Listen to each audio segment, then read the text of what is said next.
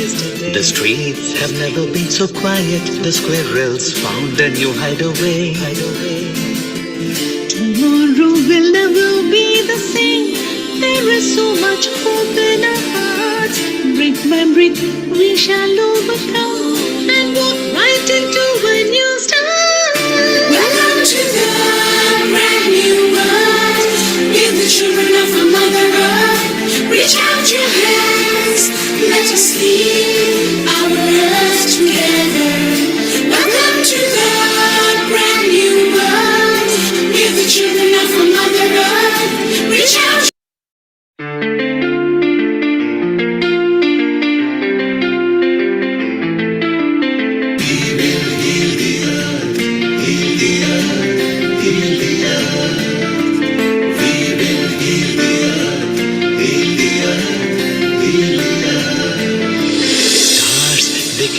Stories which are brighter than yesterday. The streets have never been so quiet. The squirrels found a new hideaway. Tomorrow will never be the same. There is so much hope in our hearts. Brick by brick we shall overcome and walk right into a new start. Welcome to the brand new world. We're the children of a Mother Earth. Reach out your hands, let us lead our earth together. Welcome to the brand new world. We're the children of a Mother Earth. Reach out.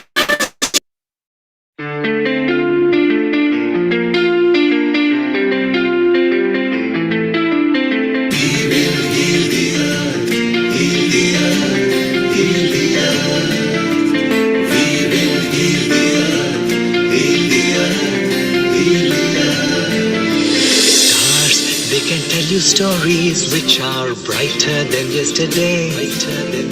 The streets have never been so quiet. The squirrels found a new hideaway. Tomorrow will never be the same. There is so much hope in our hearts. Brick by brick we shall overcome and walk right into a new start. Welcome to the brand new world. We're the children of a Mother Earth. Reach out your hands, let us lead our earth together. Welcome to the brand new world. We're the children of a Mother Earth. Reach out.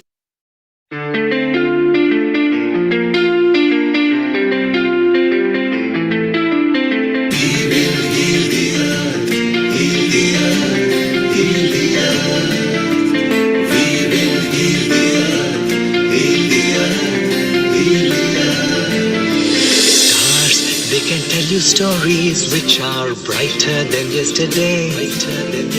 The streets have never been so quiet. The squirrels found a new hideaway. Tomorrow will never be the same. There is so much hope in our hearts. Brick by brick we shall overcome and walk right into a new start. Welcome to the brand new world. We're the children of a Mother Earth. Reach out your hands, let us lead our earth together. Welcome to the brand new world. We're the children of a Mother Earth. Reach out.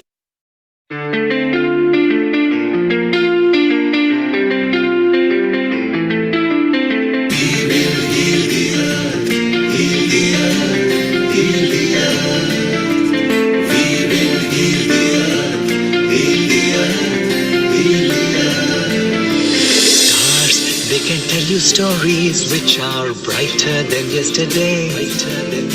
The streets have never been so quiet. The squirrels found a new hideaway. Tomorrow will never be the same. There is so much hope in our hearts. Brick by brick we shall overcome and walk right into a new start. Welcome to the brand new world. We're the children of a Mother Earth. Reach out your hands, let us lead our earth together. Welcome to the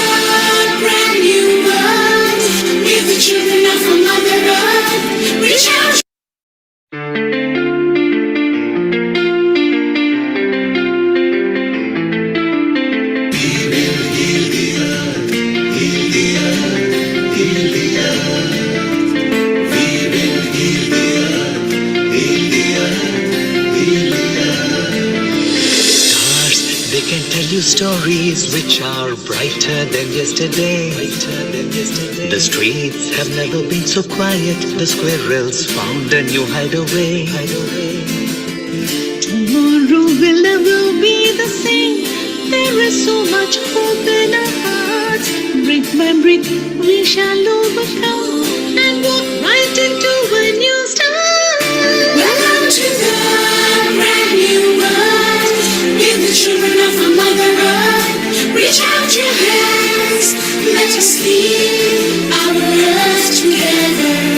Welcome to the brand new world. We're the children of a Mother Earth. Reach out.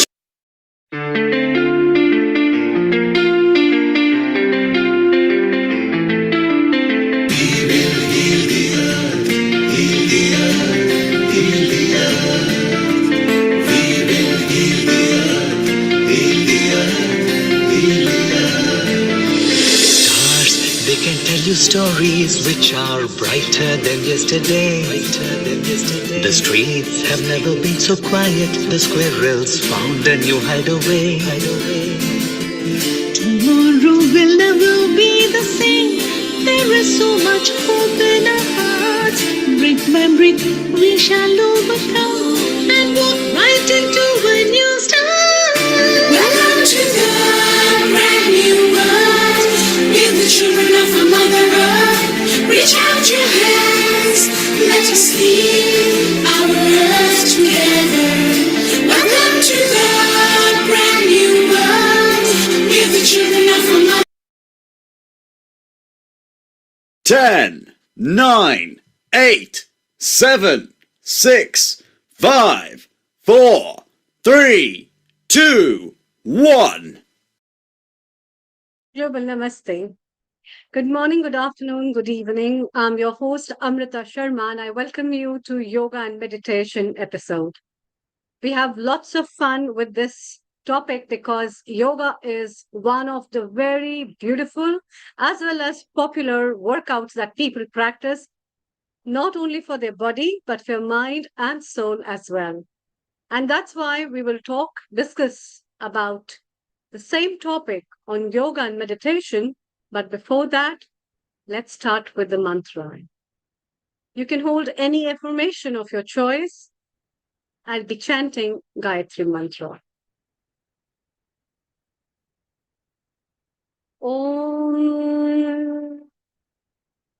Om Bhur Swaha Tat Savitur Varenyam Bhargo Devasya Dhimahi Dhiyo Yo Na Prachodayam. Om Bhur Swaha Tat Savitur Varenyam Bhargo Devasya Dhimahi Dhiyo Yo Na Prachodayam. Om Bhur Swaha Tat Savitur Varenyam Bhargo Devasya Dhimahi Dhiyo Yo Na Prachodayam. Om Shanti, Shanti, Shanti.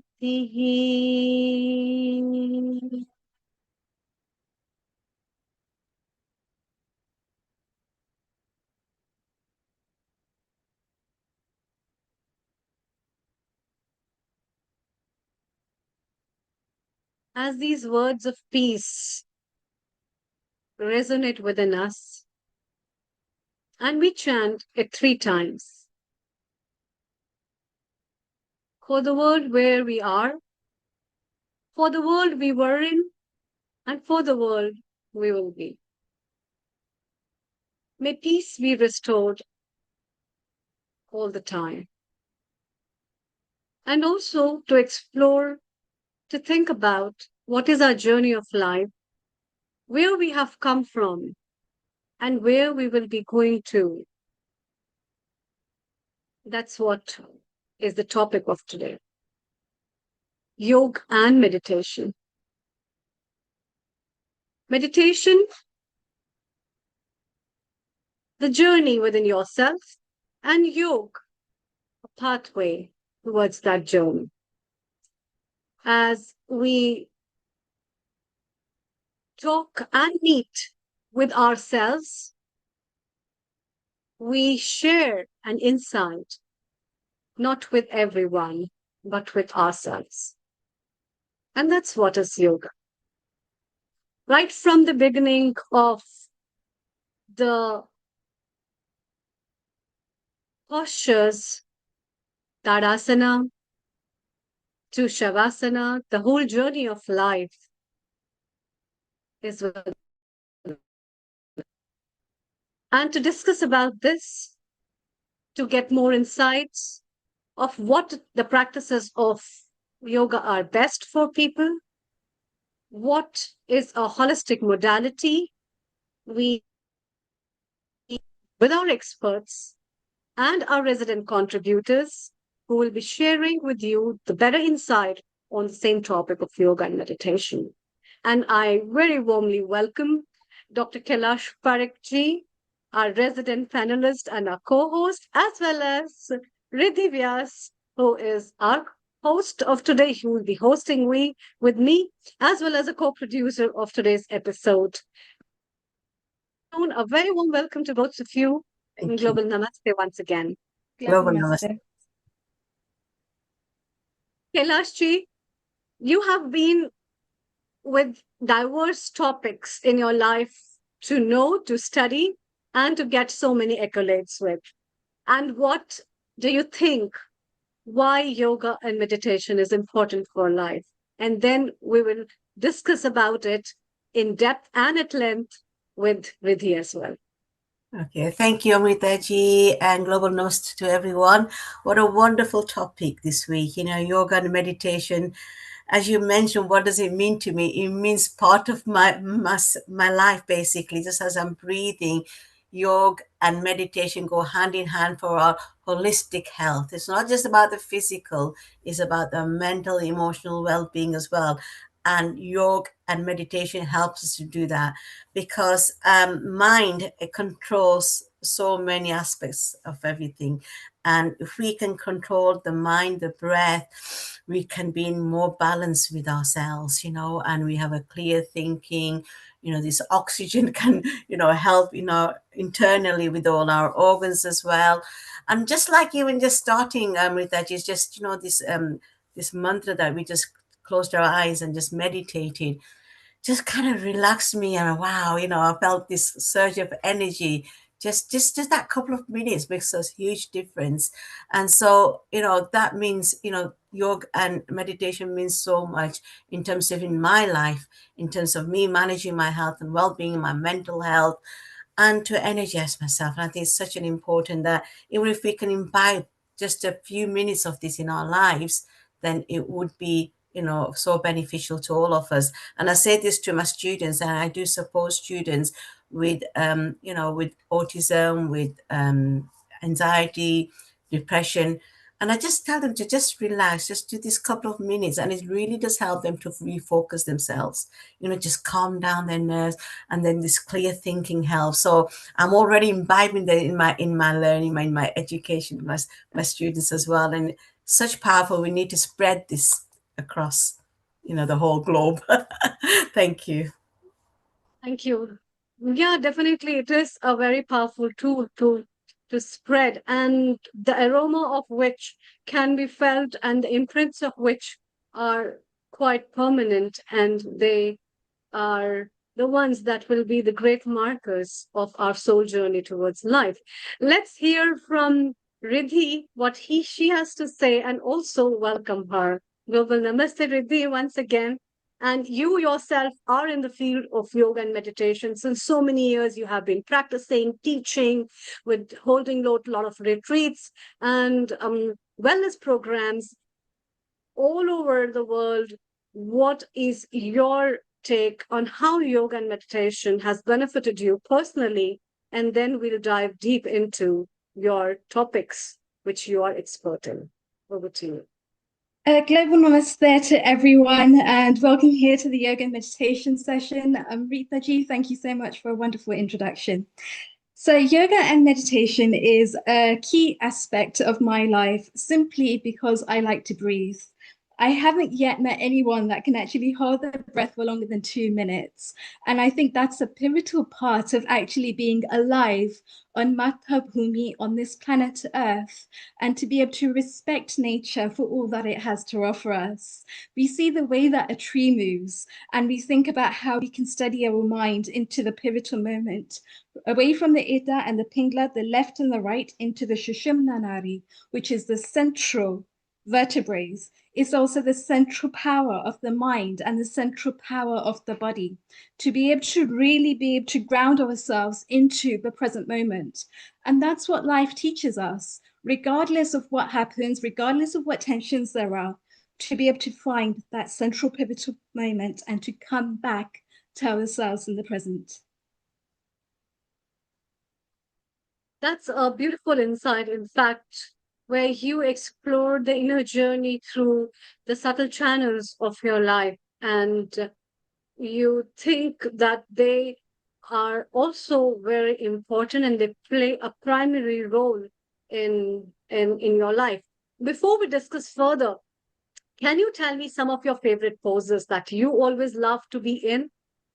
I think the most favorite one that even I see with my students as well is Shavasana. Just the beauty of how simple it is to just be able to lie in the mat, but also it works on a much deeper level. And that is the connection between the mind, the body, the breath, the emotions, and the intellect. And I think it's so important because the Western world literally look at it as the mind-body paradigm, the mind-body complex. But when we look at it through the Vedic lens, we can see that it goes further into spirituality and consciousness as well. Yeah, I think Shavasana has a much more things to hold on and many things to explore, and it has its own dynamics if practiced in a very nice way, despite that you take it so loose that most of the time people start snoring there. Yeah. Kailashi, what are your favorite poses of practice? Yeah, can I just sort of follow on from what you're saying, Riddhi, about the spirituality? I absolutely, honestly, I can't agree more with what you said, because even when I go to Mandir and I just sit there, just looking at the murtis as well, there's this spiritual connection, and just like takes you to the different, sort of a different kind of dimension, really, and uplifts me, my soul, inside me, the atma and everything. So it's all holistic. It's not just, like you said, the mind and the body, but the spirituality is so important. Even just closing, like I was saying to you, Amrita, you just listening to the vibration, of the Gayatri mantra just takes you into this kind of a trance, if you will. So I love that. And did you know that the way that these Vedic mandirs are actually designed is they're designed chakra by chakra? So when we first enter into the mandir, that's the feet. And when we're actually very close to the murti itself, ready for puja, that's the crown chakra. So it's a beautiful journey, therefore, throughout the human system as well and beyond. Absolutely, yeah. Those chakras are very important, isn't it? And it's built in a way. The mandis are, with the Shilpa Vastu Shastra as well. So it is there designed to help us with your spirituality and to balance all those chakras in our body. So I just love the science, the sacred science, and just love it, basically. So yes, Amrita, answer to your question. Yeah, answering your question, I love just sitting in that meditative posture, and just that silence. It is so powerful. Oh, yeah, that's nice. Kailashi, it's also Riddhi's achievement in her life. So let's congratulate her for getting masters in yoga with distinction. That's really a very nice achievement. So Riddhi, many congratulations from not only me or Kailash ji, but also from all the Healing Our Earth family and also our founder and director, Neil ji. So we are Thank you really very much. proud to have you with us and at this platform where we not only share the people, their expertise, and their experiences, but also as a part of family, we feel proud for the achievements that they make in their life. And I think it makes everyone proud of all these achievements that each member of Healing Our Earth family achieves. So, wonders and glitters in your life. And Amrita ji, it actually goes way beyond that for me as well. For me, it's been a personal journey, absolutely, but it's also one where I can now actually help other people and to see where they are in their own lives and to be able to take them to the next level. So for me to be able to see, especially in the UK, growing the Yokulam chapters, going into corporates and helping them with mental wellness and emotional intelligence to be able to cope better in their lives and seeing how their lives transform as a result has just been wonderful to be able to see those results shining in other people's lives too. Yeah, and we really wish a very bright future for you because Masters in Yoga has got a very bright avenues in forms of profession, in forms of many things that you can explore in the business world of yoga as well as the expertise. What are your future plans after this in field of yoga as you're already into it? So And for that will me, also give our viewers the idea what they can do through yoga practices, in fact. Yes, please. absolutely. So I was actually going to touch on this a little bit later. But since you've asked the question, I'll do it now. So one of the projects I'm actually working on in the UK is called Yogakulam UK. And that we're working alongside Yogakulam USA and Yogakulam Bharat as well. It is primarily there to help the youngsters in society to gain roles in leadership, which empower them as human beings. It also empowers them in their life and in their careers as well. So that's fundamental to be able to give them the skills to be able to help them to become more in their own lives, and also to see how this energy, how this prana transforms them in their own being as well. I think so many times as humans, we're so busy doing, we forget the being part of it. But by aligning ourselves to our chakras, to who we truly are as Atmas on this Mata Bhumi, opens up a whole different world completely. Right, great. We will be talking more about it at length.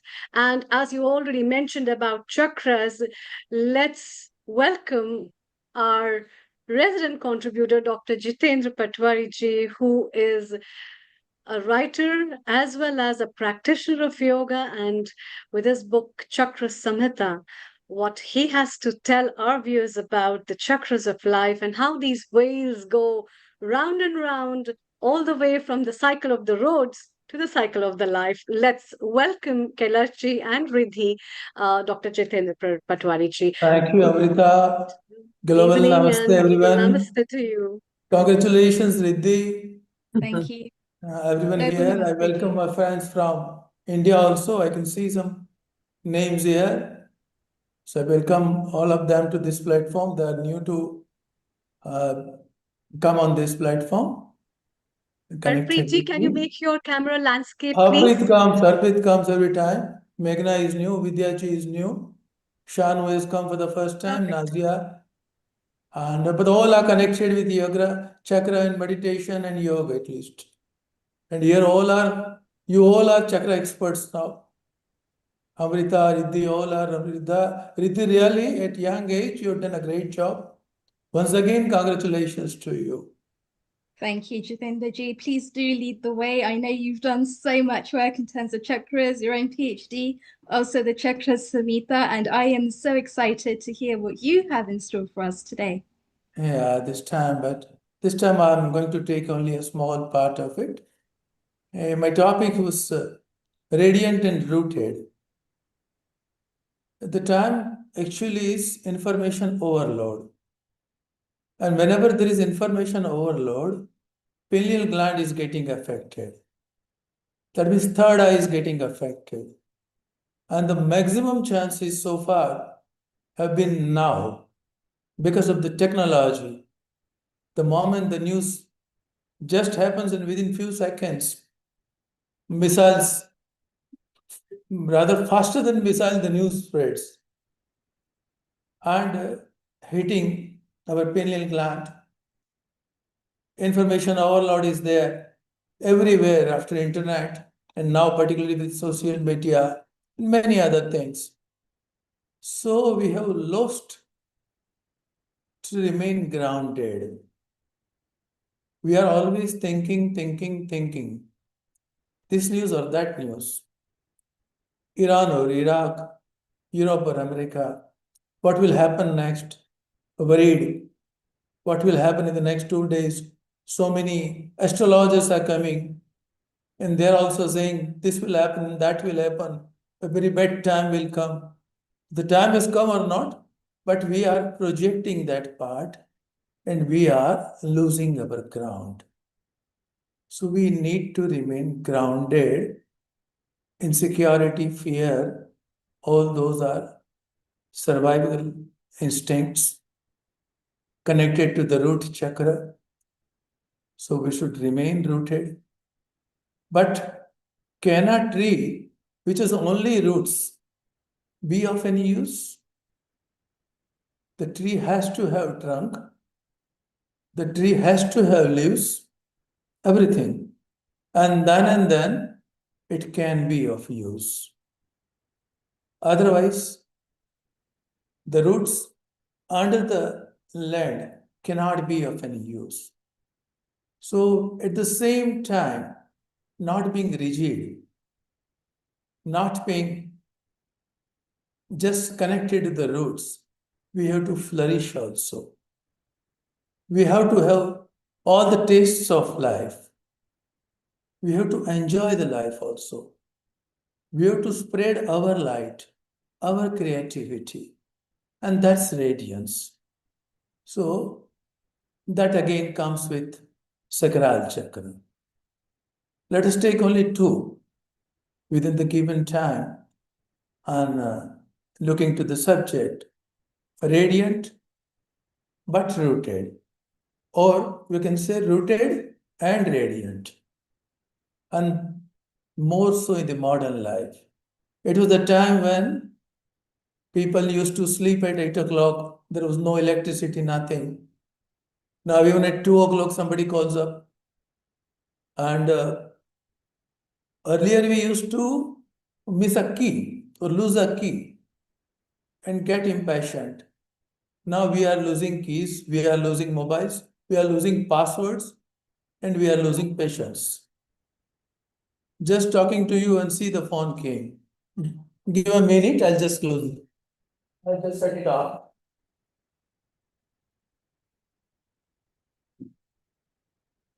It's a proof that it will not allow us to remain rooted.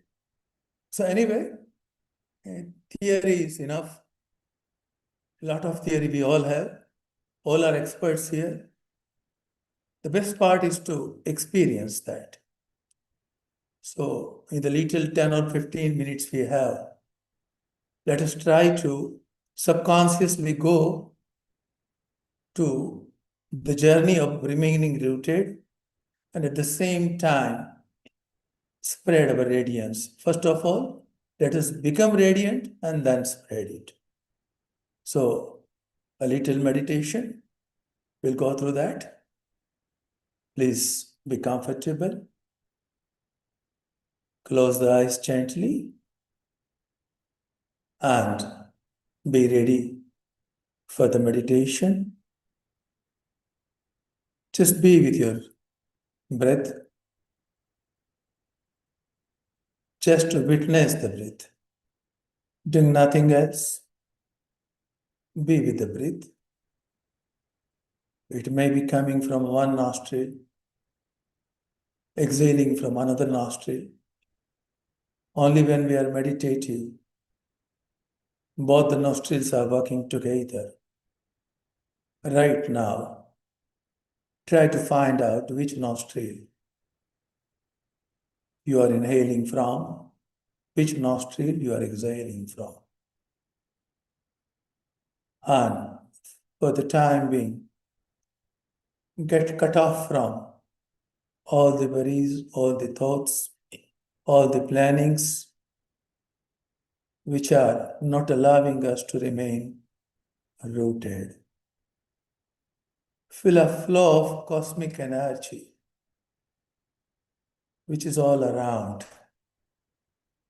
which is coming on the ground also, and which is coming from the floor also, from the left and from the right, from the top and from the bottom, from the opposite side and from the back side. Let the energy flood you. Be with the energy and get relaxed. Feel the energy flow on the forehead. Relax the eyes, cheekbones, cheeks, jaws in particular, ears,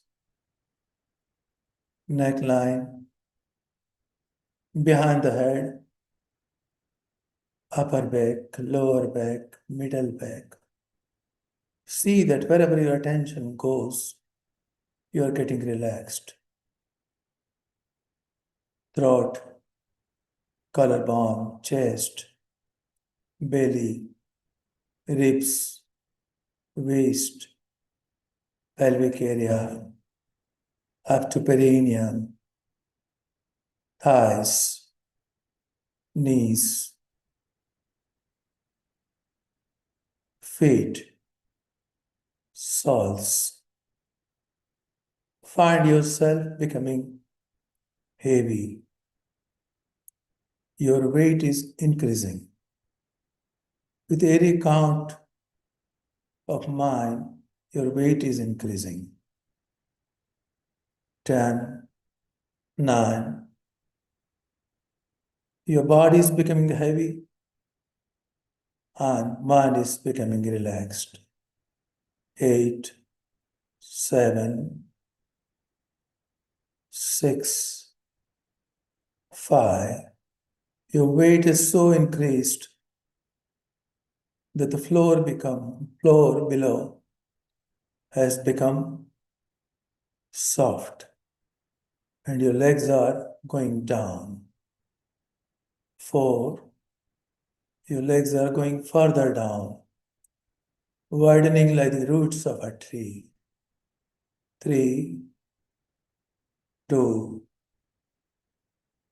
1, 0. You are firmly grounded. Your legs are sucking the energy from the land below, from the earth, which is the element of root chakra.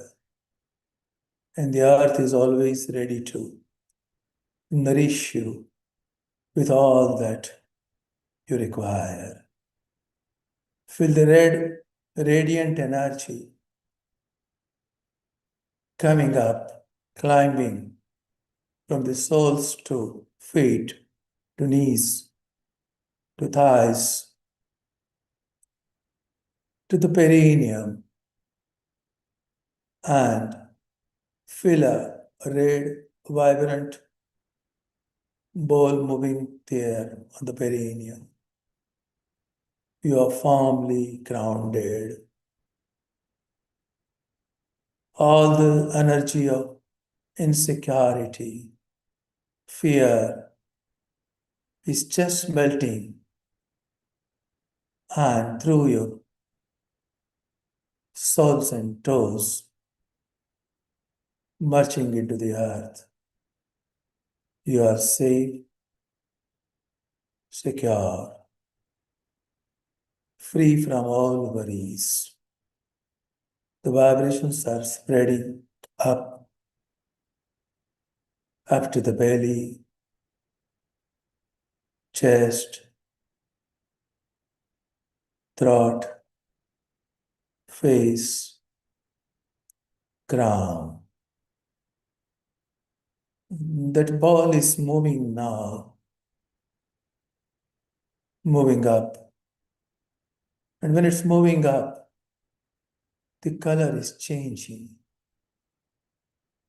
It's getting orange colored.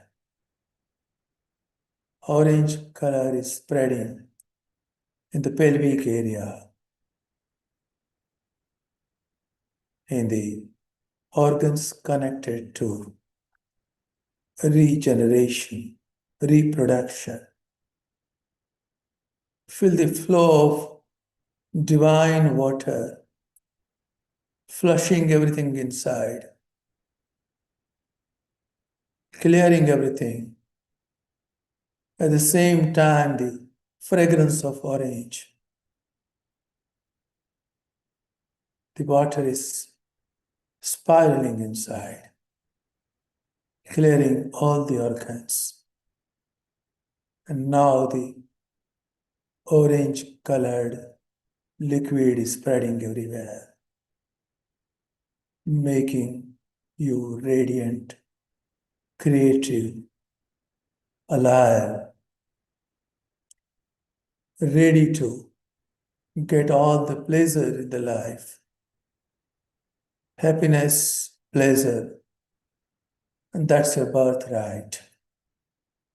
And it's your duty to explore all the places, to get as creative as possible.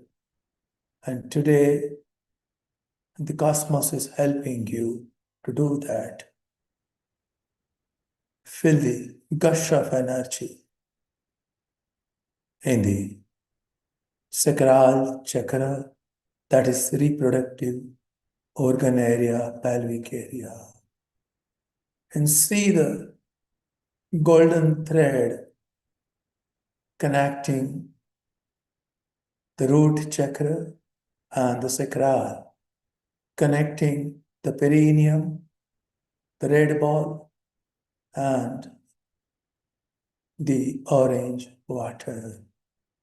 And now this radiance, your liveliness is moving up, moving around the belly. Your confidence increasing multifold. Going up again, and your heart is full of compassion and love for yourself, for everyone around you, for everyone in your thoughts, for everyone on this earth, for everyone in this universe. On the floor, going up on your throat chakra, inside that, you feel like sky element moving there, sky blue colored energy. Throat chakra and sacral, pelvic area and throat is a direct connection. Root and crown is a direct connection. And you can feel the same energy in throat, removing the energy of all the blocked words that you have ever wanted to speak, but you have never been able to speak for various reasons. The energy is moving up, face is glowing. And along with the glowing face, radiant face, the energy is moved to the crown. A direct connection established between root and crown, a circuit moving from the crown to root and back to crown. You are feeling rejuvenated and yet grounded and yet connected to the cosmos, connected to your intuition, to your psychic powers, to your vocal power, to your loving nature, to your confident nature, to your joyful nature. and yet grounded. Slowly, slowly, slowly, feel the energy all around you. You are packed with energy, an energy bomb now. And a fresh counting is started. 1, just move your fingers a bit. 2, feel the breathing, deep breathing. Then what you had started. 3, your pulses. 4, slowly, without any jerk, open your eyes. 5, if they are getting closed, let them. And now open. And feel grateful to the earth, to water, to fire, to space, to light, to entire cosmos, to the time that has made it possible for us to gather here in spite of being physically far away. Thankful to the technology too. Thank you, thank you, thank you.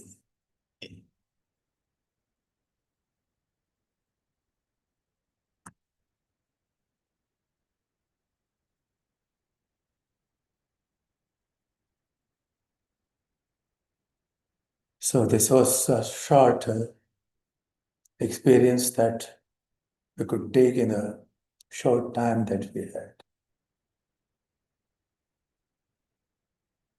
My only observation is whenever we are talking about meditation, we are talking of third eye chakra or crown chakra, forgetting the root, forgetting the sacral. But without remaining grounded, we cannot remain peaceful. Without remaining, with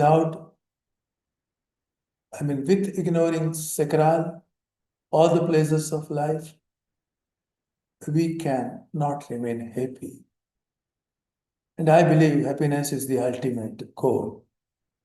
Through relationship, through money, through convenience, whatever, the final goal is happiness. So, thank you everyone for being with me. Yes, Riddhi, Amrita, over to you.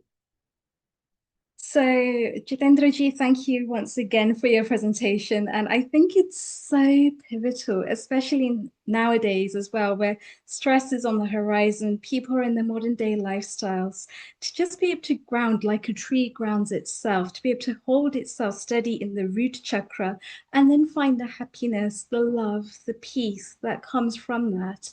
And if we look at each one of us being like a tree, in a massive ecosystem, which is the world around us, we can find that point for ourselves and then be able to grow and express from there. And we become the love that we want to share in the surroundings around us too. And I think it's such a prime example to go back to as well. So it's wonderful to have you joining us, Jitendra ji. My pleasure. It's always a pleasure to come on this platform. It's always a pleasure to have you with us too. Okay, Neil Kumar has come now. Global Namaste. Thinking where the king Dr. has gone. Jitendra. Global Namaste, Dr. Jitendra Patwari. I was thinking where the king is not there. The king has come now. He's always there behind the scenes. It's so wonderful to see Nazia, Harpreet, so many Vidya more is friends. there. Shanu is there. Shanu is there, yes. Shanu is there. Shraddha is there. Shraddha is here as well. So it's wonderful. Namaste to the whole team. And welcome to Healing Our Earth. It's your platform as well. You can all join whenever you feel like. Meghna is there, yeah. Meghna is for the first time. Now, Harpreet has come earlier, but Nazia, Meghna, Vidyaji, they all are coming for the first time. Nazia is here. They were Harpreet actually eagerly waiting for your platform, comes our regularly. platform. Harpreet comes regularly and Healing Our Earth. Yeah, So yeah. that's beautiful as well. Meghna is here as well. So Nazia, Harpreet, Meghna, Shanu, they're all wonderful and thank you for spreading the good work. It was nice on the part of Nazia. She has come in my contact just before 2 days. We have talked today only, and she is now here. She's a yoga teacher from Delhi. Wonderful. And I believe you are enjoying a wonderful temperature there of 47 degrees. Are you using Harpreet is yoga always a and co-host in my Zoom meetings. are you using yoga and meditation to cool off? Pardon? I said, I'm glad that you are enjoying 47 degrees in India, which is very hot, but are you guys enjoying yoga and meditation to cool off? Yeah. Yes, Harpreet's nodding. Yes, and Wonderful. we here in London, we are only coming to 31 degrees today and 32 tomorrow, and It we already are on feels an like a heat amber wave. and a red warning. Oh, So you can imagine how it is. In It is. actually, yoga evening, helps us feel cool. yeah. Yeah, it does. Harpreet, where are you? Which city are you in? I'm in Ahmedabad. Ahmedabad, yes. So you reach Yes. 46, 47 degrees and Yeah, it's, it's normal. Mm. and But you've Nazia, got all of the cooling you are in pranayams to Delhi. keep you sane. Yes, it helps. It helps. Especially the Nari Shodhan one. Yes, Yeah. to And feel there the are other balance. pranayams also. The Shitali pranayam, it helps us cool. And the shitkari as well. Yeah, Shitkari, yes. Yes. Well, Nazia, are you also in Bharat? I'm from Delhi, You're NCR. from Delhi. Yeah. Wonderful. Same And sort of literally, temperatures for you then as well. thanks to you all, and especially thanks to Dr. Jitendra. I'm feeling so light right now after doing a short meditation. I'm feeling very light. Yes. That's wonderful. whenever you Harpreet, get, Nazia, welcome to the Healing Our Earth family. It's wonderful to connect with you, and rest assured, I will be connecting with you offline as well. Nilkumar, It's yes, wonderful Thank to be you able to so grow a much. family Thank as you. well. Nilkumar, today yes, go morning ahead, we Dr. went Jitendra. through. Today morning we went through microcosmic orbit. Yes. So that's a qigong practice, microcosmic orbit.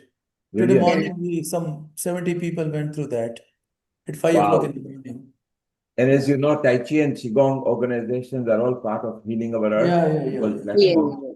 So Dr. Jitendra, at some point, Amrita will introduce you to the Tai Chi and Qigong people, and we are doing integrations of it. I can We are lead through doing- this microcosmic orbit, definitely. So Because I what have we are practiced doing, for thousands of hours.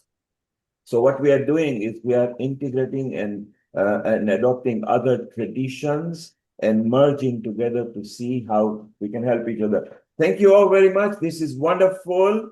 And Thank you. next for us is from the Thank you. Brahma Kumaris, Sister Thank you. Maureen, who is a wonderful soul, and she represents United Nations. Amrita, let's formally welcome Sister Maureen, and let's see what she has got lined up for us for the next 20 minutes. Thank you all. Thank you. Thank you, Dr. Jitendra ji and all the guests. Thank you, Neil ji. It's time to welcome Sister Maureen. Sister Maureen is a program director for Brahma Kumaris in United Kingdom and a prominent representative at United Nations in Vienna.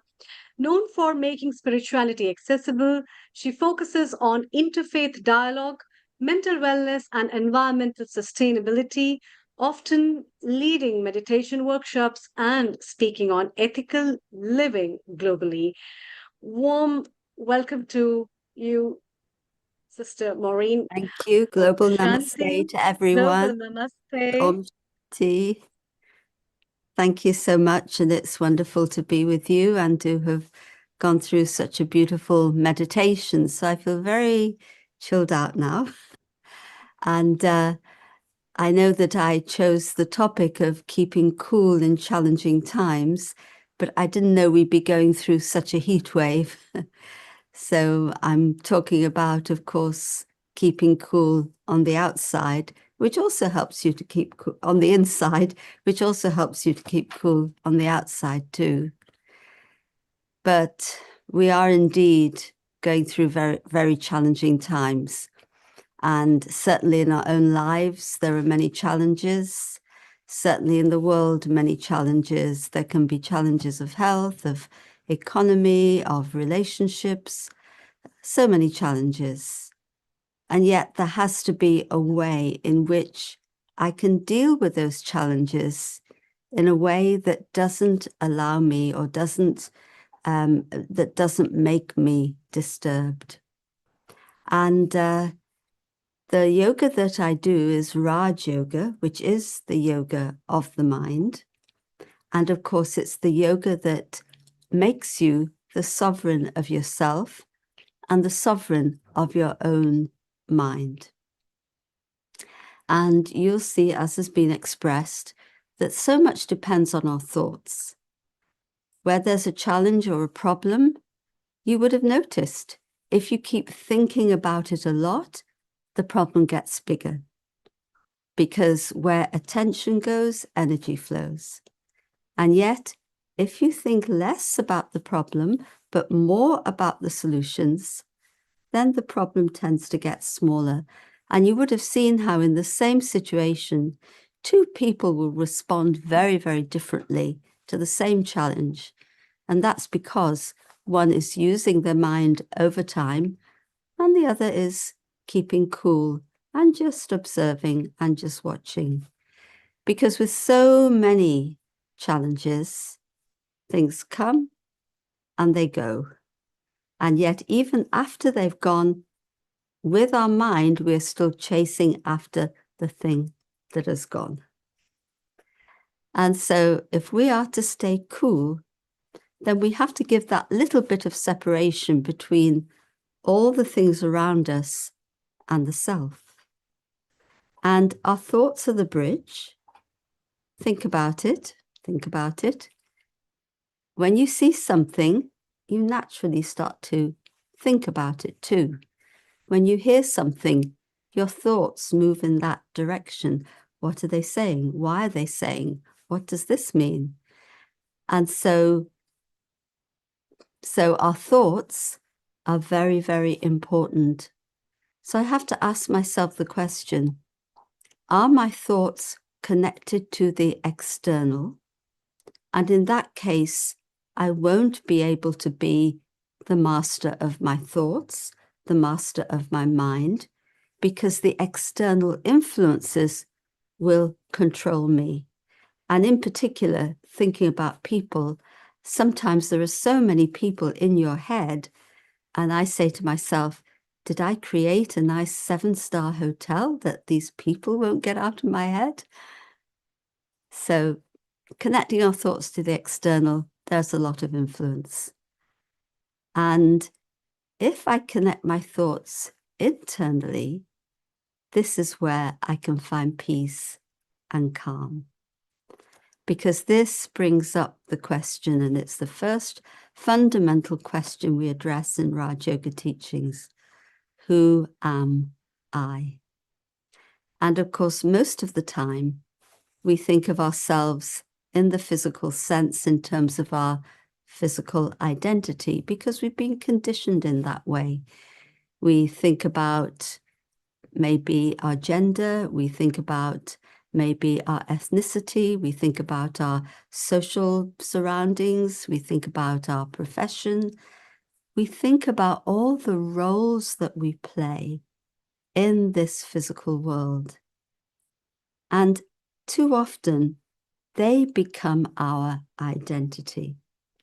And then, of course, that's a problem, because if I think I'm a mother, a teacher, a doctor, whatever, if somebody says something that seems to tell me that I'm not so good at that role, I can get hurt, I can get upset. But am I the role? Actually, there's the being that plays the roles, the inner being, and that is the soul itself. And so our first lesson, I'm a soul, I'm a being of light. And it's that inner light that is me, that has the capacity to think and decide and to have memories, all of the things of consciousness.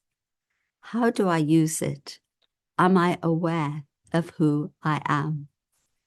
And the beautiful thing about becoming aware that you are the light, you are the soul, and we say that the soul is a being of light, a point of light, seated here in the center of the forehead, the crown chakra, I think. So you're seated here in the center of the forehead, the light. And the beautiful thing about this awareness is that I can come to know my original state of being. All the roles and identities are acquired. All the influences are acquired. All the conditionings, all the habits, all the personality traits. I've learnt them as I've gone through life. But if I go back to my original state of being, then what do I find? I find my original beautiful qualities. I find that I am peace, I'm love, I'm wisdom, I'm happiness, I am purity. I love this quality of purity, and what purity means to me is that when all the external influences are stripped away, I'm in my original state of being. And so this is very powerful, because in this state of being, as the light, it's very easy for me to connect with the divine, with the light of the divine. And God, the divine, whatever term you use, that universal consciousness, is only benevolent, only full of love, only full of truth, only full of peace, only full of bliss. And yes, our qualities fluctuate, but the divine never fluctuates. So we have a constant source to draw on. And it's this that keeps us cool and calm in any situation. And this is called, instead of outside in living, in other words, the circumstances control me and I react accordingly, this is inside out living. Things are happening around me, but I'm aware, what is it that I have to do? How do I have to be? Most of us have a to-do list. I have a to-do list. It's quite long, too long. But I also have a to-be list. And I set that list first thing in the morning when I meditate. And I come back into that awareness, that consciousness of I, the soul, I, the being of peace, the being of love, and all the other qualities. And this is our original goodness. And because we've suppressed that goodness, it's led to all the problems in the world. If everyone in the world, just imagine, if everyone in the world realized their original goodness, then there would be no conflict and there would be no war. It's so essential, but of course we need strength to maintain that awareness. And this is where we take that strength from the divine. And it gives you a very different perspective. It gives you courage. It gives you concentration. And actually, concentration is very important. Recently, we had a visitor here, a BK from India, Brahma Kumar from India, who was talking to us about digital wellness and how our phones, because we're so focused on them, or can be, they become our masters, and they actually severely affect our ability to concentrate. And if I can't concentrate, I can't be in that stable stage of consciousness, in that connection. And I'm not able to then actually meditate and function so well in life. So this perspective gives us courage, gives us concentration, and also gives us understanding. People may be negative around us, but I think you all understand that if somebody is being negative, they are hurting inside. So am I going to condemn them and criticize them and complain about them?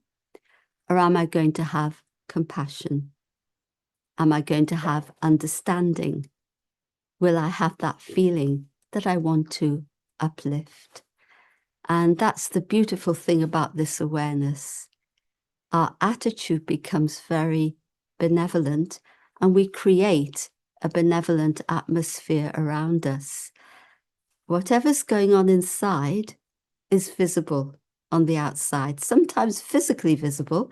Someone gets angry and you can see it on their face. But even if they hide it, the vibrations reach out. And you will know sometimes someone says something very nice to you, but the vibration you feel is very different. So remember, each one of us is carrying an atmosphere around with us. And that atmosphere of what's going on inside, spreading outside, has an impact on everyone around me. And something that we do at our center and wherever we can practice it is that not only do we meditate, of course, in the morning to set our mind in the right train for the day, and at night, meditate, look at what's happened in the day, but never think what's gone wrong. Think, what have I learned today? And that gives us more energy and encouragement, and we move forward. But also, through the day, every hour, we will pause for 1 or 2 minutes. And that gives energy to the other 59 minutes of the hour. We call it just a minute, taking a minute, or we also call it traffic control, but it's the traffic in the mind, becoming the self-sovereign of the mind, of our consciousness. So maybe we just have a couple of minutes, a short meditation to experience who we are.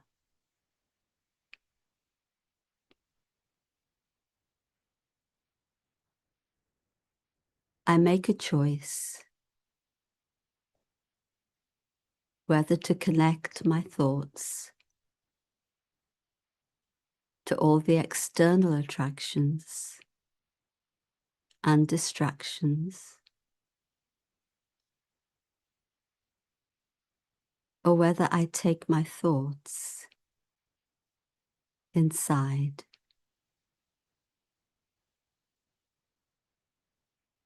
To experience the being that I am.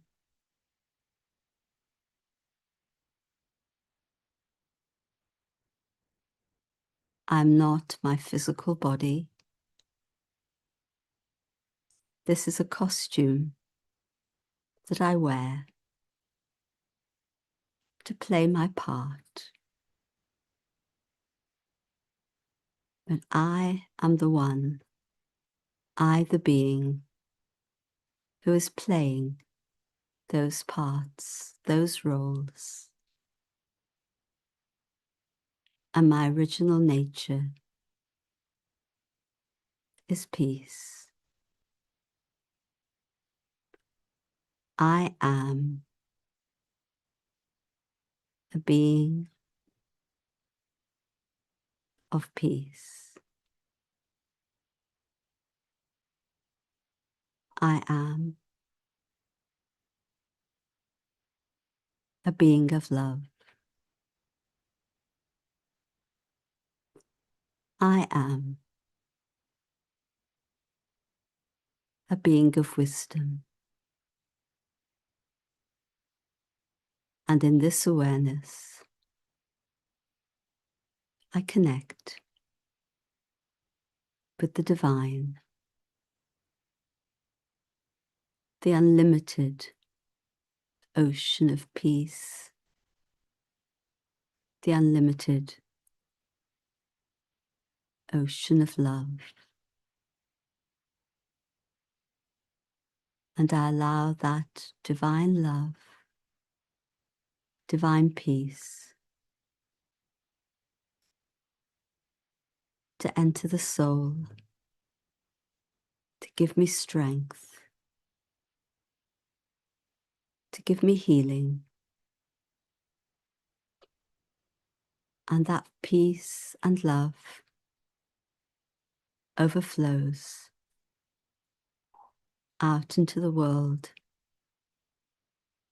bringing peace and healing power of love to every single living being. This is my task.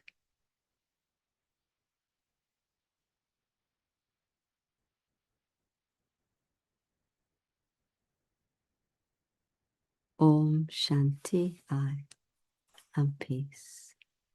Thank you. Om Shanti. I think, Sister Maureen, your words were like those rays that fall on the dewdrop and shine in every heart. And when you visualize that little drop that is shining because of the radiance, the same radiance you have spread today in everyone's heart, the radiance of peace, the radiance of grace, and also the radiance of the path to choose in the life. We are very honored and happy to have you with us, that you have shared the path of meditation and the achievement of peace through this. Thank you. It's what the world needs. Yes. Yeah, the word definitely needs a lot. Yes. Dr. Kailash, we have our resident panelist and co-host, Dr. Kailash, with us, as well as my co-host and co-producer, Riddhi Vyas.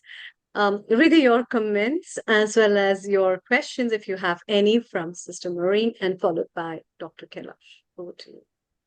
Om Shanti, Sister Maureen. It's wonderful to have you joining us on Healing Our Earth today. And what a fantastic talk, talking about shining the light from the inside out. What are some of the practical ways, or the first practical way that you have actually found to be able to achieve this? Okay, beautiful. So the practice in the morning gives you the experience that you can carry through the day. But one very practical thing that I found is about taking a pause. So, and it puts that little bit of separation between you and the person, or you and the circumstance. And so, for example, you know, the phone goes, right? You can just pick up the phone and you can get assaulted by whatever's on the other end, or you can just pause and pick it up. Very different, because then you're consciously doing it and you're not open to the influence. And I do find that we waste our thoughts a lot. So I really try to use my thoughts productively. And, you know, when people say to me, oh, I don't have time to meditate, I say to them, do you have time to think? Or do you have time to worry? And we all have time to worry. But, you know, you're brushing your teeth, you're on an escalator, whatever it is, your thoughts, where are they? I can use that time productively to remind myself of who I am. And then if something comes in front of me, I'm prepared. And the best outcome happens. I found that in so many circumstances. And also, what I found very helpful, because of this awareness that we practice, it gives us a lot of self-respect and self-dignity. And so people can say nasty things at times or accuse you. I mean, that's life. But I know that they can't actually harm I, the soul, because I'm an eternal being. And that peace is with me. Maybe I have to learn something. Maybe I have to adjust or just accept this is what they think. That's fine. And so it's not the I of ego, which that gets insulted, of course, but it's the I of the soul that is working. And that makes a very, very big difference. And then usually people show you a lot more respect, actually. Yeah. That's wonderful. And the thing that I'm really hearing here is the difference between fighting and freezing. So the difference between reacting and responding, which then comes across in our emotions, the way that we think as well, because I think there was a study done that showed 96% of the time it's automatic negative thoughts. I like to call it ants. And so by actually being in control of our emotions, we're also in control of our thoughts, because it's the breath that connects the two together. Absolutely. Absolutely. Yes. And that's the thing. We need that self-mastery. Otherwise, we are, you know, our emotions, it's like a roller coaster, and it's not pleasant and very disheartening. I was asked the other day about, you know, what brings hope, because I'm also involved in quite a lot of ecological work as well. And I said that when somebody does something and sees the difference, that brings hope. But just to think that things are going wrong, no good. Despair is not a strategy. But doing I don't know something. about you, Sister Maureen, but I actually feel the difference between the days when I do my morning sadhana practice and the days that I skip it because I'm in a rush. The days that I do it, I'm so much more grounded and so much more centered in myself. And the days that I skip it, I feel like I've lost half the day. Like my mind is just all over the place and I can't really focus as well as when I do my practice. Absolutely, 100%. Yes. And so Thank that you. practice is so, so important. Thank you, Riddhi. Thank you. Dr. Kailashi, your 30 seconds of comment, and then we move. Global Namaste System, Maureen, I found that very, very inspiring. So many, you know, things that I'm going to imbibe in my own self from your talk today. What I like the most, and I made some notes, it's when you said to do the list. You know, in my work, I have to make lists. I've got to do this, but why don't I make a list for me? You know, the way you said, what can I do, you know, for my own well-being. So that was really beautiful as well. And I'm a little bit of a reactive person. So from today, I'm going to take a bit of a pause and reflect before. And I do get affected. And sometimes it's like when you talked about soul, it's soul destroying, but really nothing can touch the soul. So again, that thinking, rather than focus on the worrying, you know, making time, let's look at the solution.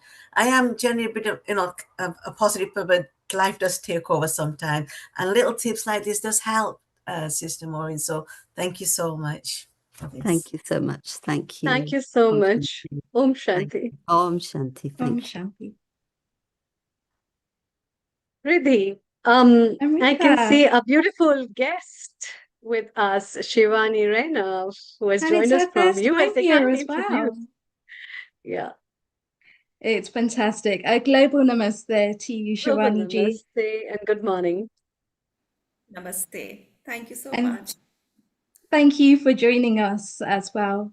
So Amrita, just to give you a little bit of background about Shivani.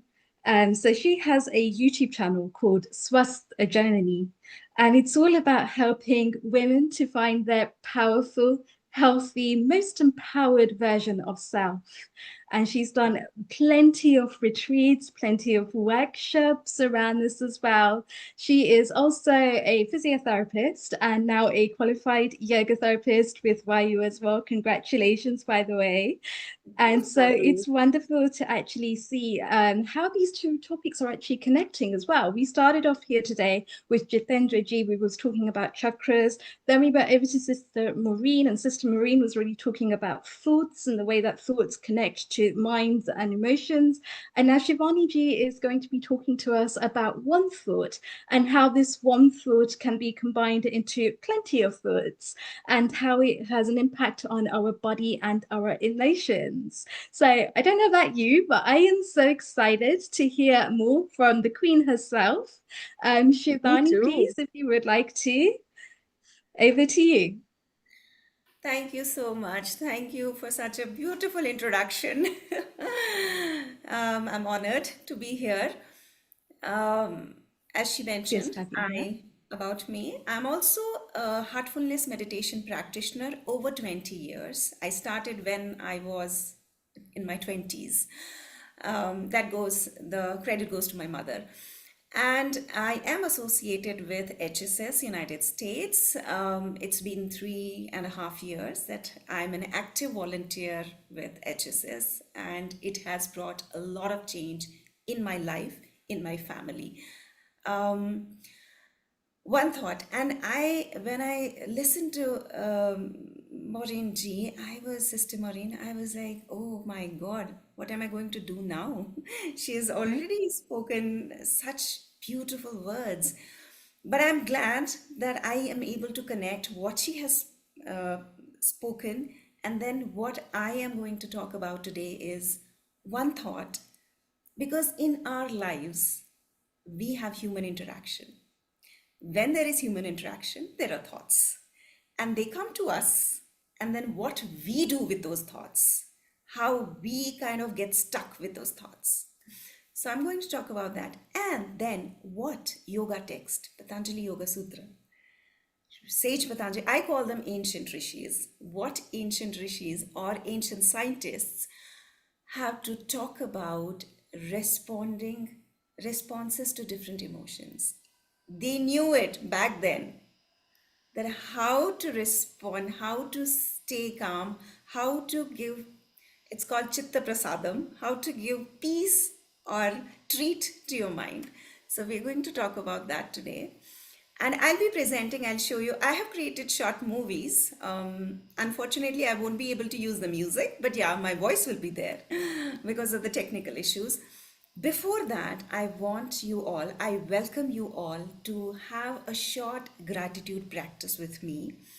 Before any session, I do this because whatever knowledge I share on any platform, it comes from all the gurus, all the teachers I have learned. It starts from my childhood, when I first entered the classroom and when I just finished my MS. So I would like you all to join in this gratitude exercise with me. It's simple. Is my voice audible? Perfect. We can hear you loud and clear, Shivani ji. Go right ahead. Thank you so much. So we'll start with a mudra. I am sure that everybody is aware about, we call it Chinna Mudra or Jnana Mudra. We touch your index finger with your thumb, keep it on your lap. In simple terms, mudra channelizes our energy. So if we don't want to go into technical things, it channelizes our energy. So keeping your, in Chin Mudra, keeping it on your thighs, and close your eyes. Gently close your eyes. Inhale deeply. Exhale. Keep your face relaxed, especially eyebrows. We have a lot of tension on our forehead all the time. Just relax your forehead. Take 2 more deep breaths. Inhale. Exhale. With the last one, inhale peace and calmness. Exhale all the worries and the burden out from your system completely. Bring a smile on your face. Relax your body completely.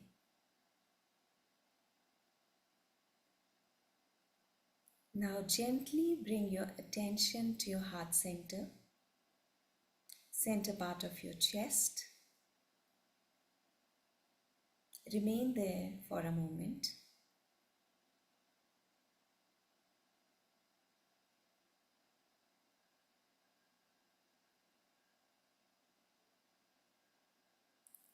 Now think of a person or multiple people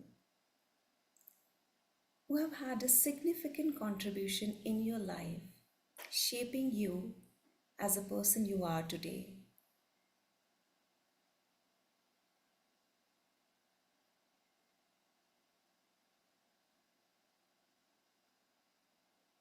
When you are thinking about those people, or one person, could be your friend, mother, your parents, anybody, your neighbor, teachers.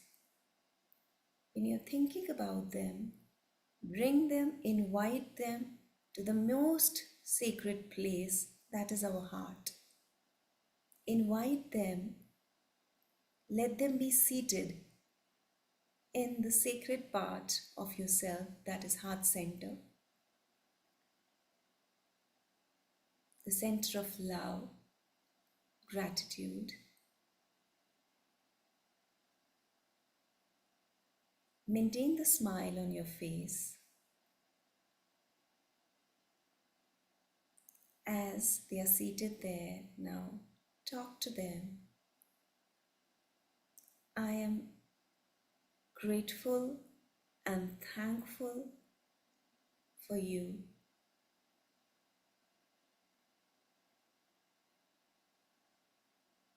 For the contribution that you had in my life, or you have in my life.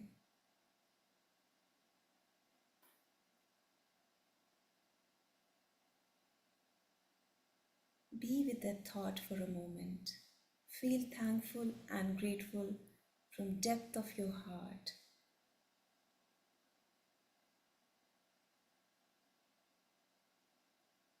Feel that joy in your heart and smile on your face.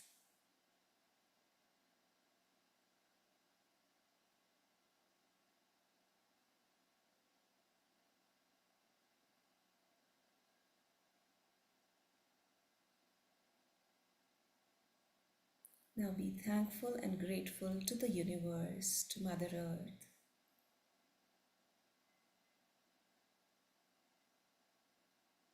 for nourishing us day in and day out.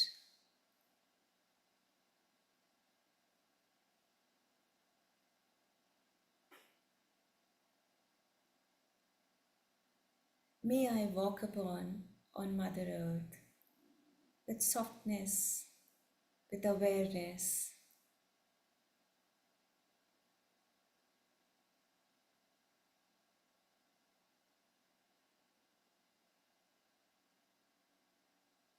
May every being on this planet be healthy, happy, and peaceful.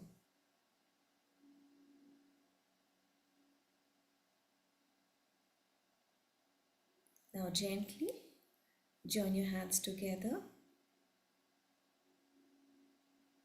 Rub your palms together gently on your eyes.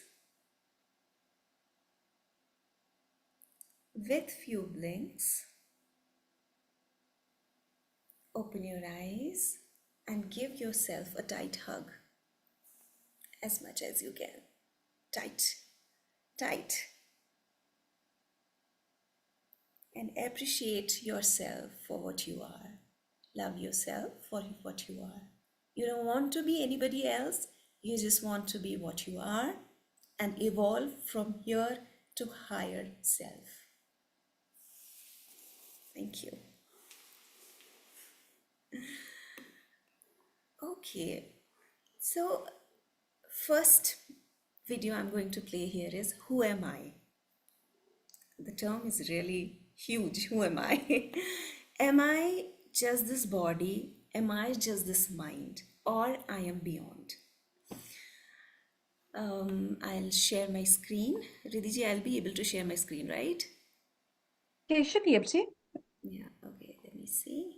Yeah, and then I have things We can open. see your Zoom screen. Yes, okay. Okay, stop sharing. There's some issue. Just give me 1 second. The windows are open, but I just want to make sure that I'm at the right window. Shivani, on the share screen, when you've got it on your desktop, what you want to show, then share screen, okay? Otherwise, we are looking at your desktop, okay? Yeah, I had opened it. Somehow it just I lost it somewhere. Okay, Shivani, take your time. When you Okay. find it, let me know. Yeah, But in the meantime, Kailashji, how did you find this practice? How's the gratitude practice for you? Amazing, honestly. I'm so emotional. I just couldn't control my tears today. Honestly, it was it was just heartwarming. And those when we were told to remember those who have shaped our lives, when my parents came into my heart, my mind, my guru, my teachers, and I was so much full of love and gratitude there. I just couldn't control my tears. It's just so beautiful. Thank you, Shivani. Similar practice Riddhi, for me. Shivani ji, full Riddhi, marks. Go ahead, we can see your video Riddhi, now, wait, please Riddhi, do. Shivani, is this a video where you've got a sound in it as well and music? There's no music, it's my voice on this Okay, video. yeah, if there's no music, perfect, go ahead. There's no background music. I removed everything. Riddhi already told Yes, me. we had a long conversation yesterday. So Shit, Go ahead. Go I've ahead, please, and make sure you my join voice. your audio so we can hear you, okay? Yeah, but there is a voiceover in this video. If there is a problem, just let me know. I can I will let you know, but otherwise, go ahead and play. Okay. So here we begin.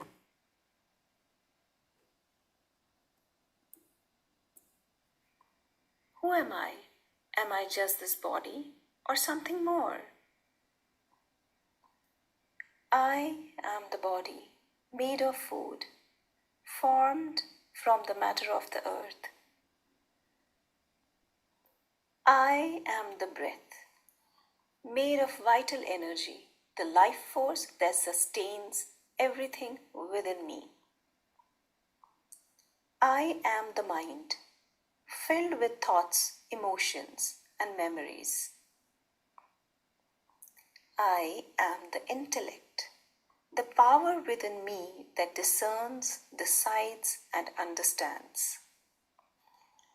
I am the bliss, the inner light that shines eternally.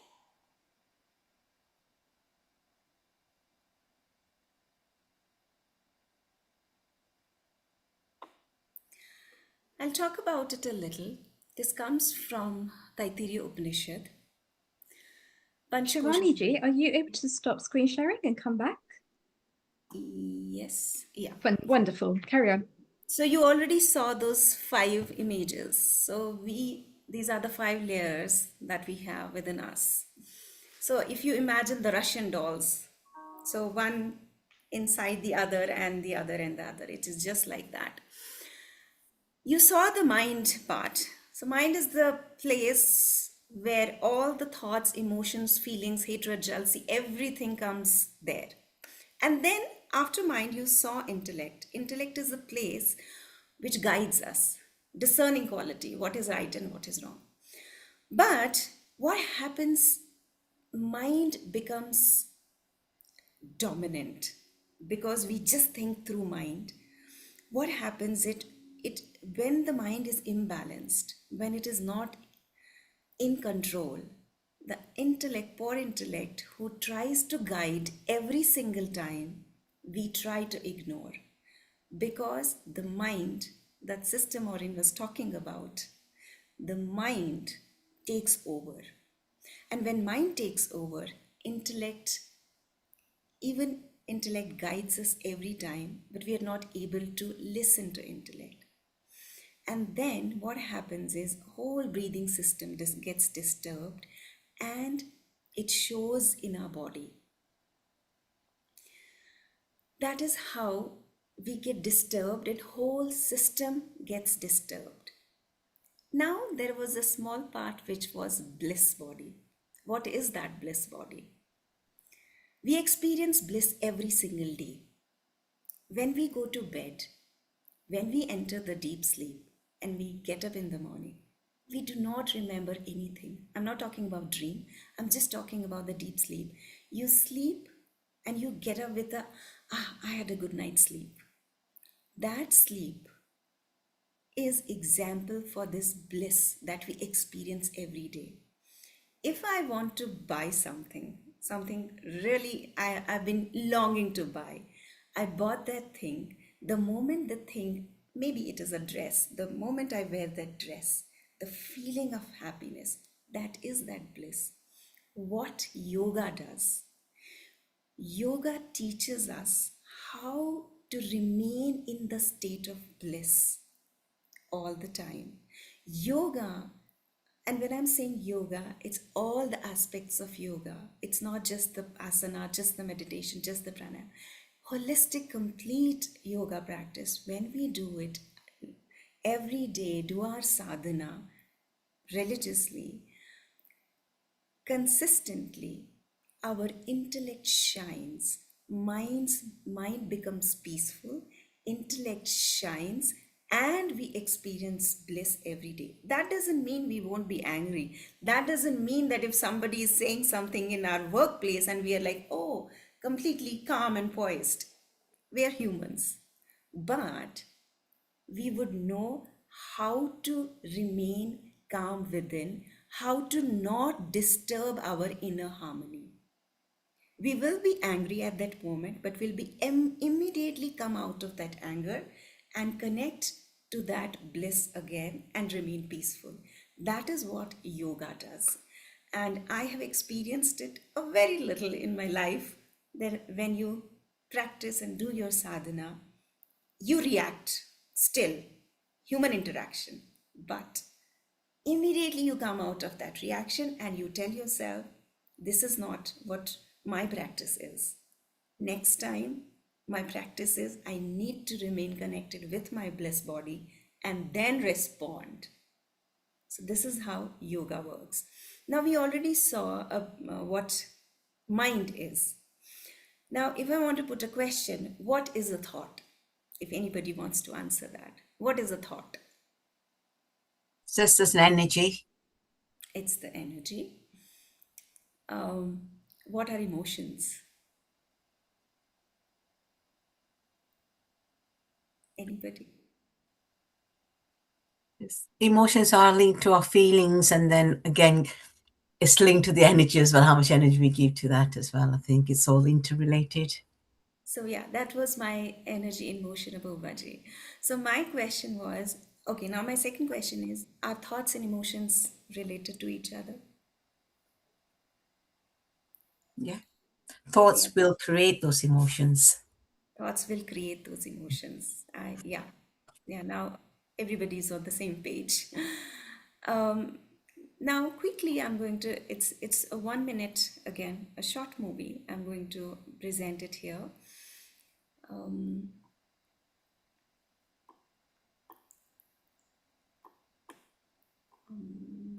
more, yes. It's almost.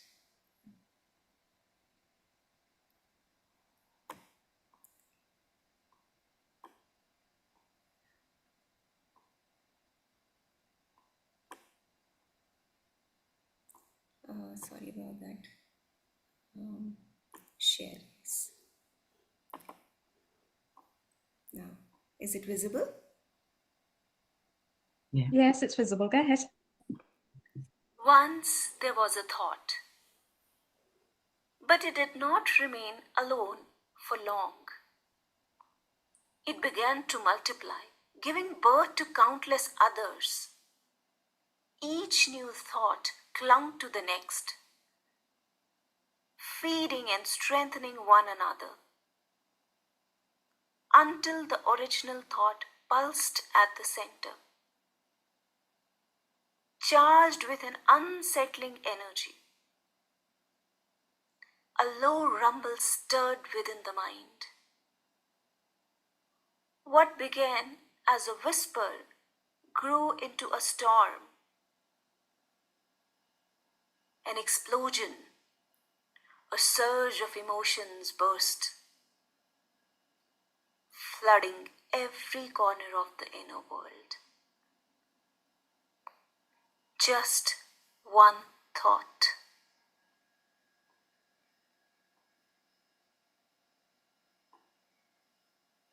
I hope this was clear. So there is a thought. Example, I got a call from my friend and she said something. Now there is one thought. Why did she say like that? Then there is another thought. She said same things the other day. There's another thought. She does that every time. There's another thought. And then we keep on piling up, keep on wrapping it with another. And then finally we burst into emotions. Now we are a very civilized being, so we don't just burst in the public. So what we do is either we sulk, we cry, or we become agitated. Our anger shows up maybe on our children, maybe on our spouse, or people who are very close to us. That is where the imbalance happens and the inner harmony gets disturbed. Just one thought. So what is the solution? Again, human interaction. Is it possible to go in the forest? No. Cut the thought from the root. So what I have started doing is, so other day I had a situation when I was lying down on the bed. So one thought came and immediately I said to myself, one thought, stop. I did not nurture this thought with some more nutritious things. I completely stopped. I just used my fingers to say cut. Because if we don't do that, no matter how, we are pretending we are peaceful, but somewhere in our system, this thought remains and settles. And sometimes we also are suppressed. So with the practice, even with the meditation practice, we have a practice called cleaning in my system that I follow. So at night, you just sit and remove all the impressions that you have carried throughout the day, and remove those out. They just burn out. You just burn those thoughts. So every day when we practice these things, then only we will reach a state where this thought will be just one thought. It will not become multiple thoughts. It will never become multiple. And then, Riddhi ji, we have time because it's 8. I'm just looking at the clock as well. There's one more thing that I wanted to share. You have time. Did you want me to play the video? No, I want to speak about, okay, I will not share. I have one more thing to share a screen. I don't know. I mean, if that is okay, I can share Go it. ahead. Yeah, go ahead. Okay, I can share. So now what Sage Patanjali has to say about these emotions and how to respond to various people, emotions, and situations that we every day face. So there's one more presentation. This topic is, you really have to work hard to make it short. So it's itself encyclopedia in itself. So yeah, almost there. Yeah. Can you see? We can see. Okay. So, okay. I'm sure that all of you are aware of what yoga is and Patanjali Yoga Sutras. So yoga practice, it's an ancient practice from India. So we have to put the dates. So 5,000, more than 5,000 years old, but we know it's beyond, it goes beyond. In text, it says that it's timeless, but we have to, in the time and in this day and time, we have to put the number. So 5,000 and more than 5,000 years old. And Patanjali Yoga Sutra are compiled by ancient scholar of India, Maharishi Patanjali, again, 2nd century BCE to 2nd century CE. So what he talks about yoga is removing the modification of mind, creating balance in our complete being, living life with awareness and merging into real self. That Sister Maureen was talking about Atman, that the real self, it is not destructible. So this is what yoga is all about, and he has given some yamas for self-regulation, niyamas, self-discipline, asanas, pranayam, pratyahara, dharana, dhyana, samadhi, 8 limbs that he talks about. I'm not going into detail. I just want to go into the point that I'm trying to talk about. This verse talks about, I'll just read this verse, Maitri Karuna Mudita Pekshanam Sukha Dukha Punya Punya Vishyanam Bhavanta Chitta Prasadanam. So he's using a word, Chitta Prasadam. We all know Prasad. Chitta is mind, component of mind. Prasad is, in this context, peace of mind. Now, how can we achieve peace of mind? Because unless there is peace of mind, our sadhana, our practice will not be fulfilled and fruitful. So what is that? He says, Maitri, friendliness towards the happy, Karuna, compassion towards those in suffering, Mudita, joy towards the virtuous, Upeksha, equanimity towards the non-virtuous. The mind becomes calm, clear and serene. So what this means, let's go dive a little deeper. If we have positive, happy people around, be friends with them. So what will happen with that?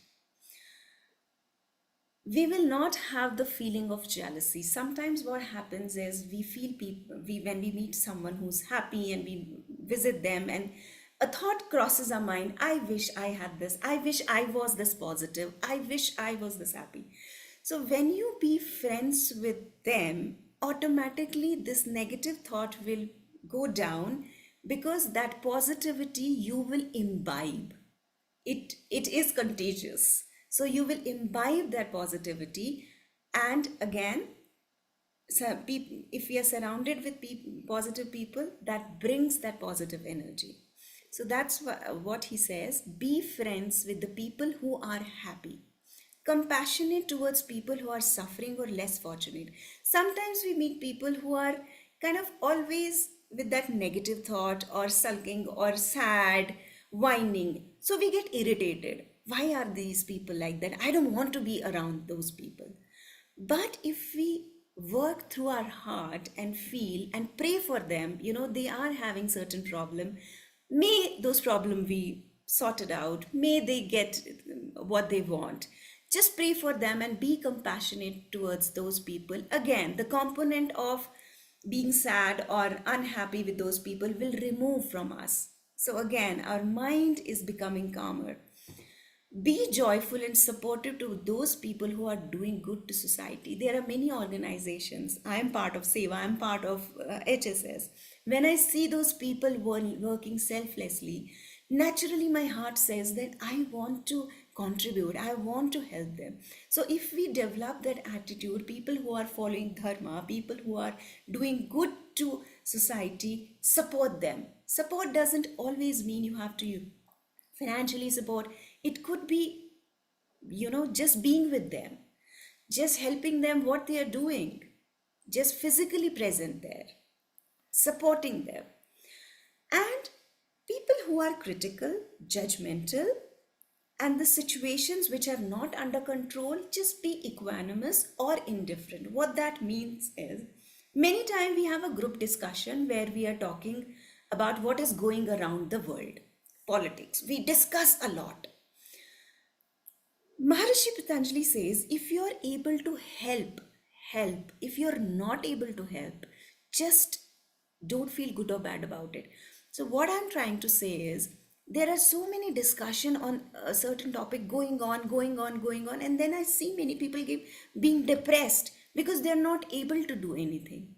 But if I tell myself that, okay, I'm not able to do much here, but it is okay, things will be sorted. It is not good for me, it's not bad for me, it's what it is. Shivani So ji, you have 1 minute remaining. yes, I'm done. So if we practice all these things, what will happen? Our heart health will improve. How? We will not judge people. We will stop those feelings that stop us from growing. So this quote, I just felt like writing it. Heart is the seat of love, and love is the light of life.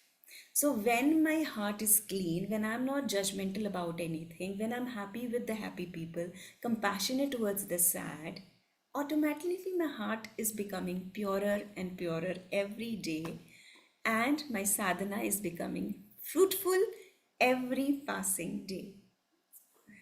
So I am on time. That's wonderful. Thank you so much, Shivani. And I am just going to play your video as well, because I think this is actually a really good video to share, which is all about Swasthya Janani and your journey so far. So let's have a quick play. So again, she has removed the video, audio. Sorry about that. You can talk over the top. Yeah. So this is an initiative which I started during COVID, when I found that there are, in India, women were suffering a lot. So this came to me that I should start something online for them, so that they are being healed mentally, physically, and spiritually. But when I started my career as a physical therapist, I was always interested in women health. So I would say the seed was sowed in 2005. Then I did many events on various platforms for women, and every Women's Day I do something for them. And I also have an initiative, Sense Rhythmics, which is for children, activation of senses. And this is what I did here in US for the teachers, wellness workshop for teachers. This is wellness workshop on Peace Day online. Again, this was last year in my son's middle school, that I initiated 4-week program, stress management, without any physical asanas. We did relaxation and other things. Then I did a yoga camp for kids last year, teenagers, which I named Yogale, and I'm going to do it this year as well, for 3-day workshop. And it was about communication, it was about nutrition, diet, Ayurveda, and everything. Now this is a lady, she's an 82-year-old lady. I happen to have a podcast with her this year. She is a volunteer in Project Cure, and she was generous enough to give her time to me. And she's I have this podcast on my channel, and she has spoken wonderful, wonderful words. And this is my goal in life, to integrate ancient yogic science with the modern medicine, and then help people around me. So this is my journey, and this video is also in my YouTube channel. So if you would like to go to my channel, and I also encourage Indian culture, and we do plays. I've been doing this year was my 4th year. I direct plays, and there are children and adult in this play, and I take the scriptures like Brihadaranyaka Upanishad. We did one play on that. Chanakya, we did one play on that. We did one play on Sri Ramdhari Singh Dinkar's poetry, and I don't use any audio in that play. We make children speak Sanskritam or Hindi when they come on stage. So everything is live. There is no background, lip sync or anything, nothing, because we really, I and my husband, both, we do it together. He writes very well. So I just give him story, and he just makes it in a beautiful piece. So we do this on stage, and this was my 4th year. And next year, I wish I have a plan to do on Earth Day. So let's see how it goes. I have already a script in my mind. So Shivani ji, that is absolutely beautiful, and people can connect with your YouTube channel, which is Swasth Janani, and go and check out the amazing work that you've done, which has been recorded and put into video format so that people around the globe can see. That's beautiful work. Once again, thank you from the bottom of my heart for joining us today, and a global namaste. And we say a very warm global namaste, a very warm welcome to Amitji, who is your partner, Dharmpatni in this life. Dharmpati in this life. And he does amazing work with HSS Colorado, Vedic Pramukha, I believe. So, Amitji, tell us a little bit more. Give us a little bit more insight into what you do at HSS Colorado. Namaskar.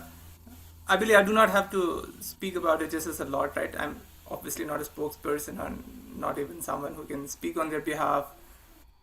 But as far as my work goes, or did you want me to speak about what we do here, or just the work that you do, the involvement that you have in HSS Colorado, and how it's helped you, what skills you've gained along the way, and how it's helped you to be where you are today? I know you haven't had very long with it, but just a little snippet into what you have done with HSS Colorado. Yeah. So I'll keep it very brief. And as I said, I'm not a spokesperson, and I'm probably speaking based on just my experience here.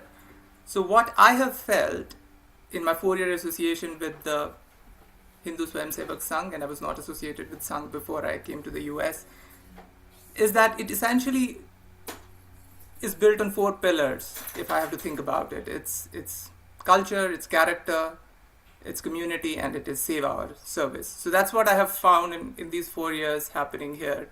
Whether you want your kids to be rooted to the dharmic way of life, it's obviously not something which is quote unquote religious in nature, but it is cultural in that sense.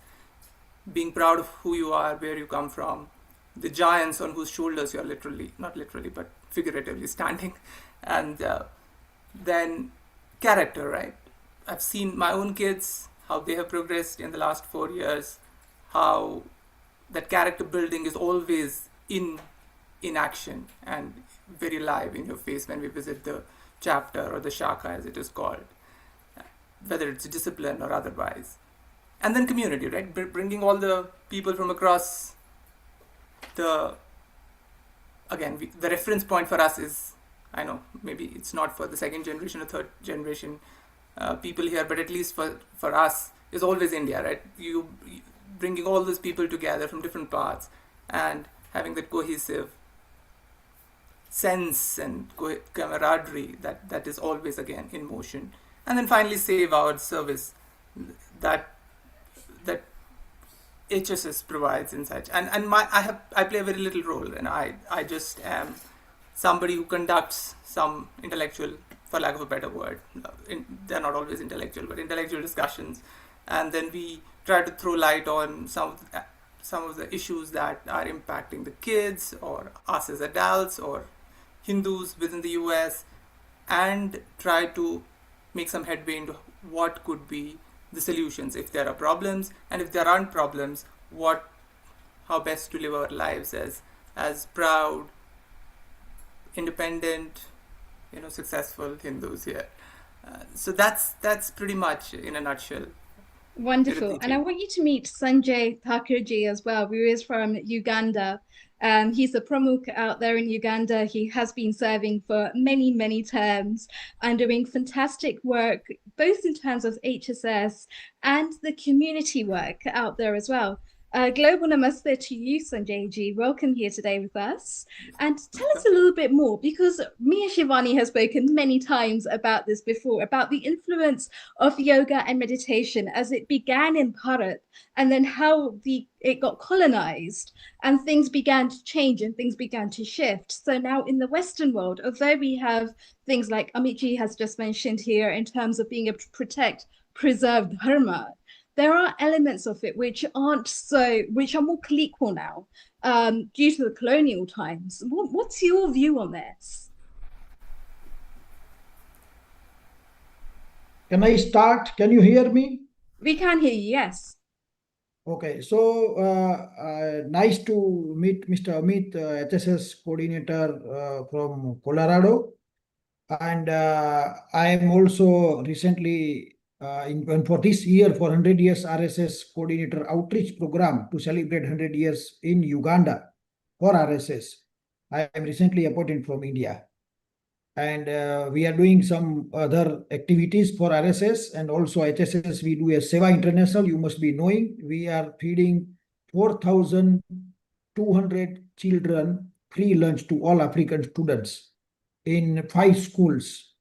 And the presence of the students has increased 30% after we started free lunch by Seva International through HSS, because Seva is RSS and HSS arm. And still we want to make like more 5,000. Okay, so the topic is given to me. We start on that one, dharma in a modern era. Very interesting subject. And what to speak, how much to speak is really it is a charm to speak on this subject. I can start from that in 1972, as Riddhi told, when all the Asians were expelled from Uganda. Most of them went to Leicester and UK, other parts of UK and Canada and other countries. Now, at that time, all the temples were converted into mosque, being Idi Amin was a Muslim. So there were mujra, there were prayers, namaz were happening on most of the temples in Uganda, but they have not broken any temples, not demolished, which had happened in India 400 years ago. So it was good, but when new president, Mr. Museveni, taken over, all the temples were given, the titles were transferred on our temples, associations names. Hindu mandals were revived. And now, as we can see here, each and every town, Uganda has temples. They are praying it, even small village of 200 numbers of Indian or Hindu community. So the religion has revived in that way after President Museveni has taken over. And every week in Kampala, there are religious and cultural programs, even if in this modern era, as we discussed. But still, we have some challenges in modern era for religion, because people take advantage of religion to earn the money by priests, by saints, by other speakers and whatever, which should be actually avoided, because and they are dividing also. Each group has different followers, and those followers, they believe only particular their Guruji or their saint, and they don't unite, and the other ones divide. Like one religion has a temple here, the other leader comes and says, we don't go to that temple. So that is what is happening here. And they are collecting money. People believe that Guruji or saint, but the followers are being divided. So those are some of the challenges. Even children have the challenges due to social media and some external influences. Now children are on mobile or social media, not coming to religion. It is our duty, parents' duty, who are leaders and who are parents, to guide them, to orient them, so that this modernization, this in science issue, in AI type of era, we don't lose our children, our generation, and they always remember our past history, our religions, and our belief, because religion is the one who binds the family, who binds the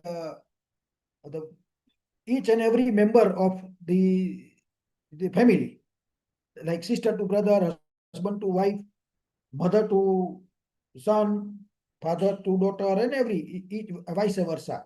So all that one is needed in this era, because now people are diverting from the religion beliefs. They don't know how to follow those ones. the Vidhi, like for example, most of the children, they do not know Hanuman Chalisa, how to chant, the Arti, the procedure. Someone dies in our Hindu culture, what are the procedure? They do not even know. They don't want to attend the funeral. And so this is the one breaking the society. Actually, the purpose of religion in modern era, especially, is to have a hate-free society, conflict-free society, so that everyone is united. That is the purpose of religion. And we believe in God, we fear God, but that fear of God in this time has gone, and which people like us, like what we are doing virtually, or the purpose yoga and meditation in such to engage such programs to maintain our culture, to revive our culture. It's really good junker, and I really thank for that Healing on Earth, our group, that we are maintaining our culture through the So networking Sanjay, all this over the is world. amazing that you're actually able to talk to us about Uganda and what's happening, and especially since the colonial times as well, and how Uganda has managed to maintain its sense of dharma, how it's managed to do more of these activities. Specifically within HSS Uganda, what are some of the activities that people can now start to look forward to, which is part of the whole HSS ethos? How is this being promoted? Give us a little bit of an insight. Okay. So now HSS actually first found in Kenya, in all over the world. The first HSS started in Kenya, then it spread to different country. In Africa, now it is spread in more than 35 countries out of 54, and 23 are more active. I was part of to start a new Shakha for HSS in Burundi and Rwanda. We started first International Yoga Day in Burundi. I was part of the team from 3 of us 2 years ago. Now they have continued. So we are still continuing where there is no HSS branches or to start there. Regarding Uganda, we have like 4 Shakha of HSS here in Uganda. And government is so supporting to maintain our culture, even if we do the gathering on the road. Recently we have decided, for example, Parliament walk from High Commission of India Uganda office to Parliament. We have applied to the new ministry to give us the permission for Parliament yoga walk, in which we are including all the ministers, all the MPs of our Uganda Parliament. There are 540 MPs. So fortunately, next week, new cabinet, when it will form, we are going to get the permission. It will be the biggest win for us as HSS, so that we can be allowed to do that one. I will be very happy for part of that event. And we are going to do yoga in Parliament of Uganda, in the ground of Parliament. We have applied for that through High Commission. So this, regarding all the Hindu activities, we have Sai Mandir temple here, 4 Sai temples. Our main SSDM temple, 100 years old, recently completed in Uganda, which I told that Mujra was started. Muslims were doing namaz there after Idi Amin. All that is closed now. We have very nice temple of 100 years old. We have the main temple of Ganpati in NTB. So everywhere activities are going on, like Bale, Soroti, Jinja. We have Gurudwara also. Sikh community also big. So everybody is now without fear doing our religious activities, cultural activities. Recently, first time in Uganda came from Vaishno Devi. The priest from Vaishno Devi, the singer, whole night they do the prayers for Mata Vaishno Devi recently. Bageshwar Maharaj also recently come 2 months ago. So Kampala is full of activities, religious activities, and HSS is part of that. And HSS is the first started Yoga Day in 2015. I am also connected all yoga activities of healing our earth, all the seminars, webinars. So it is very good to have our culture maintained. And we are still trying that all the children, we are doing love on one program on love jihad by HSS to train the girls by showing them good movies and videos and guiding them that what will happen if you are not alert. in your life, okay, for choosing your counterparts in the marriage. So Sanjay, I think this is brilliant. Like you've got so many different activities on. You're doing so much to be able to promote dharma in the modern world and in the modern age. And as well as that, yoga at Parliament. Come on, like that is such an achievement. I'm really looking forward to seeing what you manage to accomplish next month, International Yoga Day. It's going to be massive. And to really start to be able to make movements and shifts in terms of yoga, in terms of Ayurveda, in terms of meditation, and getting that out there to the people that really do need it. To be able to educate people from the ground up is such a massive thing in itself. That is what's really protecting our dharma.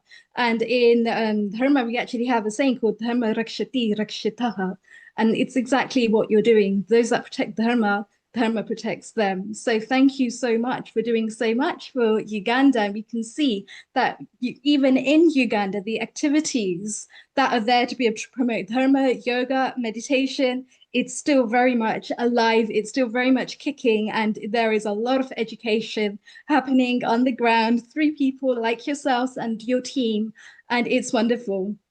I'd also like to introduce you here to Srinathji, who is our Dean at Vayu University. A global namaste to you, Srinathji. Thank you so much for joining us, despite having a very busy schedule today. Sanjayji, say hello to Srinathji as well. He does a lot of work in terms of social activities, in terms of charity work, and also in terms of promoting Vayu. Srinathji, give us a little bit more background about you and the skills that have actually developed you to be the character you are today, and then to move on to actually doing the Dean work at Vayu and to be able to promote Vayu for all that it does and all that it has to share. The floor is yours. Namaste. First of all, Dhanyawad. Thank you for inviting me, Riddhi ji. It's nice to see a couple of my students here, yourself included, and Shivani, Raina from the US. So let me give you a little bit of background about myself and my evolution. I'm a hardcore academic. I've been teaching in the United States for the last 43 years. And I used to be teaching at a university called Case Western, which got the very first Nobel Prize in Physics for the speed of light. That's our claim to fame. So I spent a lot of my career there, 38 years of it. And then, I've been doing research. I'm an electrical engineer. I've been doing research in various aspects, and the last one has been on basically a computer modeler. We modeled different aspects of biology in an area called systems biology. Right around that time, I was asked to take the responsibility of president of Seva International USA. So I had one of the longest tenures there, 2009 to 2020, just when COVID began. And Seva today has 46 chapters, has more than 5,000 volunteers. At the drop of the hat, we are across more than 26 states. We are able to get them. And our approach has been, what we are known for is disaster relief. Okay, all kinds of inside United States and 16 countries outside. We work in parts of Africa, South Africa, for instance, and we have worked in Kenya. We have worked in Tanzania, and of course, we collaborate with Uganda, of course, in India and Sri Lanka. And that's one part of my story. And as a part of being the president of Seva International, I did not know how to run a nonprofit. I knew how to run a lab and write proposals and get money and so on. So I decided to do a master's in nonprofit because Seva International is a religious nonprofit. And then when we say religious, I'm sorry, I take those words back. It's a faith-based, Hindu faith-based nonprofit. Now, this is a label that we gave in 2009, and that's a label that we go by. This is something for some countries.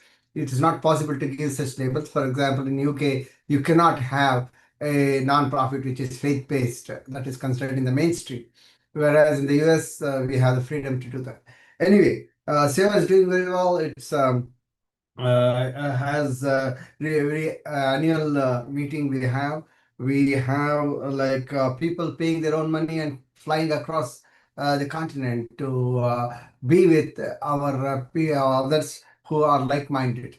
Okay, so like for example, just a month ago, we had a meeting in San Antonio, Texas, and we had 175 people at the national conference. Okay, so it's a thriving organization. I'm very happy to have been part of it, but I continue to be a Swayamsevak there, a volunteer. In 2014, we were approached. I was approached by the Professor Nagendra, who built the first yoga university in the world in Bangalore, and I said that want to start a university in the United States, yoga university. So I became a part of the founding group, and it took us 6 long years to convince the very liberal California to say that, okay, well, yoga has, the first question they asked us is, why Zumba doesn't have PhD, why should yoga have? Okay, this is the first question that came. And then we had to fight. I mean, you understand all the bias behind that. And we had to fight. It took us 6 long years to get our license. 2020, we got the license. We started our MS program. To date, we have graduated 43 students in that. And along with yoga and Ayurveda are two sides of the same coin. Okay, this is something that they're the Siamese. So we cannot leave Ayurveda behind when we say just yoga. Yoga is not just a bunch of poses that you learn or breathing techniques. That's only about 5% of what Patanjali says in 2,500 years ago, the textbook that is the foundation of yoga. We have 36 faculty, 6 of them full-time. 40% of our faculty are from Bharat, and the remaining are in various universities across the United States. It's with University of Houston, University of Memphis, MIT, Harvard, Stanford, UCLA. So we have faculty who are doing research or teaching in yoga. For example, the course that is taught to Harvard medical students is the same course that Riddhi and Shivani, you guys learned from. Okay, so Professor Satbir Singh Khalsa teaches that course, and it's a fantastic course on research in yoga. It's a kind of a overview of the research in yoga for the last 40 years. Okay, so these kinds of things. Okay, we are trying to get the best. In 2023, we started our PhD program, and currently we have been candidacy accredited. Accreditation is it's 7 to 8 year long process in the United States. We are candidacy accredited, which is pretty much 1 year away from full accreditation. And recently we did a symposium on modern medicine, health technology, yoga and Ayurveda. So we want to bring integrative medicine into this country, and really the concept of integrative medicine is interpreted very differently in different different elements in the United States. They use perhaps Chinese herbal medicine, homeopathy, and integrate it with modern medicine. But we want to bring yoga and Ayurveda together, and it was a great participation. We had a speaker from MIT, one from Harvard, one from Stanford, and a representative from Apollo Ayurveda hospitals. There are 18 hospitals which part of this Apollo huge system. Apollo has 71 total hospitals across the metros in India. So we have partnered with them. We want to bring yoga and Ayurveda into America. And at this point in time in history, anything that starts in United States seems to spread far and beyond. And that's what we are hoping with yoga and Ayurveda. And I'll be happy to take any questions. Thank you again, Riddhi, for inviting me. So just to bring up here as well, the website for Vayu as well, so you can have a look for yourselves. If you are interested in any of these programs, please feel free to get in touch with either myself or Srinathji will be able to guide you. It's really a certificate in the yoga therapy itself. We've had people like Jeffrey Armstrong and David Frawley that have come to the forefront to do guest speaks and guest lectures. We've also had plenty of people graduating. I think Shinaji there just mentioned 42. And the vision behind this is really to build a healthy and sustainable path in the welfare of humanity. So going beyond just looking at yoga as being an isolated practice and really starting to amalgamate it with the path there on the clinical side of it. So how yoga and meditation fit into a clinical perspective and what the interbridge is between it. And that's why there's so many research papers that are being done. And some of us that are going to be going on to doing our PhDs, which I'm so excited about, have started to look at this. This is really the fascination that we have in terms of having a look at yoga on a much wider scale as well, to see actually how does this fit in to the modern medicine world of it? How do we do our research in such a way that we're contributing and making an impact when it comes to the bigger picture here of yoga and meditation? And how can we actually continue to do this in times to come? And as Shinaji has mentioned, a lot of this is seva-based, a lot of this is passion-based, and it's because we really want to see how things start to differ when we start to bring together the science and the yoga. Because from my perspective anyway, the whole thing about this is to not just look at this as a mind-body paradigm, but to really start to move beyond the mind-body paradigm in a way that, as a Apurva, I'm sure you'll recognize this as well, it has the spirituality behind it, it has the consciousness behind it, because yoga is so much more than just physical exercise. And that's how the West tend to deem it. And actually, having studied and having gone through this, I disagree.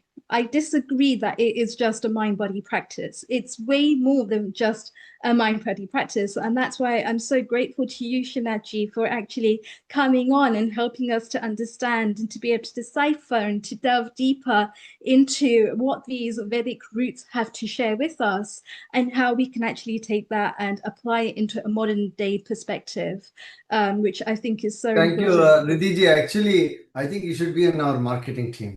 And Shivani ji has already been pulled into the marketing team. You articulated so much better than I did. And thank you again for reminding me about the medical aspects. That's one of the major thrusts that we have. We have unique courses which no other university teaches. Example, you have clinical yoga therapy. This is taught by 8 MDs who are practicing in the United States. Okay, they are the cardiologists, urologists, and so on.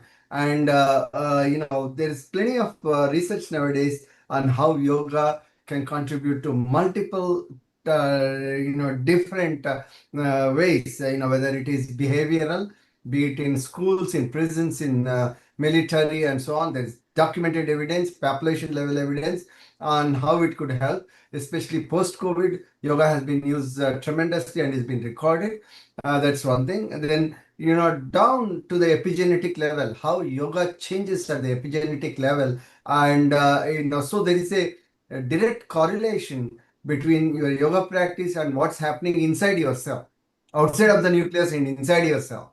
Okay, so this is very important. So it spans from the nano level all the way to the environment. Okay, so this hierarchical buildup that we have is something that we need to have the world appreciate it. And yoga as medicine is one of the things that we are pushing. And now, coupled with Ayurveda, we think that will become integrative medicine. And this will serve the world much better. Because in the United States, as some of you may know, the cost of medical treatment is going through the roof. And it is unsustainable for this society. And perhaps this is happening same thing in the world. If you go look at urban India, the cost of good medical care is skyrocketing. Okay, this is unaffordable to majority of the population. How can we bring this back? How can we integrate this? Of course, when I have a heart attack, of course, I will call the ambulance and go straight to the hospital. Modern medicine is very good at that. Modern medicine, will help you help you live, okay, when there is a incident. Okay, but to get your health back, Ayurveda and yoga are the ways in which we can do it. Ayurveda has 2,000, maybe 4,000 years of history. Okay. And yoga too. Yoga has not just Patanjali. Patanjali was 2,500 years ago. But if you look at some of the depictions in the Jain tradition, it perhaps goes beyond 4,000 years. So this is something. This one of the longest experiments that have happened in a society, yoga and Ayurveda. Okay, we talk about population level studies that we did for a year, longevity studies we did for 40 years or whatever it is. But here is an experiment that has proved to sustain over thousands of years. Dhanyawad. Thank you very much, Riddhi ji. But I think we'll talk about you being in our marketing team. Wonderful. And aren't you so proud, Srinathji, of your beautiful daughter?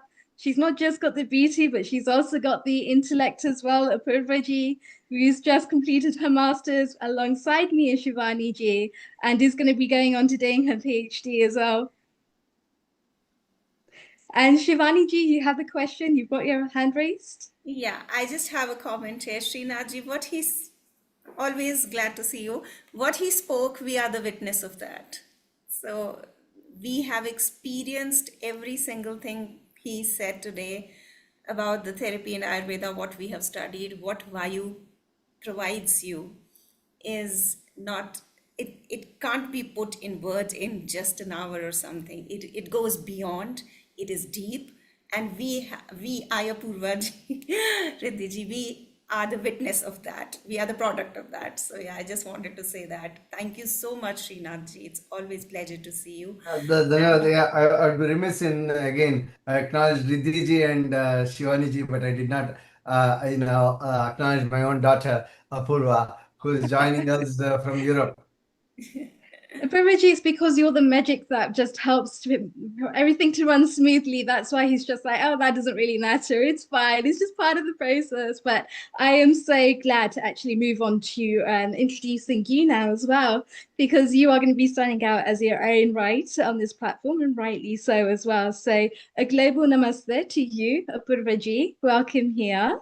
So Apurva has completed her master's. She will be going on to doing her PhD in yoga philosophy at the Vivekananda Yoga University, where her research examines consciousness through the framework of Vedic and yogic philosophy, informed by an enduring inquiry into the nature of the mind and the Atma dating back to childhood.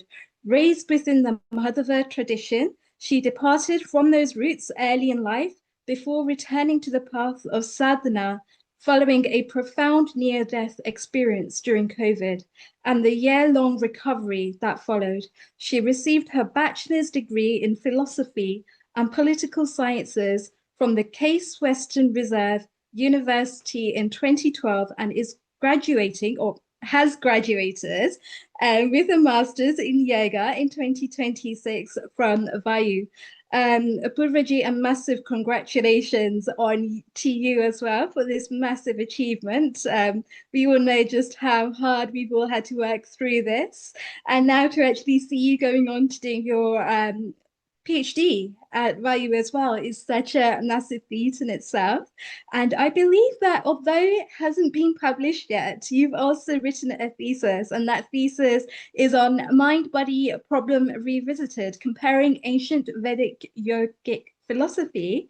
Sorry, let me rephrase that. Mind-body problem revisited, comparing the ancient Vedic yogic psychology to the contemporary Western understanding. So you've really looked here at the whole basis now of having the Vedic sciences alongside the Western psychology, which I think is so important, especially nowadays as well, where we can look at people like Freud, we can have a look at people like Sigmund, and they're like really the cool pioneers now of like the psychology, the way that the Western world see it.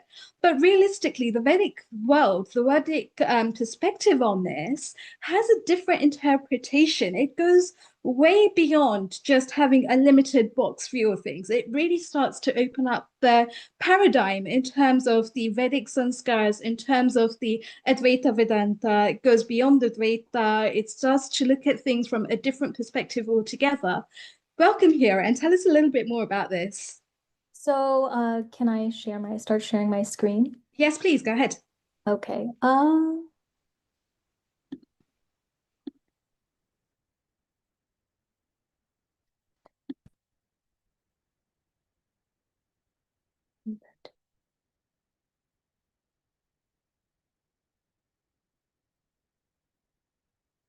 So, namaste, everyone. Today we will be exploring the hard problem of consciousness through the Vedic lens to understand what the ancient Hindu systems can teach us about modern cognitive science's deepest puzzle.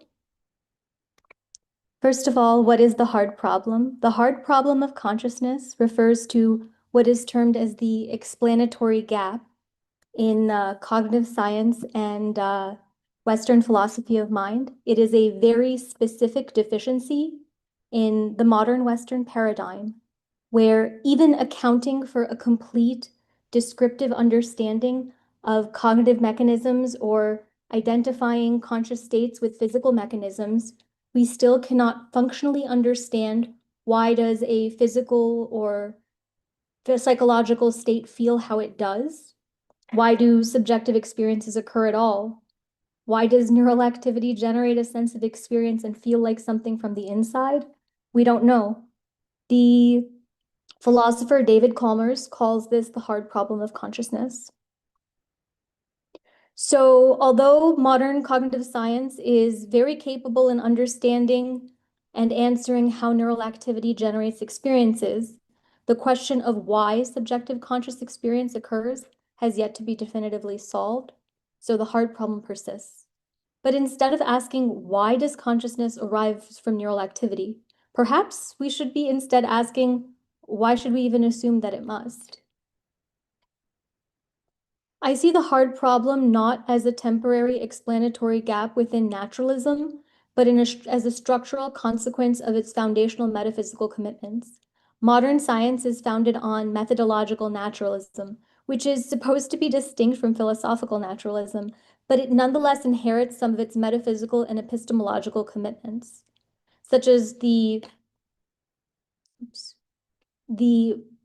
primacy of falsifiable third-person empirical data, and the idea that an epiphenomenon like consciousness must be generated from material processes, meaning that a secondary phenomenon, epiphenomenon means like a secondary or side effect occurring alongside a primary process without having causal influence on it. So underpinning modern cognitive science, neuroscience, are a series of assumptions. One, that matter is primary. The physical world is a fundamental layer of reality that can only be known through third-person empirical observation. Two, that consciousness is derivative, and therefore subjectivity becomes mysterious. These axioms limit cognitive science in its ability to accurately examine the origins of consciousness. But long before contemporary neuroscience or philosophy of mind, the Hindu philosophical traditions developed radically different accounts of mind, self-awareness, embodiment that account for this puzzle. The Vedic epistemology and ontology offer a broader evidentiary framework that can include both third-person science and disciplined first-person inquiry, as well as an alternative grounding of consciousness, tying it either intrinsically to the soul, extrinsically to the interaction of the soul in the mind, not the mind in the body, or to an action of the soul on the mind substance. So first of all, what is a darshana? Darshanas are the various perceptual lenses through which we see the world and understand reality. The Sanskrit word itself refers to sight, or a way of seeing. It refers to a direct vision or a direct experiential sight of reality, as opposed to a purely speculative or argumentative enterprise. Therefore, it is unlike the Greek philosophia, meaning the love of wisdom, which implies a merely discursive rational inquiry, argumentation, and conceptual analysis. Each darshana has 6 aspects that unfold in a particular and deliberate order. The first 5 form the theoretical part of every system, and soteriology, which is the doctrine of salvation, is the practical aspect to solve the problem of suffering. You see, philosophy in India was not a mere love of wisdom or curiosity of wonderment as in the West. It was founded as a method of seeking a permanent spiritual solution for the problem of suffering, and everything else came in as a matter of course, incidental to this inquiry. The first aspect, establishing a doctrine of knowledge, is because we must determine how and what constitutes right knowledge, and then right knowledge of reality will lead to the right knowledge of salvation. Thereby, the darshana system establishes ontology, which is the doctrine of reality. And from this, we come to the God issue, the structure of the universe, the human issue of the soul and the mind, and then the terminus of everything, which is the doctrine of salvation. And I say the God issue because only Vedanta and Nyaya Vaisheshika believe in the concept of a supreme being. And for the latter, the God of Nyaya Vaisheshika is an aloof deity whose existence can only be inferred and who does not have the capacity to interfere with karma. And no dharmic system accepts the concept of a creator God. In no Indic system of thought is matter created. Matter is either co-eternal by itself, or eternal by itself, co-eternal with God, or in the case of Advaita Vedanta, it's ultimately illusory. And only Sankhya Yoga and Vedanta are living traditions, whereas Nyaya Vaisheshika and Purva Mimamsa, of which there are two schools, the Prabhakara and Kumarila schools, are living traditions. And in terms of salvation, the prescribed sadhana or spiritual discipline, there are 4 paths or margas, which is dhyana, bhakti, jnana, and karma margas. For Sankhya and yoga, as well as Vedanta, primacy is given to dhyana and bhakti margas, meaning the path of meditation and devotion, respectively. And whereas in Nyaya Vaisheshika and Purva Mimamsa, it is the inverse, and primacy is given to the jnana and karma margas, meaning the paths of knowledge and the path of selfless right action. I see this situation much like the parable of the blind man and the elephant, as referenced by Adi Shankaracharya in his Bhashya on the Chandogya Upanishad, where several blind men encounter an elephant for the first time. One grips its trunk and declares the elephant is like a snake. Another touches its leg and insisted that the elephant was like a tree. Yet another grasps its ear and argues the elephant is exactly like a fan. They quarrel endlessly, each convinced that he alone understood the truth, never realizing that each of them had touched only one part of a far greater whole, of which they could not possibly conceive with their limited awareness. So there are 3 ways of seeing consciousness. It is seen as either intrinsic to the soul, meaning the soul is consciousness, which is in Sankhya Yoga and the 3 schools of Vedanta. Here it is seen as a passive, witnessing awareness, devoid of agency, or as an epiphenomenon that is extrinsic to the soul, as in the Nyaya Vaisheshika and Prabhakara school of Purva Mimamsa, or as an epiphenomenon that is neither intrinsic nor extrinsic to the soul, but as a mode of being emerging from an action of the soul onto the mind substance, which is in Kumarila school.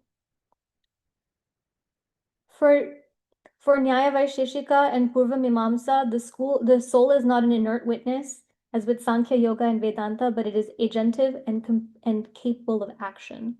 And also in Nyaya Vaisheshika, the mind itself travels co-eternally with the soul, not just the vasanas, samskaras, and karmic balance. So in Sankhya Yoga, we see the consciousness as self-luminous.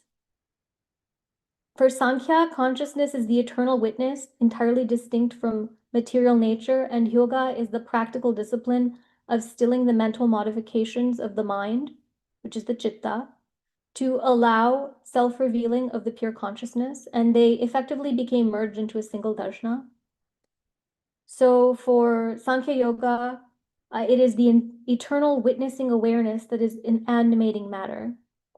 And all of reality can be reduced to 2 fundamental principles of Purusha and Prakriti. Purusha is the soul, the consciousness, the pure consciousness, which is inert, witnessing awareness. Prakriti is responsible for everything in the material universe. The brain, the body, the mind are all respectively gross and subtle aspects of Prakriti, but they're all merely instruments of consciousness. Consciousness is merely reflected through them, just as a mirror reflects the wall, but is not itself the wall. This is because consciousness and matter are fundamentally different in kind. Consciousness is spiritual and spiritual alone, and all souls belong to the same substance. So here the hard problem is dissolved. And this is the ontology of Sankhya Yoga. And then here you can see how from Prakriti things evolve. So now on to Vedanta. Consciousness is also intrinsic to the soul and is also a witnessing awareness. But whereas the non-theistic Sankhya Yoga holds Purusha and Prakriti as co-equal in ontological dualism, the three most important schools of Advaita, Vishishtadvaita, and Dvaita all hold consciousness as the fundamental ground on which reality occurs, meaning it's both material and spiritual. Advaita inverts the hard problem altogether. Consciousness alone is the ultimate reality, while world and selfhood are appearances within it. There are two levels of ultimate reality called Paramarthika, where only Brahman or the soul is real, but reality also operates at a Vyavaharika or an apparent level, which is the world of appearances we're talking in today. And for Vishishtadvaita, both the individual selves and the cosmos are real expressions of a single divine consciousness. The conscious Jivatma or soul beings are neither illusions nor separate substances, but expressions of a larger conscious whole, cells comprising the body of the Paramatma or God. In Dvaita Vedanta, consciousness is the property of the soul, in which each Jivatma or soul is eternally distinct from one another and from God. Consciousness here is real and irreducible, but the individual Jivatma selves never become identical with Paramatma, even in salvation. Everything operates as the will of the divine. So Vedanta is possibly the closest dharmic analog that we have to the strict, rigid concept of religion as we understand the word in English. And here you can see how this is Dvaita Vedanta, this is Vishishta Dvaita Vedanta, and this is Shankara's Advaita Vedanta. So the second approach is where consciousness is a function of the mind and self. And for the rationalist school of Nyaya Vaisheshika and both the scripturalist schools of Prabhakara and Kumarila Mimamsa, consciousness is considered an epiphenomenon, meaning it's a byproduct of a primary phenomenon. However, Nyaya Vaisheshika and Prabhakara school hold consciousness as extrinsic to the soul. It is an attribute or guna of the mind that is produced from the interaction between the Jivatma, the soul, and the manas, the mind. So here the hard problem is displaced. You can see this is the ontology of Nyaya Vaisheshika, and this is the ontology of Prabhakara Mimamsa. So for Kumarila Mimamsa, it does not consider consciousness as a primary phenomenon, instead seeing it as emergent from an action of the soul onto the mind-body substance, but it is neither intrinsic nor extrinsic to the soul. It is a mode of the soul. And so here again, the hard problem becomes displaced.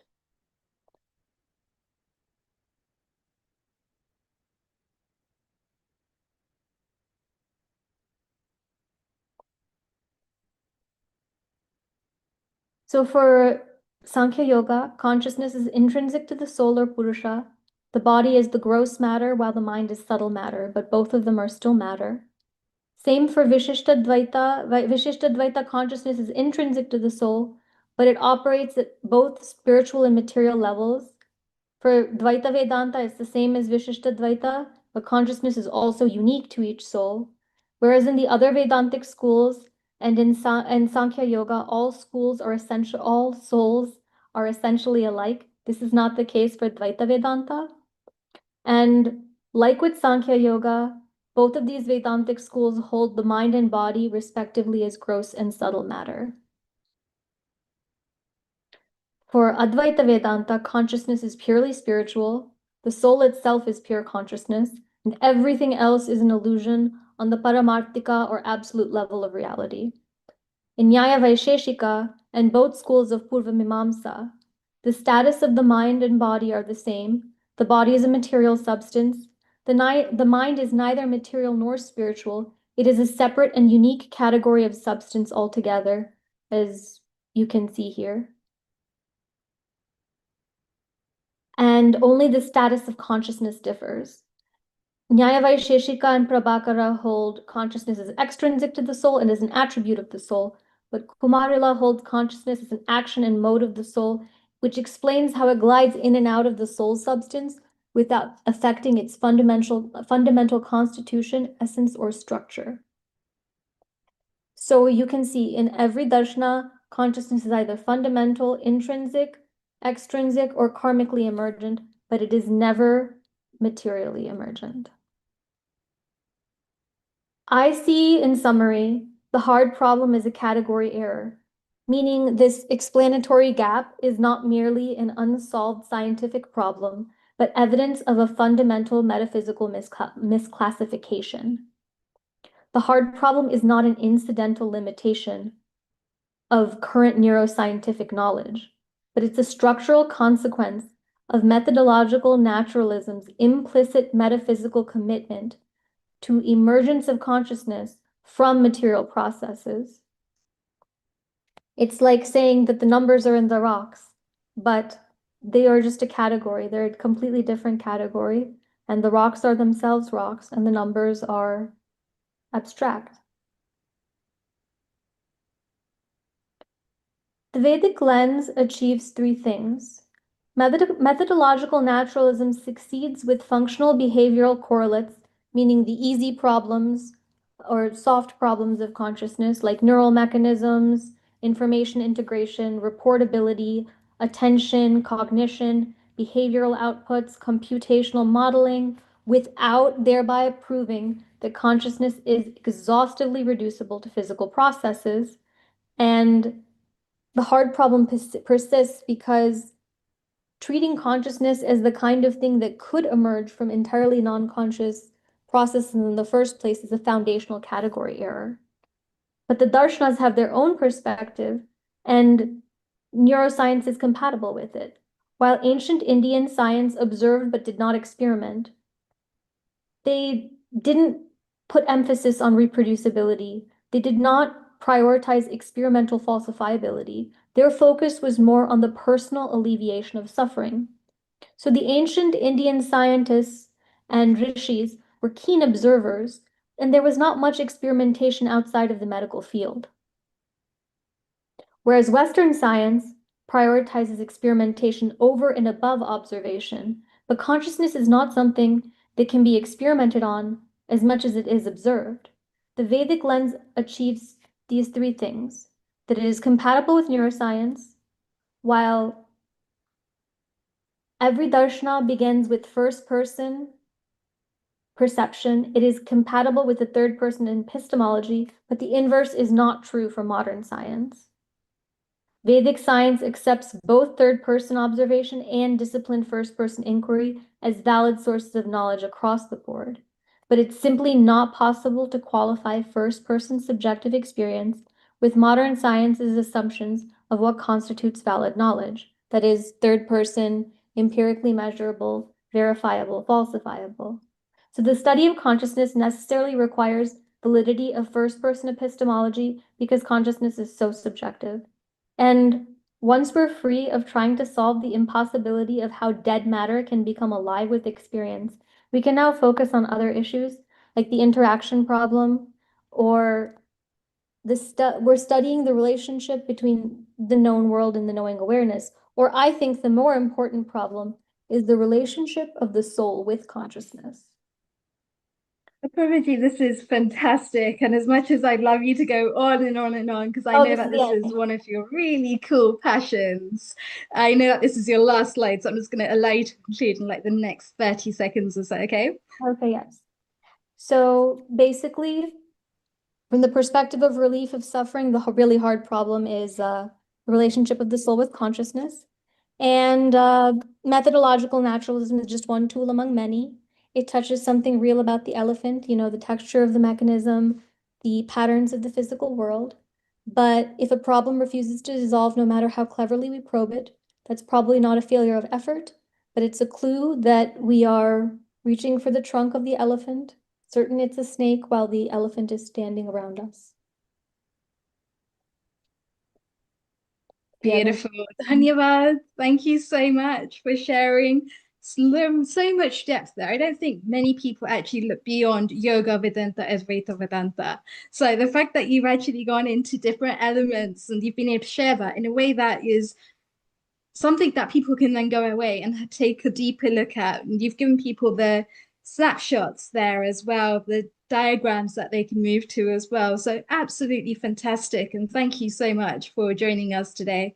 We do need to move on to Rotarian Lal Goalji. A global namaste to you here today as well, sir.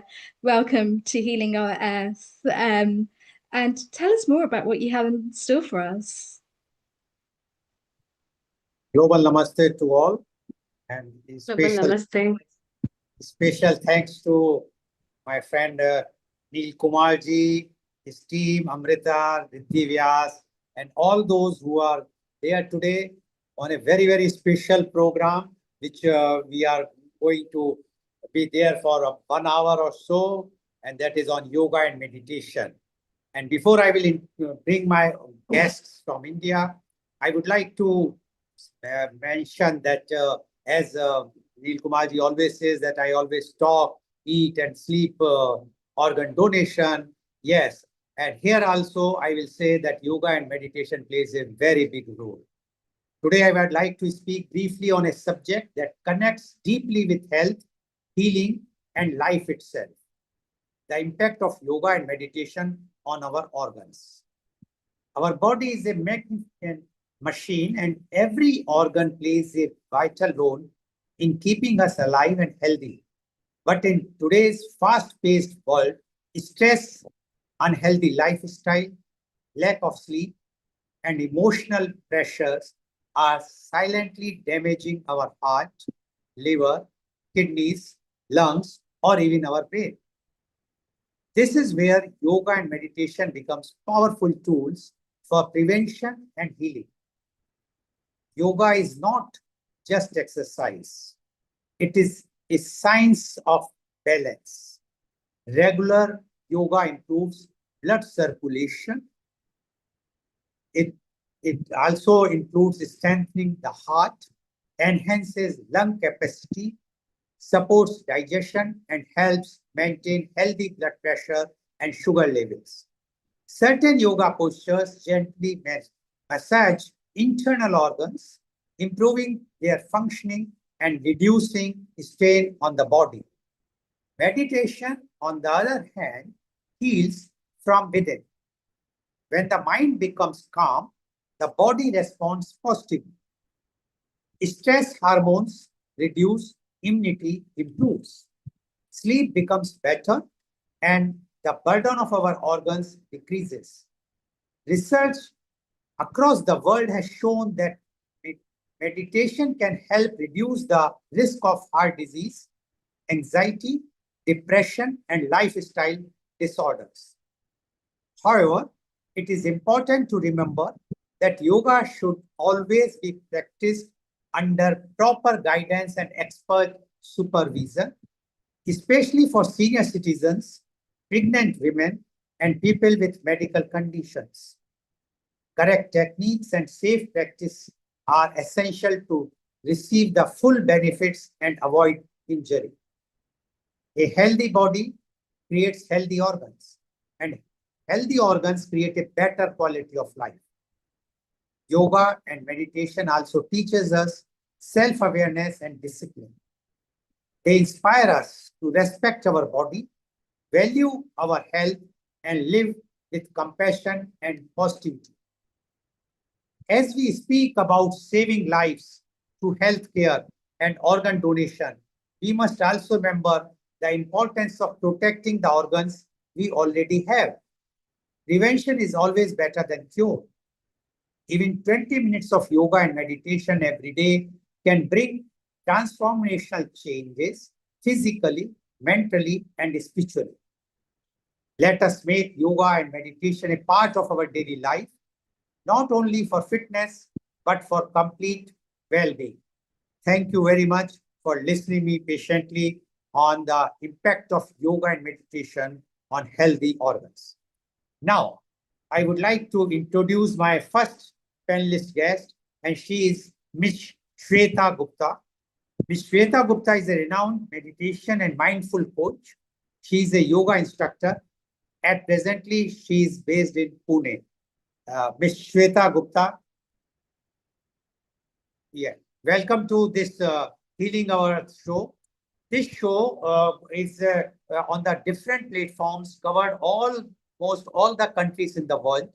And basically every week, they are organizing on different topics which are beneficial for humans, animals, plants, and definitely for our Mother Earth.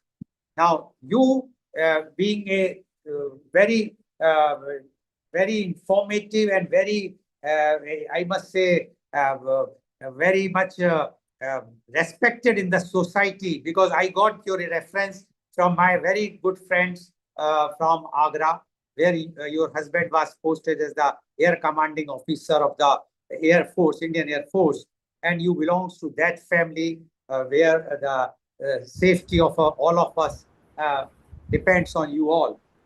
And in spite of that, you become a renowned meditation and mindful coach. We would like to know your views on today's very important topic, yoga and meditation. Ms. Shweta Gupta, please.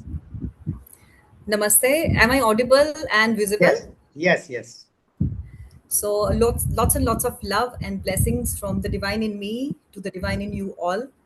So firstly, I would like to express my heartfelt gratitude for Sri Lal Goyalji, because this platform which you have provided me is very authentic and very prestigious for few volunteer souls chosen by God to do this kind of work. And the work you are doing, it's commendable, and I hope I also become a part of that journey sooner or later. But thank you very much for everything. So, friends, I'm basically from Jammu and Kashmir, but due to my husband's posting, we keep roaming all over India.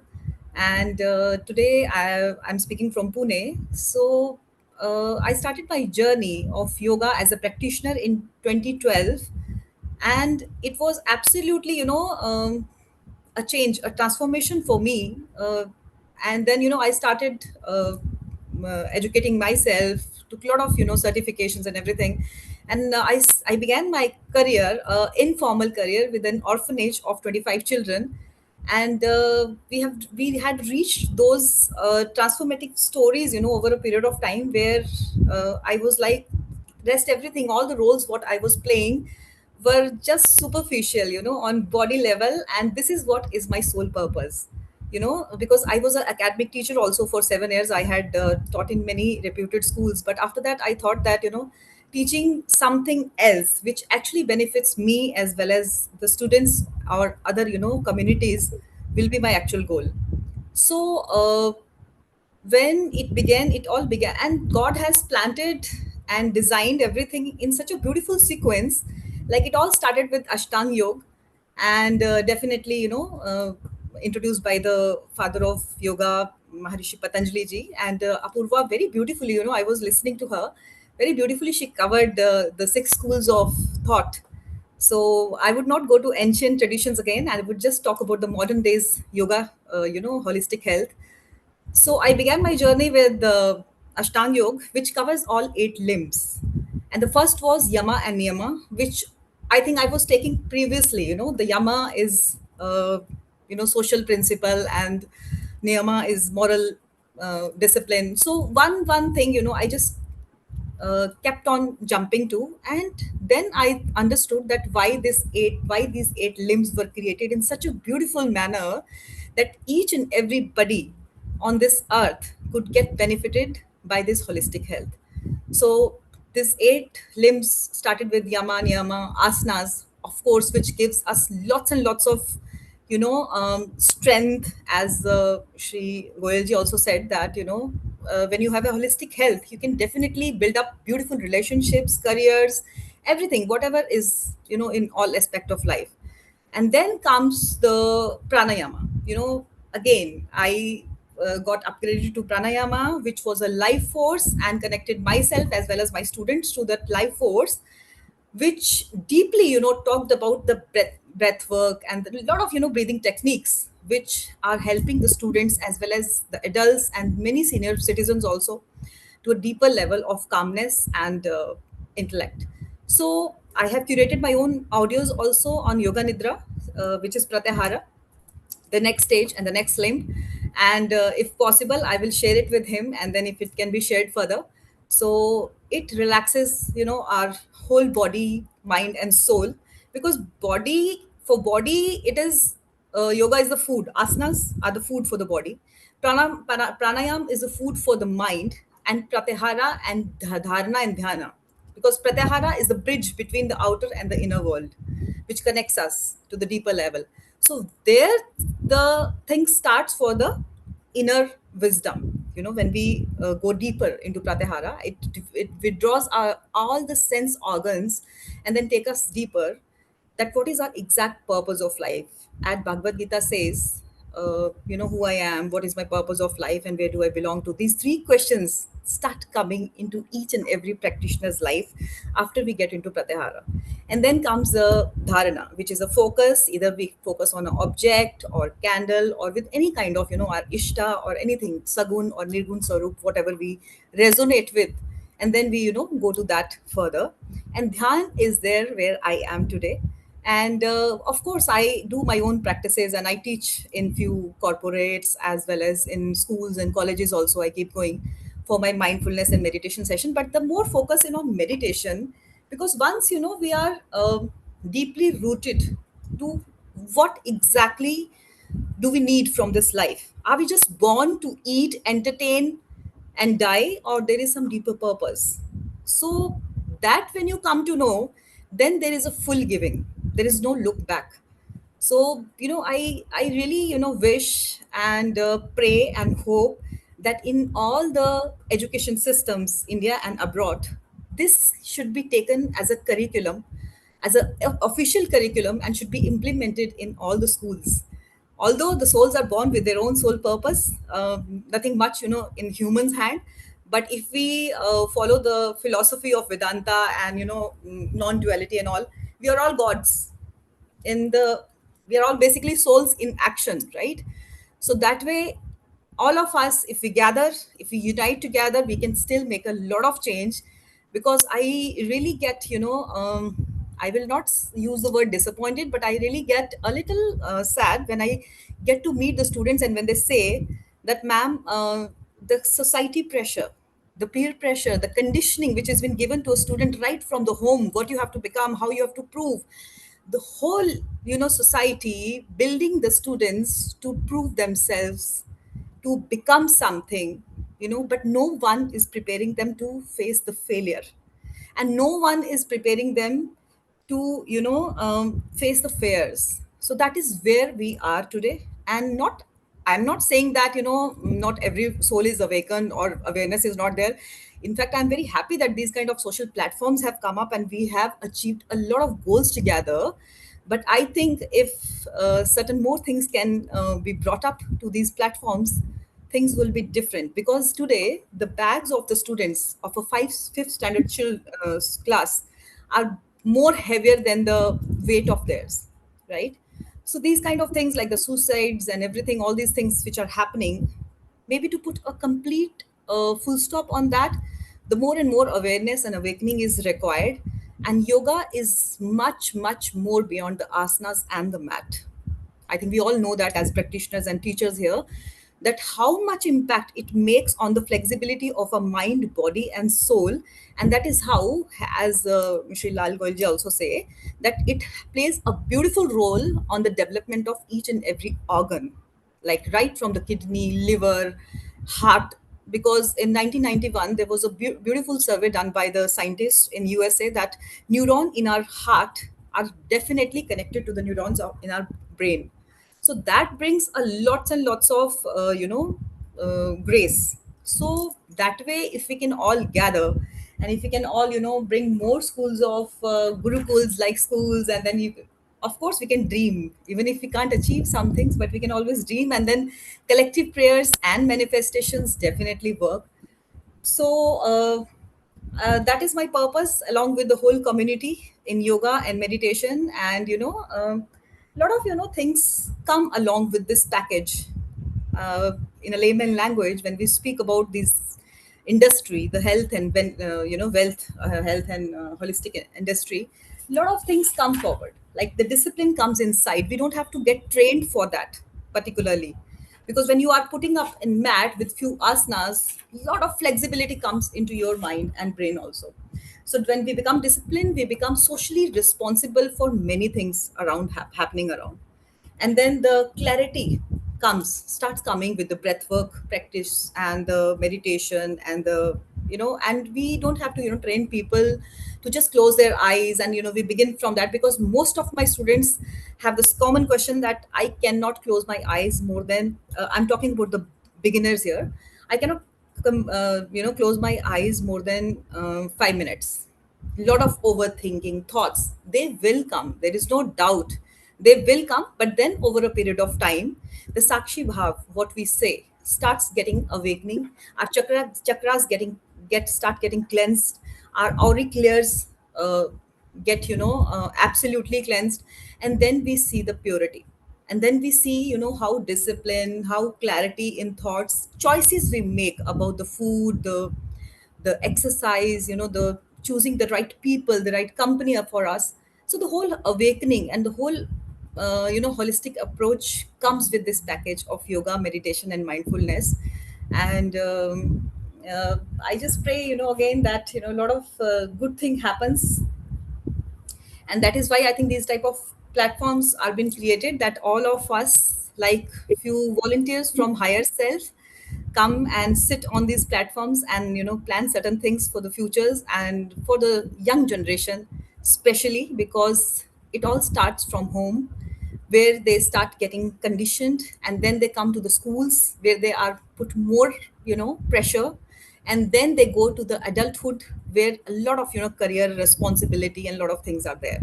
So to combat all that, uh, once and for all, this is the beautiful practice, and it has benefited me in person with lots and lots of transformation. I do not have, I think, that much of time to share my own case studies and stories. Maybe next time when I have a little bigger duration, we'll talk about that in detail. But I'm very happy, I must say that. And all the students who are in association with me, they are also like transformed. So thank you very much. Thank you very much, Ms. Shweta Gupta, for giving your views. And you have mentioned one thing. You said that you are not happy with the present condition because you feel so much pressures are there, and you want that the government can do something more by including this yoga and meditation in the curriculum, etc. But Yes. don't you think the words which John F. Kennedy has said, ask not what your country can do for you, ask what you can do for your country. Yes. And that is why this Healing Our Earth, this platform, that instead of waiting for, because see, there are so many works, and as you know that we have so many challenges in the present condition of the world, that the government or the country is busy for so many things. But for these things, if such type of platforms are educating, at least it is reaching to few people or many people, I think we can also play important role. But yes, you have made a very correct point that we must ask the education department to include yoga and meditation, so that a child should know from the very beginning the importance of yoga and meditation, and will not only practice it when the time that the body or the mind or the organs have been damaged severely. Thank you very much, Shweta Gupta, for giving your views. Now I would like to introduce my next panelist guest, and she is Rotarian Rakhi Agrawal. Rotarian Rakhi Agrawal is law of attraction mentor, yoga therapist, and tarot reader. She is an esteemed member of the Rotary Club of Organ Donation International, and she is based in Agra. Rotarian Rakhi Agrawal, you have heard what our earlier panelist, Ms. Shweta Gupta, has mentioned. And you are also practicing for meditation and yoga. You have started your studio very recently in Agra. And you have come earlier also on this platform and other platforms also. We would like to know your views on today's topic, yoga and meditation. Rotarian Rakhi Agrawal, please. Thank you. Am I audible? Yes, please. Thank you, Rotarian Lal Goyal ji, for giving me this opportunity, and thank you, Mr. Neel Kumar ji, and Healing Our Earth for this platform. Namaste, everyone. So we start with our slides.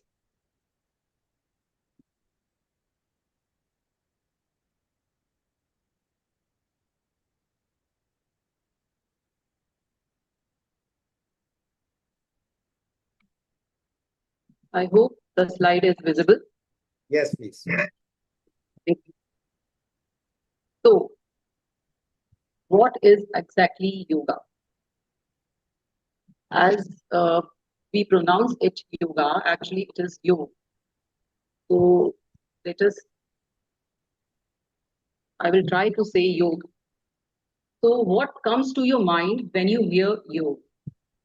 When most people hear the word yoga, they immediately think of stretching, flexibility, or different poses, but yoga is far deeper than exercise. This word comes from the ancient root yuj, which means to unite. The union of mind, breath, emotions, and consciousness. And thank you, Shweta ji, for sharing your light. And now, yoga is 5,000-year-old science created not just to make body healthy, but to create harmony. There is a beautiful Sanskrit quote which says, Yoga Chitta Vritti Nirodha. That is, yoga is calming of the fluctuation of mind. Think about that for a moment.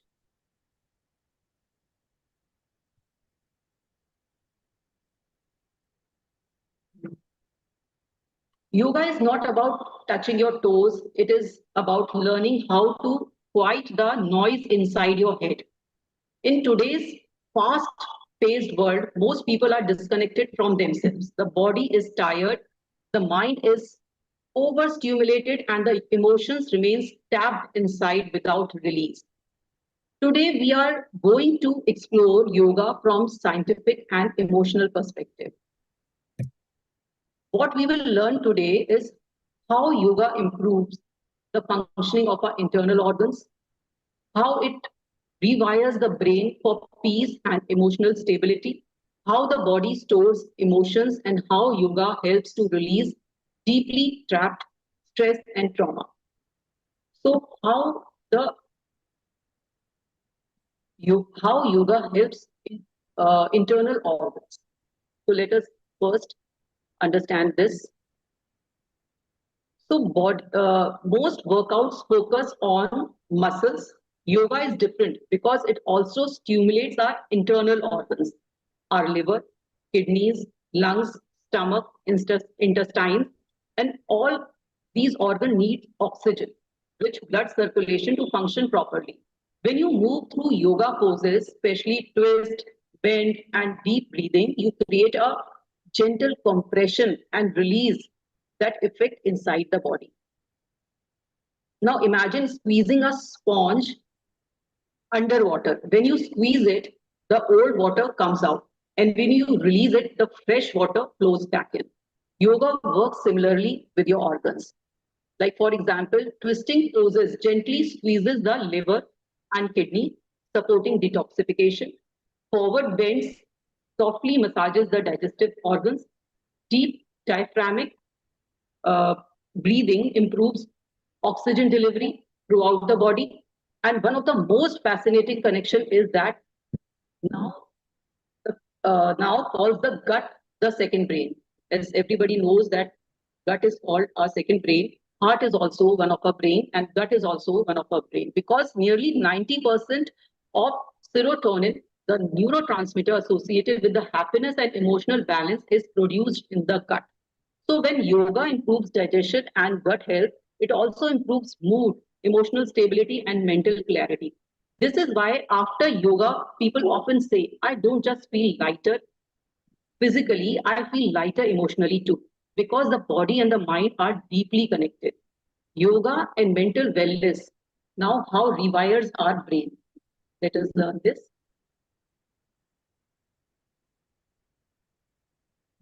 So modern life keeps most people trapped in a constant stress response notification, like daily notification comes to our mobile, deadlines, overthinking, emotional pressure. All of this activates the body fight and flight mode. When this happens, our heart rate increases, stress hormones like cortisol rises, muscles tightens, sleep becomes disturbed, and the mind keeps racing. But yoga activates opposite. It does. It keeps our parasympathetic nervous system, also known as rest, digest, and heal mode, open, and bridges between the body and brain. That is the breath. Pranayam is regulation of the breath.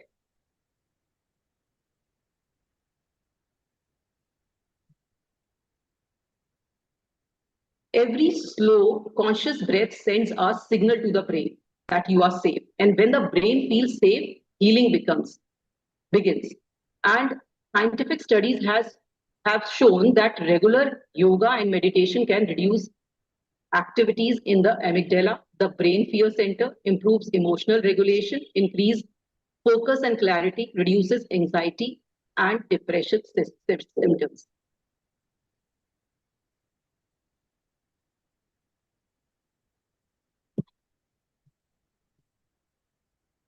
Now, let us learn about how it rewires brain, how it reduces anxiety.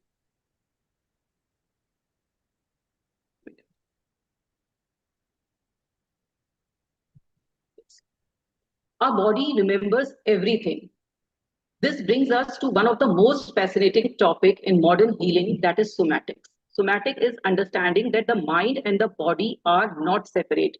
Every emotion you experience create a physical reaction inside the body. Think about fear. What happens immediately? The chest tightens, the stomach contracts, the shoulder rises, and the breath becomes shallow. Now imagine carrying that stress for months or years. The body starts storing those emotional patterns physically in the muscles and the tissues. This is why emotional pain often becomes physical pain. Many people unknowingly carry trapped emotion in the hips, chest, jaw, the belly, and the shoulders. There is a reason. This is the reason that when hip opening yoga poses can suddenly make someone emotional, the body is finally letting go. Sometimes during yoga, people unexpectedly cry, feel relief, or experience deep calm.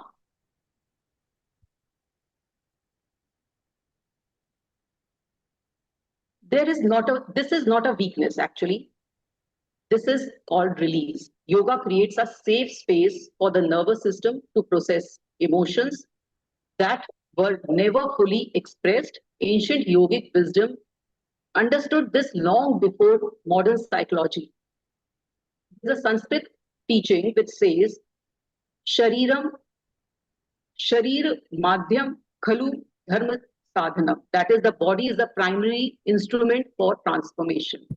Your body is not your enemy. It is constantly communicating with you, and yoga teaches us how to finally listen to it.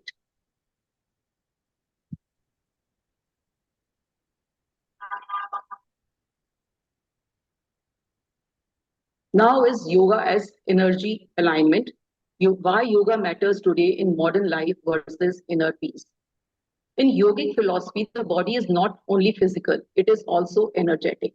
Ancient yogis believed that the life force energy called prana flows throughout the body. When stress trauma, fear, or emotional suppression builds up, this energy becomes blocked. And when this energy becomes blocked, people experience fatigue, emotional heaviness, anxiety, lack of motivation, and mental fog. So yoga combines movement, breath, awareness, and stillness to restore the natural flow of the energy. That is why after yoga, people often say, I feel more alive. Not because they burned calories, but because energy started flowing, that prana start flowing inside your body. So today we learned that yoga is not merely an exercise. What is yoga? Yoga it supports and nourishes your internal organs. It calms and rewires the brain, releases trapped emotion from the body, balances the nervous system, and reconnects you with yourself. Yoga is not about becoming flexible. It is also becoming a whole. Now I will like to end with a final Sanskrit quote. Samtattva yoga uchyate. Yoga is a state of inner balance. And perhaps that is what all of us are truly searching for. Not perfection, not constant productivity, but balance, peace, and connection within ourselves. Thank you so much. Now I would like to share some videos which I myself made. So let me share some 5 asanas. I think the video is visible. No, not yet. No. No. Okay. Let No, me share it. It is not visible? No, it is not, because I think your slides are open right now. No? But we Let me can't. share. Okay, yeah, understood. Yeah, I'm sharing again.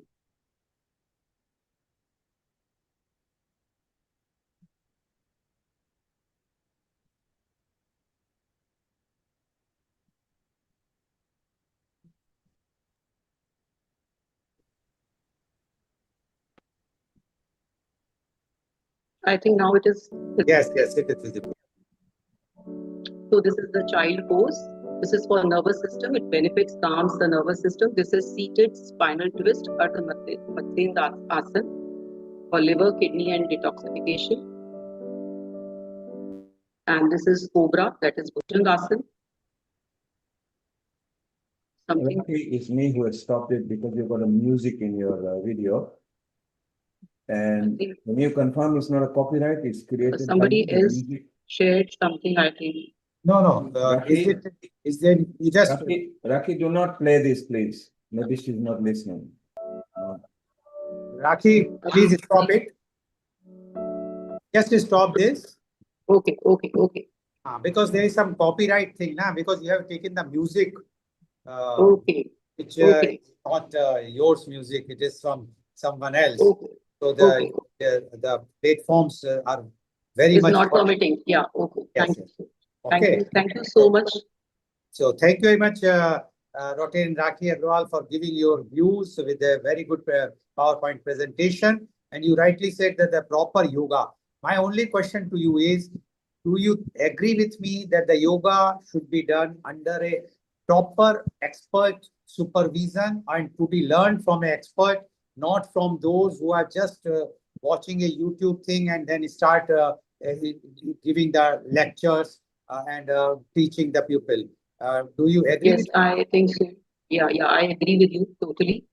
We should learn from a trained yoga practitioner, so that because sometimes with stretches and bending, we can hurt ourselves or hurt our muscles and hurt our internal organs. So it should be practiced with a proper under a proper guru or proper guidance.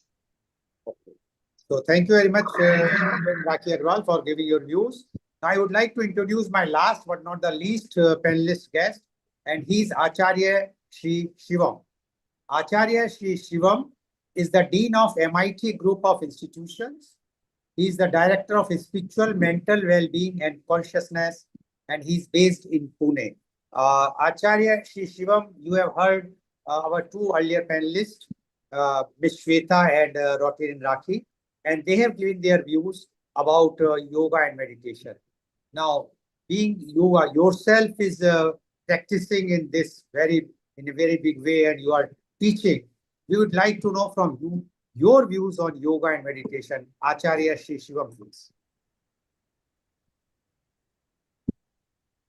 Namaste, everyone. Warm welcome. And it's an honor and privilege to be a part of this beautiful gathering, global gathering. My heartfelt gratitude to Mr. Lal Goyalji and the entire team for creating this beautiful initiative for mental health awareness, healing, and humanity. If we see around us today, humanity has achieved incredible things, almost everything we all have achieved. We can communicate globally like we all are. I'm based in India, someone is from US, UK, and globally we are connected. We never imagined this 30, 40, 50 years back. So artificial intelligence is growing rapidly, and I'm fortunate enough to have been invited by Dr. Ganesh Trajan, and we had interaction on AI and spirituality.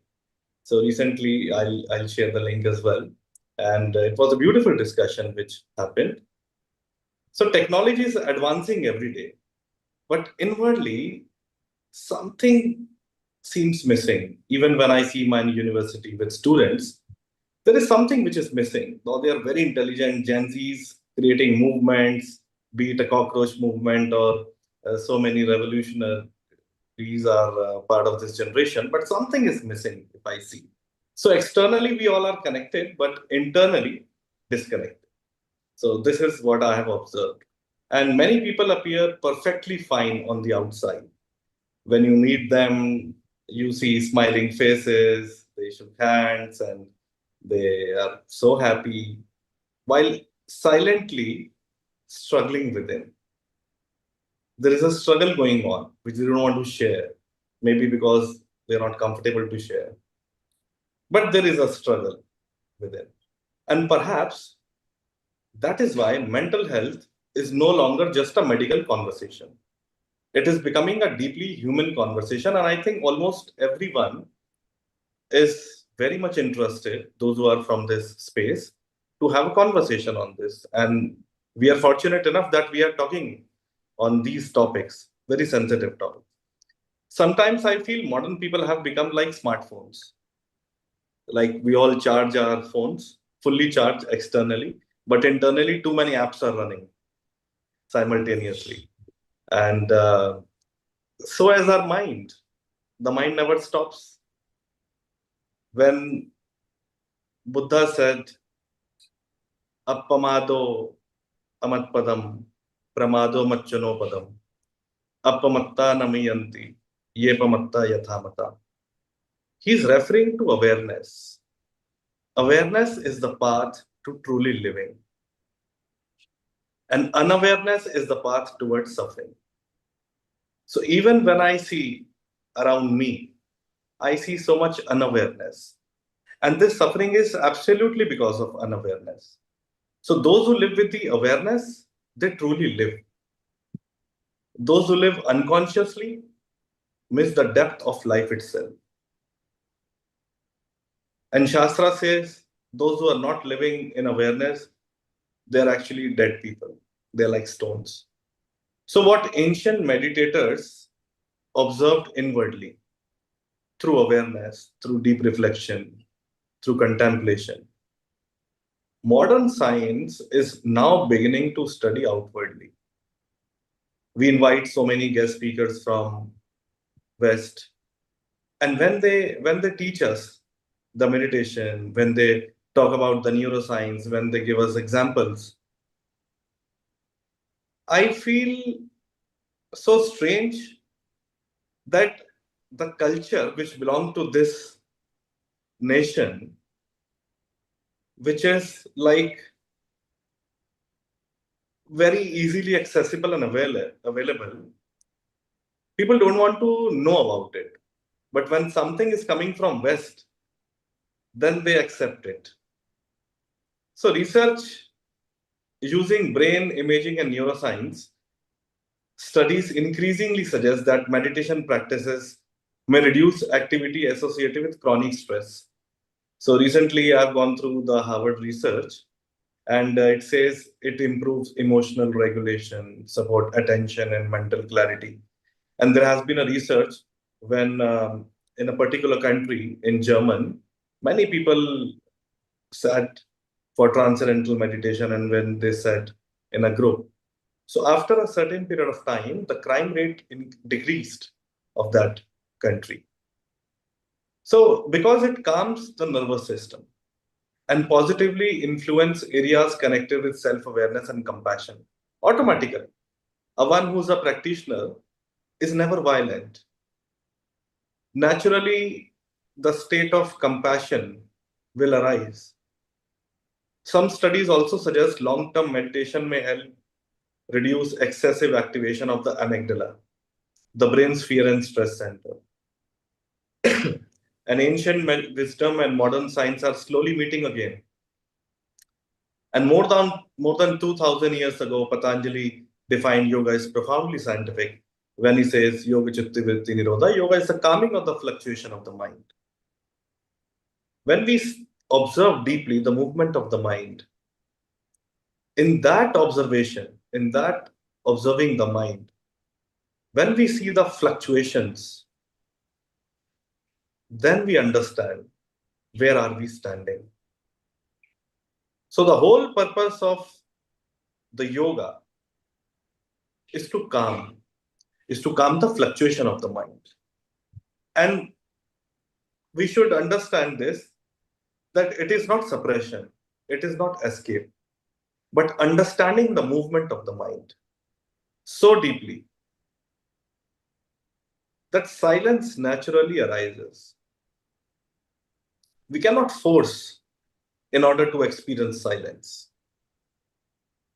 In Bhagavad Gita, when Krishna and Arjuna are having a dialogue in the battlefield before the war even begins, Arjuna experiences a deep psychological collapse. He was in a depression. And when the shloka comes in Bhagavad Gita, I would like to quote that shloka.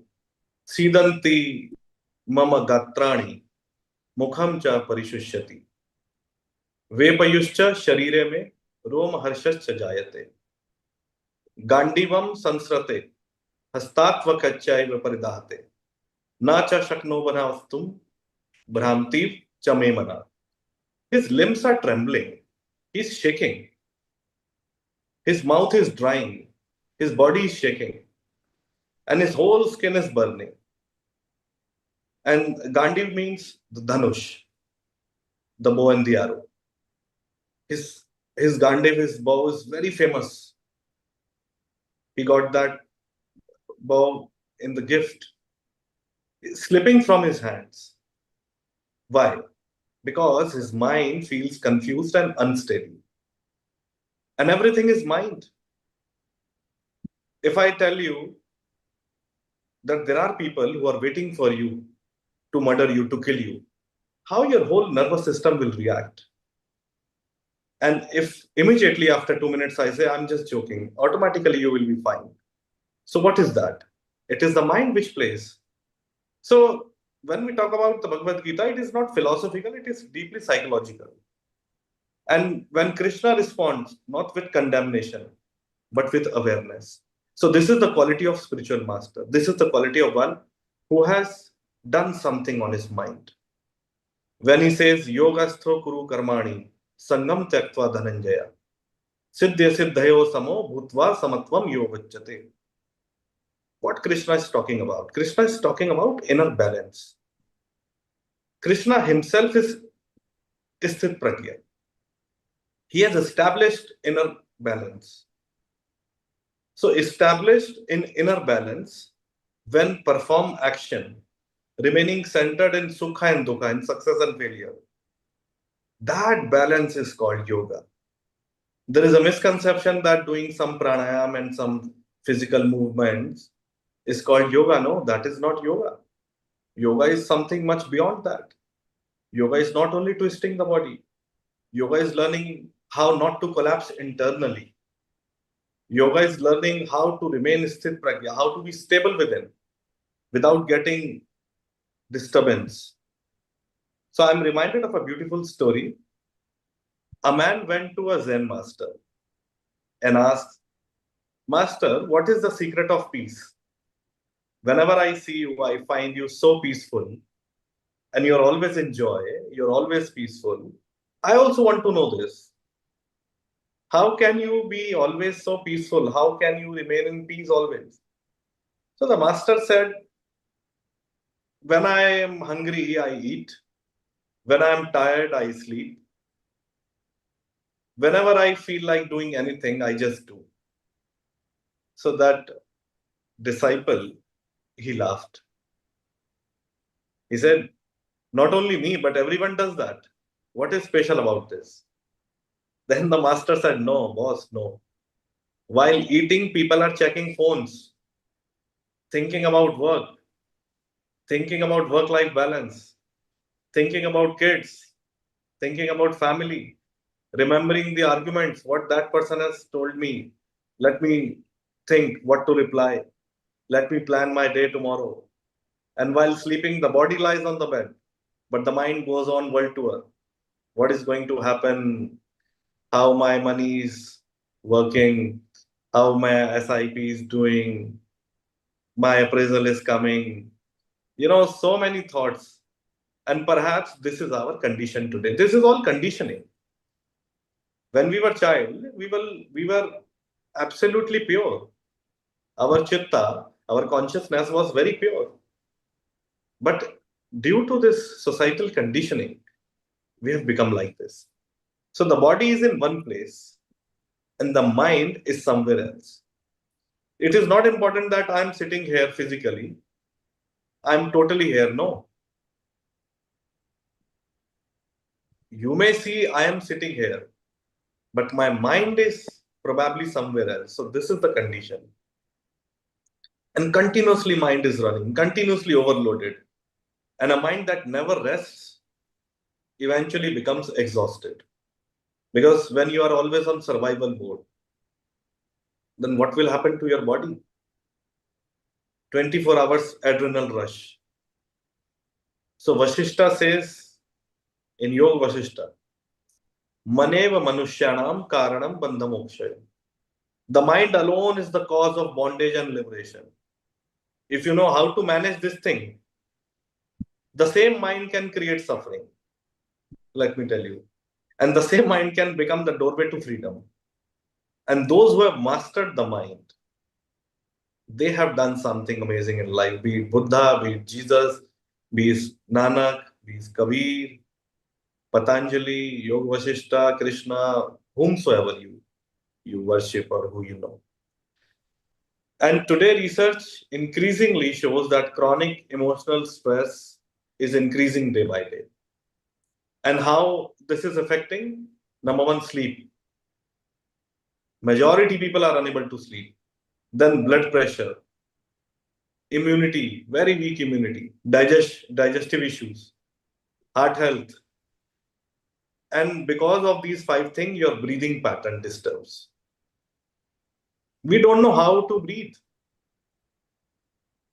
And because we don't know how to breathe, our overall well-being becomes very low and disturbed.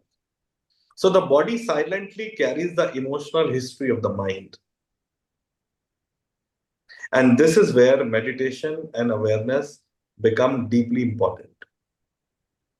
Because when a person becomes more aware, more peaceful, more compassionate inwardly, their relationship with life changes. There is a harmony in the life. Mansa vacha karmana. When our thoughts, when our mind, speech, and when our actions all are in sync, then there is a harmony. And when there is a harmony, there is a relationship with life. There is a relationship with the nature. And perhaps even movements like organ donation become deeper through awareness. Because organ donation ultimately arises from compassion, sensitivity, and connectedness with humanity. So meditation slowly dissolves excessive selfishness. Nowadays, people have become so selfish, always thinking about me. And the whole purpose of yoga is to become free of this thing, me. My life is not separate from others. When true yoga you realize, then you experience a unionship with life, the unionship with humanity, the unionship with the whole universe. And then you say Vasudhaiva Kutumbakam, one world, one family. And with this feeling, a sense of my life is not separate from others. I am another you, and you are another me. And when consciousness becomes more compassionate, when human being becomes more compassionate, naturally, more willing to care each other, more willing to support each other, more willing to donate for the right cause and serve. So in a beautiful way, inner healing and humanitarian service are deeply connected. They go hand in hand. So with this, I would like to guide for a quick meditation. So gently, please close your eyes and just be what you are very naturally. Be aware of your breath. Allow your mind to settle into your breath.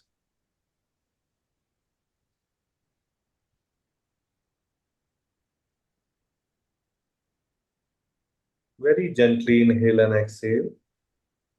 Don't change your breath. Let it be as it is.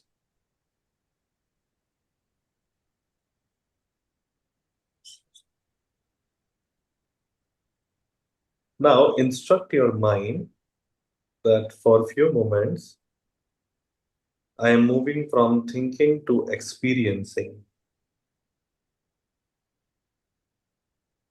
Breathe in, no effort. Breathe out, no control. Inhale gratitude. Exhale love.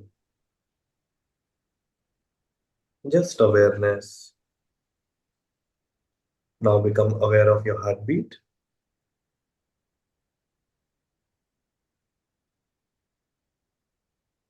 Silently feel gratitude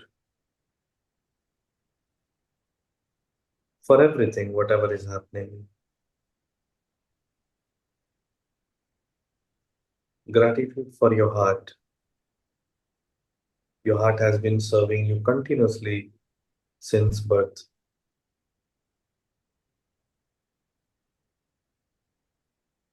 Now become aware of your lungs, breathing for you every moment. The whole life is flowing within you. The prana energy is flowing continuously. Relax your head, your forehead, your shoulders, even a little bit baggage. If you feel, just drop it. Relax your jaw. And for a few moments, simply be present in this moment. Nothing to achieve, nothing to prove.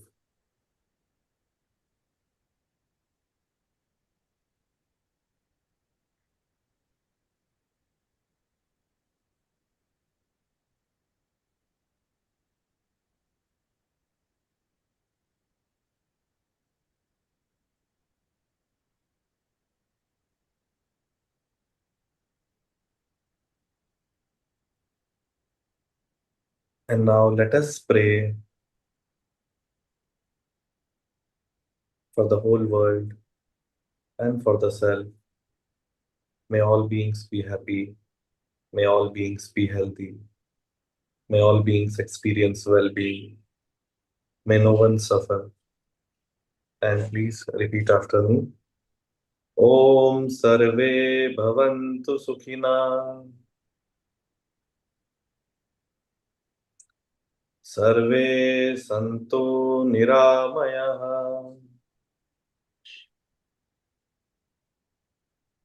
सर्वे भद्राणि पश्यन्तु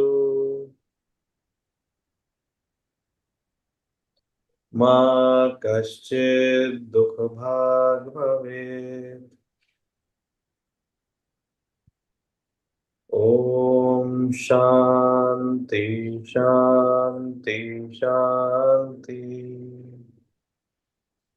Inhale and exhale gently and deeply.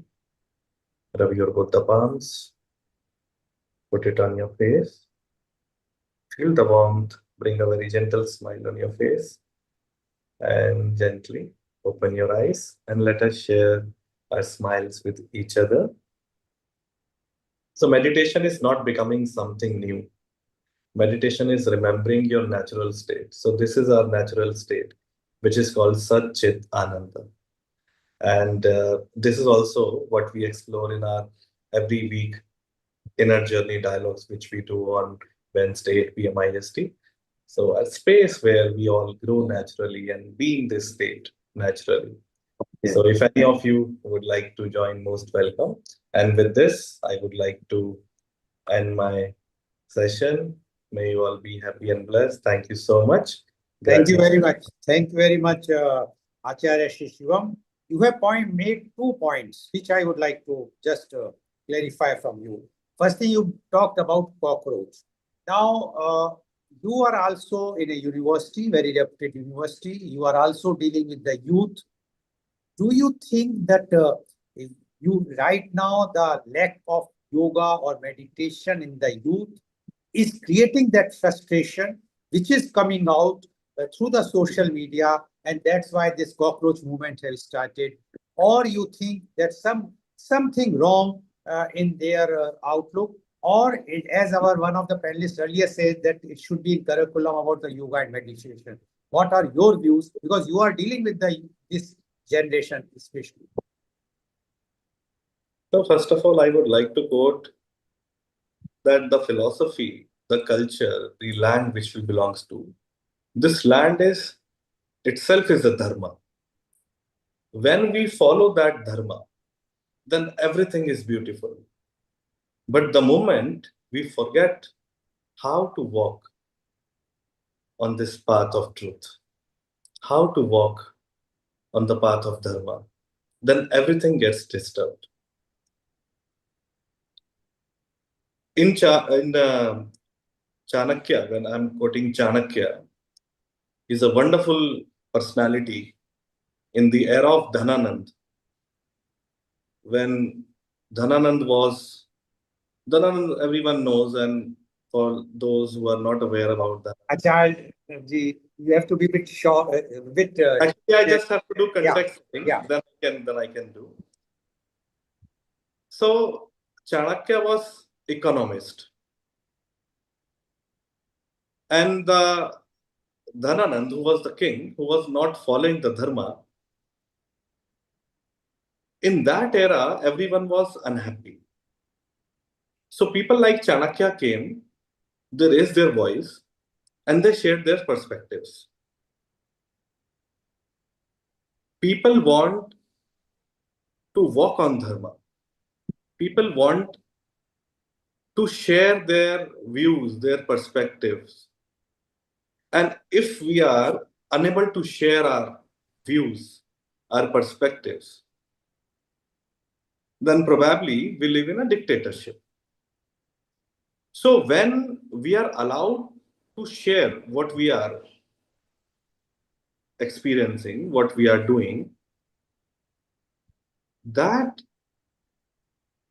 is a very beautiful space we can create. So even when we talk about cockroach or butterflies or whatever it is, I simply say it is not about a political party. It is about walking on the path of truth, walking on the path of dharma. And when we become conscious citizen, when we become aware citizen, then we can lead to the best public policy. We can lead to a better nation, better society, and most importantly, better self. Okay, one more question before I will wind up this. my segment of the program.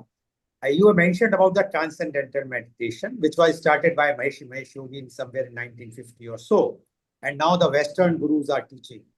In India, the practicality is that everyone is teaching with their own ways of meditation.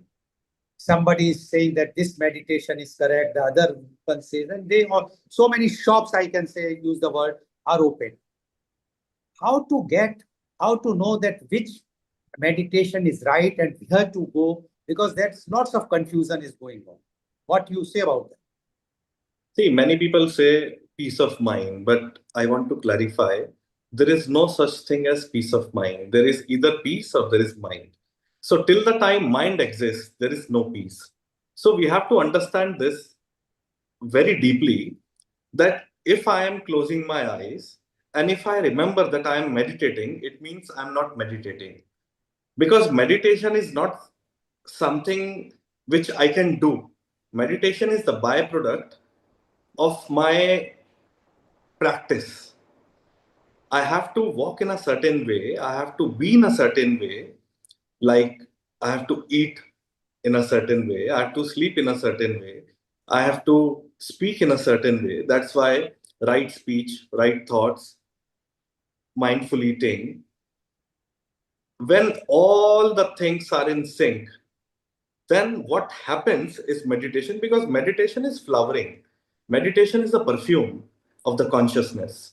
You cannot just go and have some beer or chill and say, this is my beer meditation. There are people who are doing beer meditation. There are people who are doing wine meditation and all. I don't know what is that. Probably they have something in their mind, but that is definitely not meditation. So when everything is not, that which is omnipresent, omniscient, transcendental, that is meditation. So the word meditation is not meditation. The experience itself is everything. It is like if I say, eat sugar, then only you can tell me what's the taste of sugar. If I ask you what is the taste of sugar, and if you're not experienced that taste, you cannot tell me. Exactly the same is meditation. You have to taste it, you have to experience it. I agree with you, but my question remains same, that how to identify which form of meditation is the correct form in India. So many meditations are going on, so many schools are going on, teaching different meditation. At least we must know. But anyway, thank you very much for giving your time and valuable thoughts about yoga and meditation. I am sure that today's program is quite informative to all those who have heard it. And that's it from my side. Over to you, Mr. Neil Kumar. Thank you, Rotarian Lal Goyal, for another wonderful contribution on every week that you bring experts here. I would like to introduce you to all of you, Sri Srinath. He will be useful for some of the correlations of some of the work that we can do together. So Acharya, say hello to Sri Srinath. He actually is he serves currently as a founder president of the Vivekananda Yoga University there in USA, which is a very good organization there. It took several years, I think nearly 6 years, to convince the local state authority to get it going, and does a wonderful work in a non-profit leadership as a president of Seva International as well, I believe. Earlier he was here, he actually described a few outreaches that he's doing. So Rotarian Lal Goyal, say hello to Sri Srinath from the Yoga University.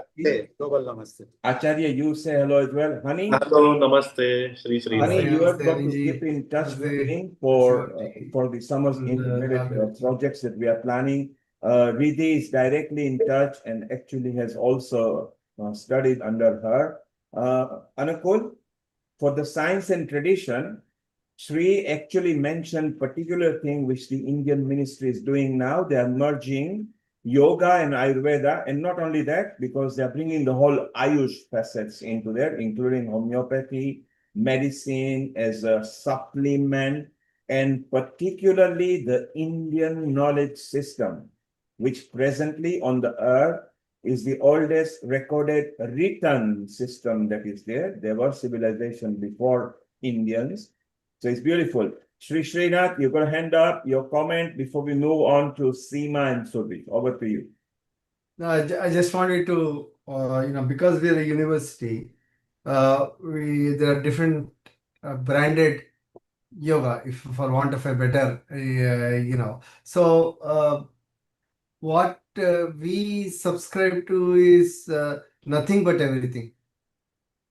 Okay, any form of yoga. I'm not talking about the vikrutis, like what Acharyaji mentioned about bear yoga or goat yoga or something like that. But any branded yoga, whether it is Shivananda meditation or even what the Yoga Alliance is, the innovations in America, which is hot yoga and power yoga.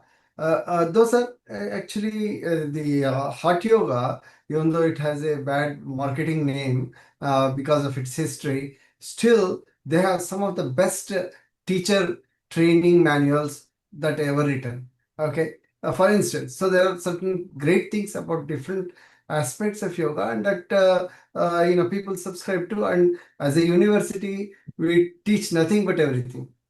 Okay, meaning we are not focusing on one kind of yoga because we treat all of them the same. Yes, multiple paths lead to the same goal. So I just wanted to mention that irrespective of the meditation techniques or yoga techniques, for instance, when you look at Surya Namaskara, which actually is from medieval times, it is not ancient, it is not from Patanjali.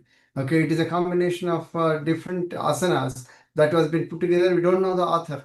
We don't know who invented it. But perhaps in the 15th, 16th century, something like that, somebody should have done it because it has continued as a tradition. And when you look at Surya Namaskara, different schools teach the same Surya Namaskara in different ways.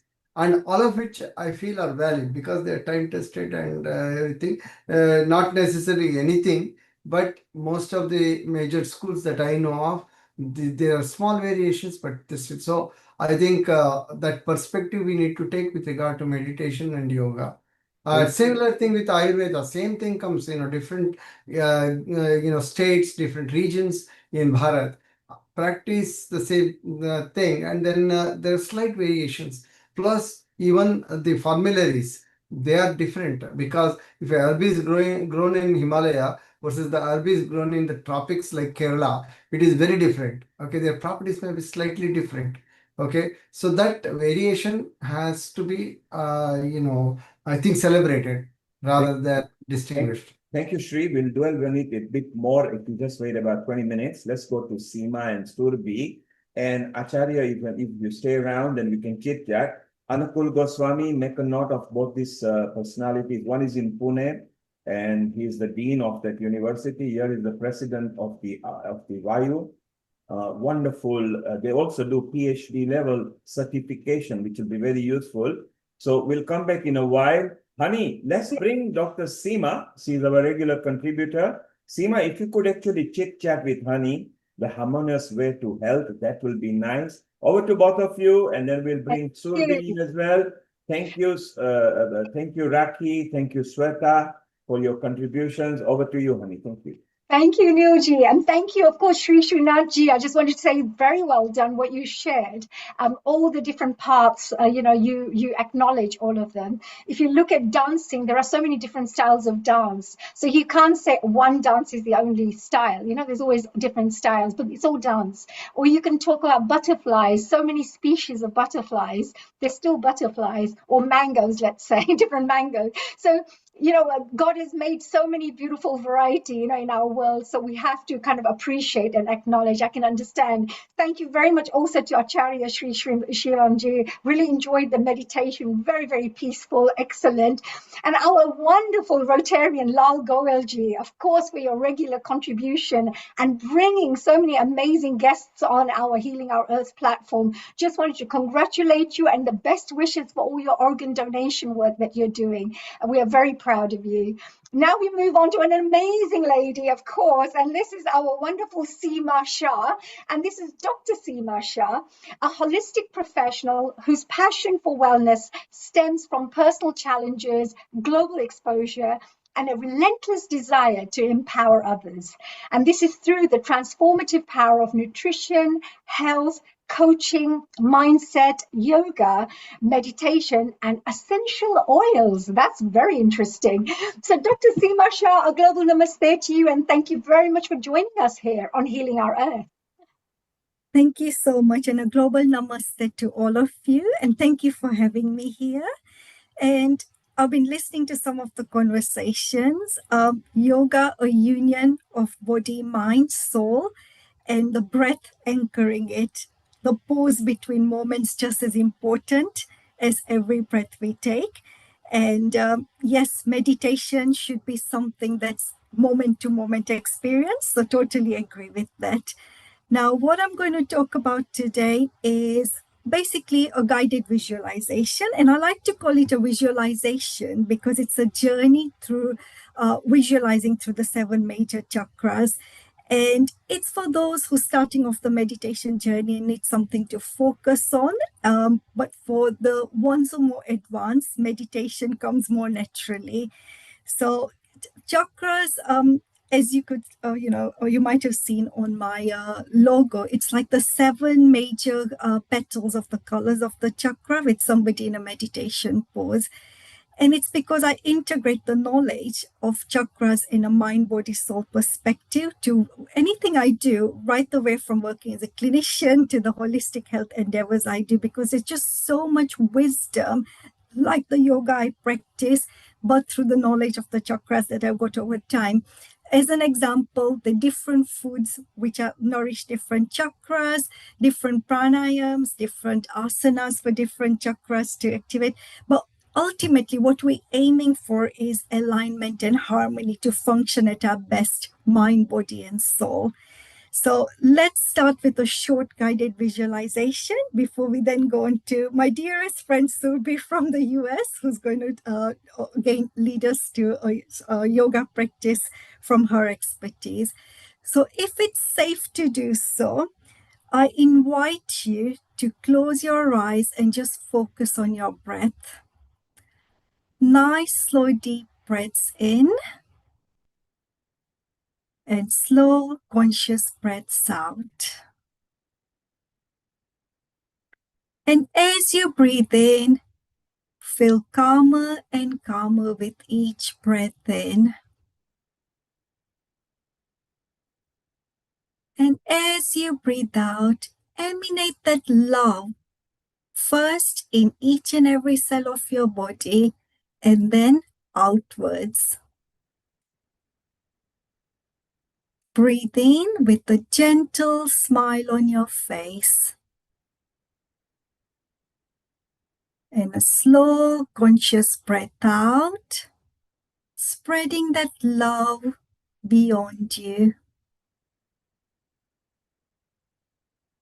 And as you focus on your breaths, slow, conscious, deep breaths in and out at your pace. Today, we're going to do a guided visualization on the 7 major chakras, which are linked along our spine, and the 7th one, the crown chakra, just above our head.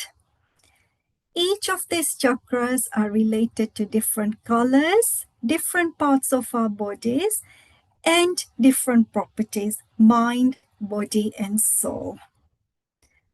So with your next deep breath in, with a smile on your face, gently relax your legs, your feet, and the whole of your lower limbs.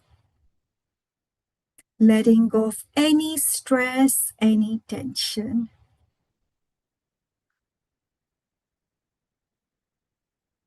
And with your next deep breath in, at your pace, feel your abdomen soften, shoulders relaxed, hands relaxed, either on your lap if you're seated, and if you're lying down, by your side.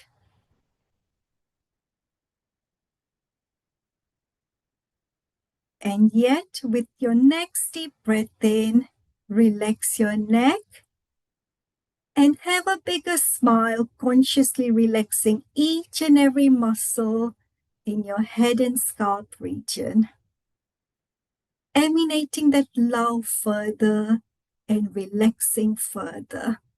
Just embracing this present moment with gratitude and joy.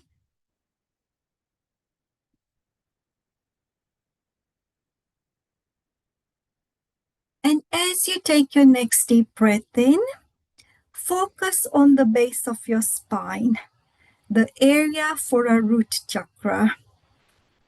It's associated with the color red, and it's to do with our safety, feeling grounded and supported. And as you focus on this area, feel each and every cell of your body getting bathed in this red, vibrant color, the color of our grounding, to do with our connection to Mother Earth. And in your mind, affirm to yourself, I am grounded in my strength. I am grounded in my strength.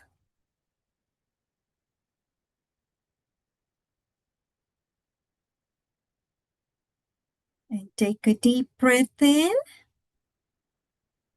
And slowly and consciously breathe out. Feeling grounded, supported, and safe.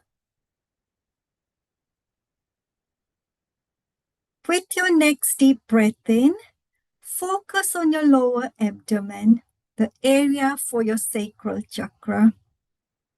The color associated with this is the color orange, and it's to do with our creativity, flow in life, and to do with our experience of the sensual pleasures in our life.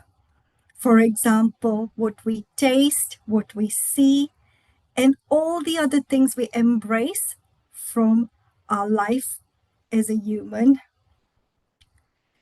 And as you focus on this area, feel the color orange in each and every cell of your body, bathing it with this flow and creativity.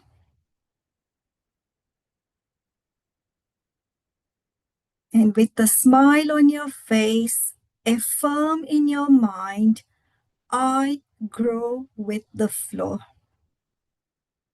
I grow with the flow.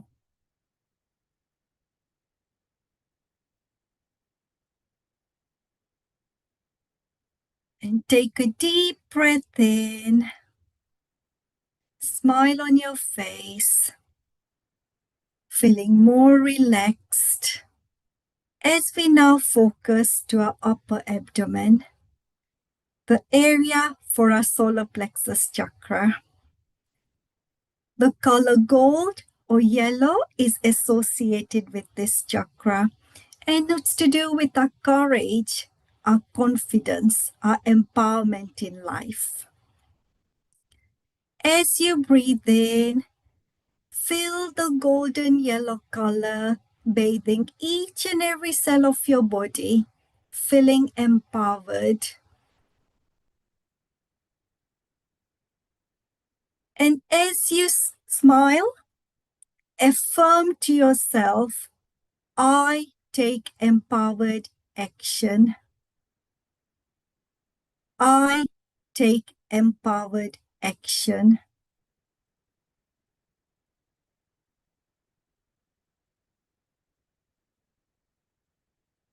Now focus with your next deep breath in at the heart center, the space for our heart chakra, associated with the color green or pink. This is to do with love, compassion, forgiveness. And as you breathe in, feel the color that resonates best, pink or green, bathing every cell of your body. And as you smile, Affirm to yourself, I radiate with the essence of pure love. I radiate with the essence of pure love.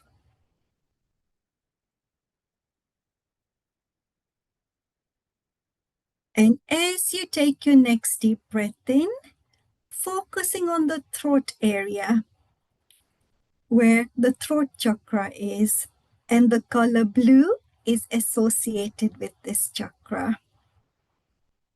This is to do with our truth, our communication and self-expression.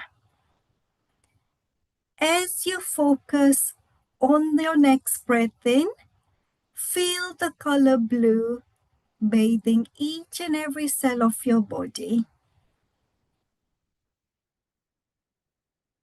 And with a smile on your face in gratitude, affirm to yourself, I express myself authentically. I express myself authentically.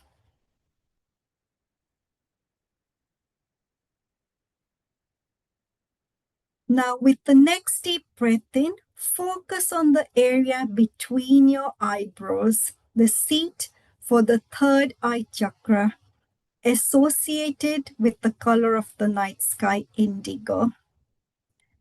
This is to do with our intuition and that inner wisdom, the sixth sense.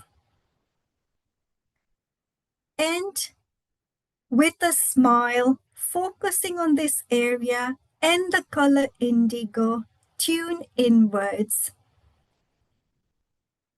Just notice your breath. Any wisdom that's coming through, acknowledge it kindly. And affirm to yourself, I trust my intuition. I trust my intuition.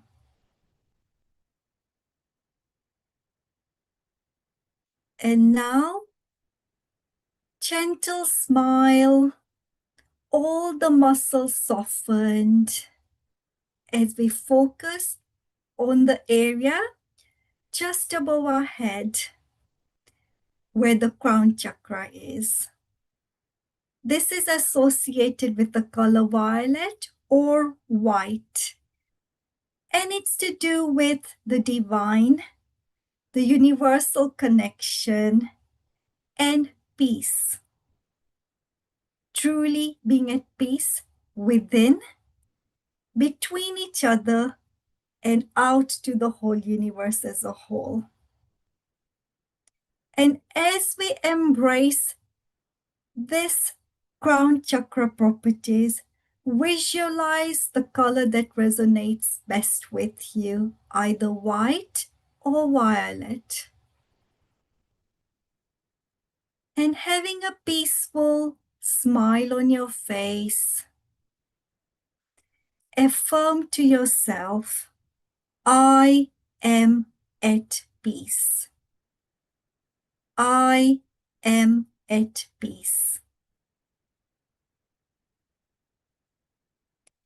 Take a few moments to embrace this peaceful space, breathing in and out, and the space between those breaths.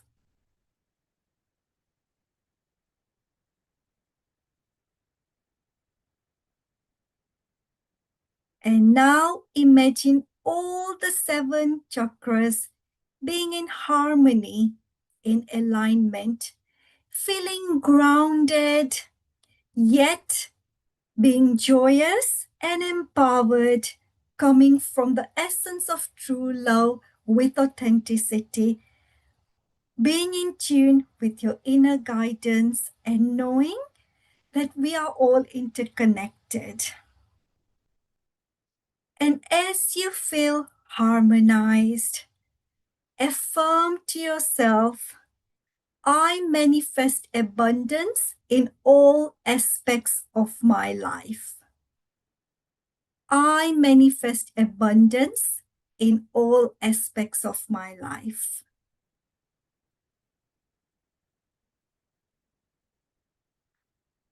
And I invite you to take a few deep breaths in and out at your own pace, focusing on any color that is more prominent and comes for you, any thoughts that emanate, and any affirmation that resonates best with you.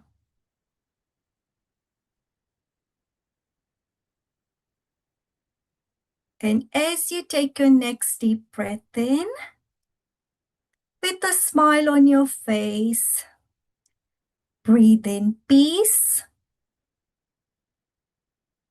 And as you breathe out, feel that love within you emanating outwards.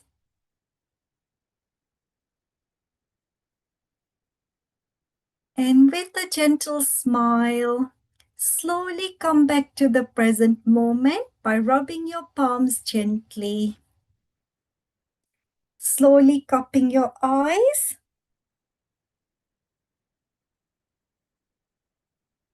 And slowly, if you got your eyes closed with a few blinks, gently opening your eyes.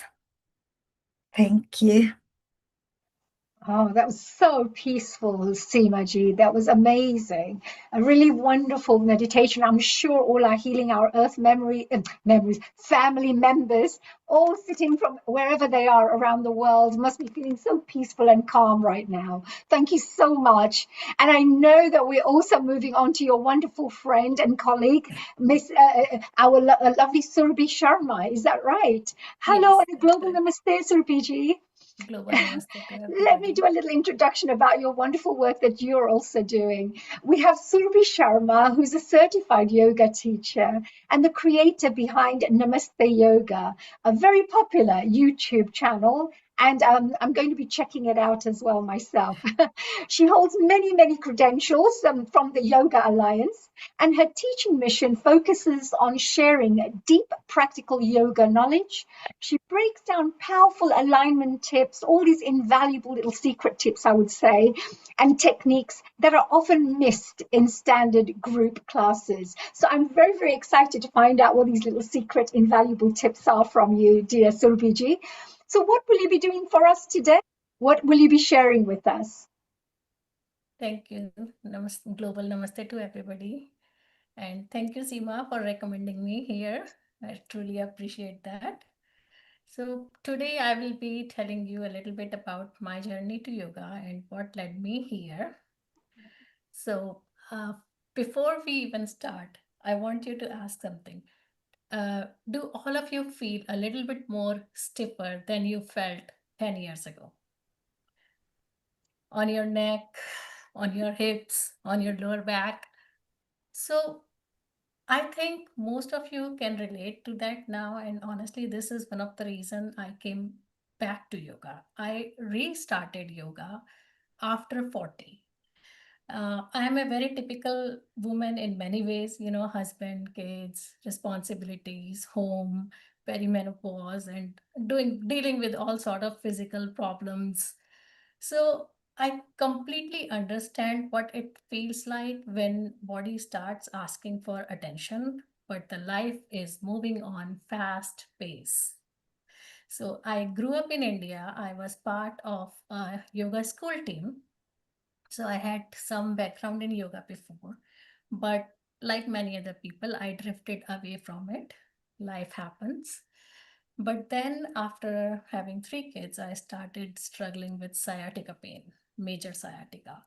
So, but yoga helped me a lot. But because I had some background in yoga, and at that time I was living in US, I was going to yoga classes, but I realized that something is missing here.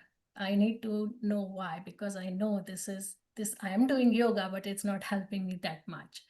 That's when I decided to take a yoga teacher's training. So I took my 200-hour teacher training in US and understood what Western yoga is, or what yoga has become after coming to the West. So I decided to take my 300-hour teacher training in India. So today my teaching style is really a mix of both Western and. So my yoga is really not for people who are trying to do extreme poses. It's for real people, busy people, people managing work, family, stress, everyday changing bodies. And what I learned through my own journey is this, that every body is different. So every practice should also be different. One person needs stability, another person might need mobility. One person might be too flexible, another person might be too stiff. One person might need to slow down, another person might need to just jump up and do some strength training. So I believe that yoga is not a copy paste. I believe yoga should be adapted intelligently based on your body's need.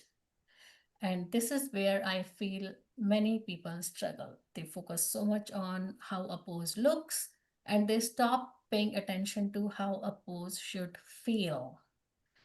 Yoga is not about forcing your body into shape. It's about understanding when you are in the pose, how your body feels. So that's where I saw the disconnect, because there are people who are doing yoga as a yoga. Yoga is not just asana, as Acharya Shri just mentioned. It's not just asana, it's a way of living. But I saw the disconnect for normal people like you and me. So I often tell my students that it's not the pose that changes your body, it's how you do the pose. Two people can do exact same pose, and one person might feel very comfortable in that pose, and another person might feel he's too stiff and struggling or maybe in pain. So honestly, this is my favorite thing to teach, and that's what I incorporated in my teaching, that people should understand where the movement should come from, what should stay stable, what should relax, where they should feel the work, and where they should not. And because once you understand a pose, you can adapt it. One pose can be done in many different ways based on your body. So adaptation is very important. If your hips are tight, you modify differently. If your knees are sensitive, you approach the pose differently. If your lower back is weak, then you support differently. So this is why awareness matters more than flexibility.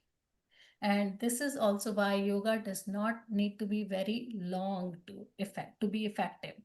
When the body is positioned correctly, every simple movement becomes powerful. So today, many yoga classes move very fast. They are in the flow. They want to do the flow and move one pose to the other pose. Movement itself is not wrong, but sometimes we move so quickly that body doesn't get chance to respond. So yoga is really about awareness. When you slow down, your breath changes, your nervous system starts calming down, your mind becomes present, and your body starts responding differently. The body understands awareness better than force. So instead of forcing through many poses, I encourage people to do fewer poses, but hold the pose and focus on the breath, because breath is the key between your body and mind.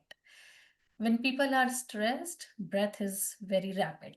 And when you have a rapid breath, nervous system starts to break down, body muscles start to get tighten up, and you cannot do yoga or calm your body down in that situation. So when you are in a pose, you need to calm the breath down. That settles the nervous system, that settles the mind, it loosens up the muscles so you can relax in a pose. But excuse me. So today, for a little practice, I am going to show you how the slowing down makes a lot of difference, and how it is very important that you understand your body. When I teach classes, many times I see that people say that they're doing butterfly for so many years, but they still feel pain, they are not flexible. So when I ask them to do it, what I see is they are slouching down. This is the position they are sitting, and they're trying to do butterfly. So first of all, fix your posture. Right now, most of you are sitting on your chairs and you don't realize how you're sitting. So as soon as I said that, some people might have adjusted themselves. So just relax your posture. Make sure your lower back is in the natural curve. That is the natural curve of our lower back. If you cannot sit and you have to slouch down, come forward and sit on the edge of your chair. Once your posture is correct, we are going to do a little bit of exercise here. Once your posture is correct, make sure both of your feet are firmly on the ground. Lower your chair if you're not reaching the ground. Once you're perfectly stable, then we are going to use the breath and movement is going to follow. In yoga, every time when you do yoga, breath first, movement follows. So as you inhale, raise your arms up. And keep breathing, do not hold your breath. And as you exhale, down. Now you know what to do, so you can close your eyes and fully be in the movement. So first you start to inhale, raise your arms up. Keep breathing, don't hold your breath. Just keep your focus on the breath. Exhale, arms down. Just simple movement. Next, I'm going to show you how you can improve the posture of your body by doing a seated cat-cow breathing. You don't have to be on the mat. If you want to be on the mat, that's okay.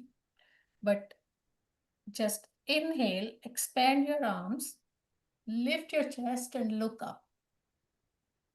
Hold for 5 seconds, keep breathing.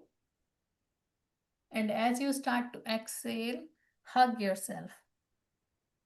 Round your back and look down. Hold for 5 seconds, keep breathing. It's really important that you keep breathing. Once again, first start inhaling and then expand your hands. And then start exhale. Curl your back. Round your back, hug yourself. And one last time. Inhale. Expand your arms out. Exhale. Hug yourself. Inhale, come to the center and relax. So just like we have been talking about yoga right now, it's the everyday movement that matters a lot. I tell my students that just doing yoga half an hour or 1 hour a day and then going back to your old habits, that's not going to change anything. So you need to be very conscious about your sitting habits, your walking habits, your standing habits.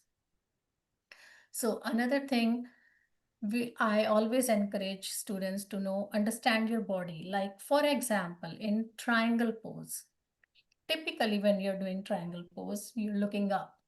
But when people are watching YouTube videos and following it, they don't understand the point that if you have cervical issues, you should not be looking up, you should look straight. If you have high blood pressure, you should look down, not up. Otherwise, it's going to raise your blood pressure even more.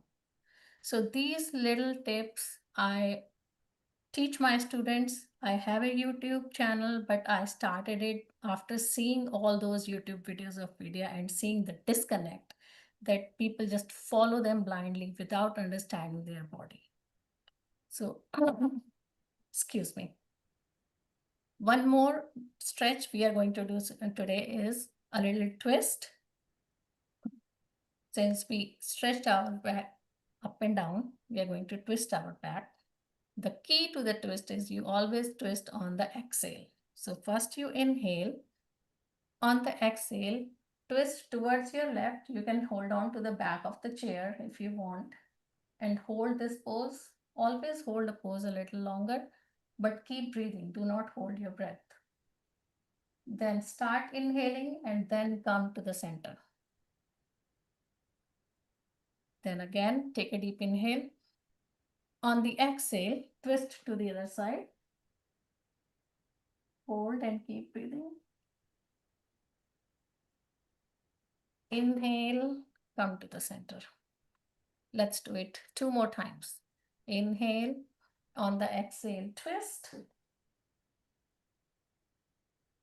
Inhale to the center. Exhale, twist to the other side. Inhale to the center. Exhale, twist. Inhale to the center. And last one, exhale, twist to the other side. Inhale, come to the center. I hope you enjoyed the practice. So if there is one thing that I want you to remember today is this. Yoga is not about doing more. Yoga is about understanding more. Understanding your body, your breath, your limits, your needs. And when you bring together proper alignment, mindful movement, and breath awareness, your practice becomes complete physically and mentally. So next time when you practice yoga, don't ask yourself how far you can go, how much stretch you can do. Instead, ask what I'm doing. Am I understanding this? Is it good for my body? So without breath, yoga becomes exercise. But when you include the breath and slow down, yoga becomes a practice. So I hope you enjoyed the session. And thank you so much for having me today. Namaste. Thank you, Surbi. Everybody was following Anupul, Sudhir, Dr. Ulrich in Germany. You can see people are from different countries. At Healing Our Earth, we try to cover all the continents so that we have good representation. And it's nice to see if we can integrate different methods with a different style and different outreaches. There is no gender bias at Healing Our Earth. There is no race bias. There is no caste bias. There is no age bias. We just try to bring better communities. So, Sudhir, I see you are enjoying looking left, looking right, inhaling, exhaling. Of course, you are an expert at all this and quite senior at Healing Our Earth here. What was going on through your mind as Sudhir was experiencing her style and sharing with others?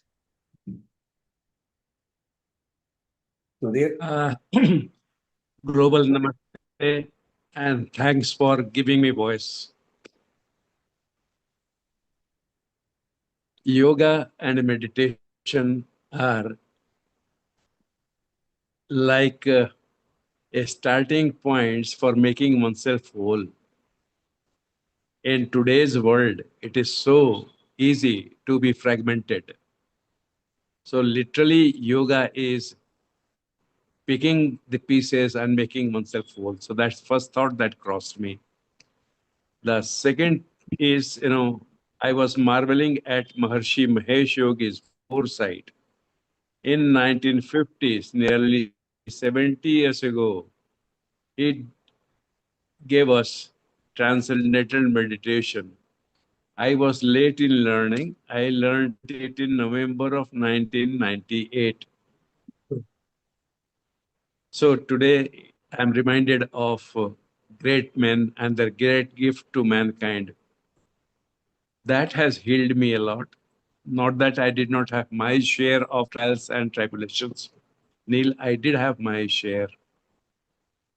But then they were like throwing a stone, not in water, but in honey. The viscosity is so much that it doesn't perturb the surface. There are now no big ripples rising. So today evening, I'm going through those thoughts and I'm blessing all the people who have made me come closer to yoga, come closer to meditation. And we are in good company. There are so many experts here, Neil. We should remember only one principle, if you allow me to say, and that is we should have some quality me time. And during that quality me time, we should be investing in yoga and meditation. Indeed, Sudhir. The rewards are worth it. It's a very valid point. Thank you. Srinath actually mentioned that we don't just have to go back to Patanjali, which is difficult to date. Some say 4,000, some say 5,000. Of course, it was Swami Ramdev who actually brought it in an easy format so that it became good. And then India made it an International Yoga Day on 21st of June. And 180 countries follows that, which is beautiful. Yoga meditation has actually got some science backing as well. So the National Health of United Kingdom is also considering that prevention may be better than cure and actually save money to the national health. And Sri actually has started a university there where they do up to PhD level. Her daughter was here, his daughter was here earlier. She had an excellent presentation. Apurwa was here. Maybe, Anupul, if you could include Apurwa, because she's of a younger generation. It's very important that we don't listen to only over 50s and over 60s. Whilst they've got wisdom and experience, the technology and the current science back may be missing out because they may be slow in grasping or something. So let's bring them as a patron and ambassadors, but let's bring the dynamic youth in this, which is beautiful. Ulrich, in Germany, you're happy you're escaping the great, beautiful heat of India. And yeah. we are on a heat wave. We are in London at the moment. We are 32 degrees, which is very hot for us because we don't have ACs and we don't know how to live in a temperature which is normal to, for example, Sri Shivam in India. Surbi, you are okay. You are in a lovely country down there, which is average temperature over there. Ulrich, you were enjoying what Surbi was doing and actually following that. A global namaste to you. And what are your thoughts that, integrating yoga, meditation, Ayurveda, and bringing the confluence of the Indian knowledge system? Over to you, Ulrich, for a couple of minutes. Okay, thank you, Neil. Yeah, I mean, one thing, definitely, I left India end of April. It was 40 degrees. It was too much for me. 1 week later, my friend said, oh, now we have 45 degrees. It would have been impossible for me, just impossible to survive. Anyway, I'm happy. Now I'm in Poland. We have 25, 30 degrees. It is nice. It is very nice weather. And about yoga, meditation, one person once said, we shouldn't say yoga and meditation because yoga includes meditation.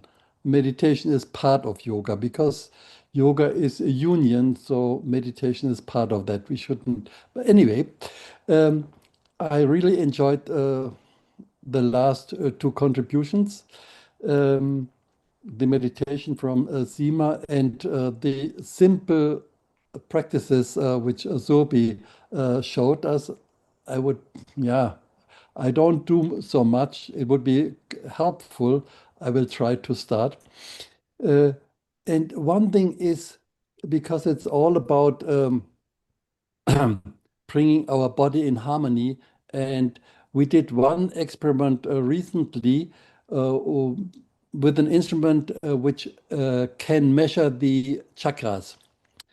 And normally with people, the chakras are going like that. And after performing Agnihotra, the chakras were all in one line. So that is an interesting effect.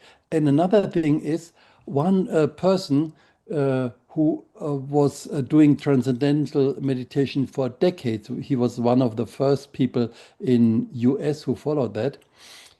He told me after experiencing Agnihotra that normally it takes him 20 minutes to get into a deeper state of meditation. With Agnihotra, it was nearly immediately. So that shows if we create this atmosphere of this purified atmosphere of Agnihotra, then meditation follows it's much easier. And of course, we also have to take care of the body, and that is something which modern people often neglect, including myself. So doing some simple yoga exercises that is really would really help. And I really like that you said it's not about the posture to get an ideal posture. And one other yoga teacher once said, if it hurts, it is not yoga. But many people now, they do it as a sports, they want to be perfect. And but that's not the idea of yoga. So I like that very much. So again, I take that as an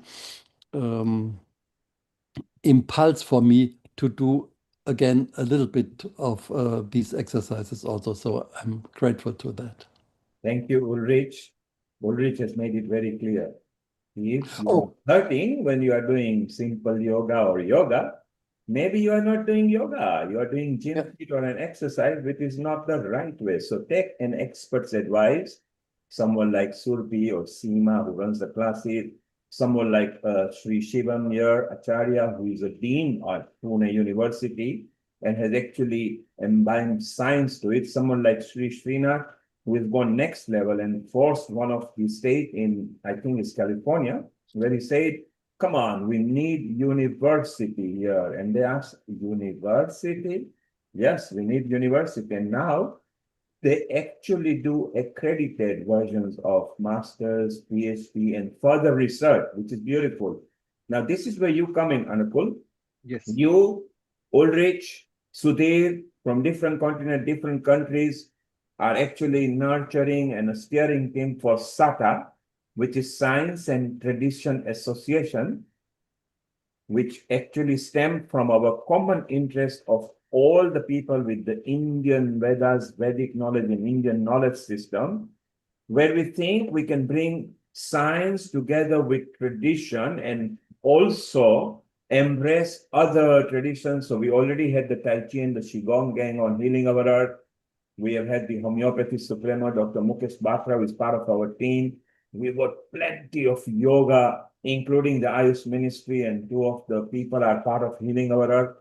Isn't it wonderful, Anukul, that maybe you can include Acharya Sri Shivam, because he has got a slightly different style of putting curriculum into courses, and Sri, even better, because he has got the USA style conforming to the regulation, because you got to observe the local state requirements.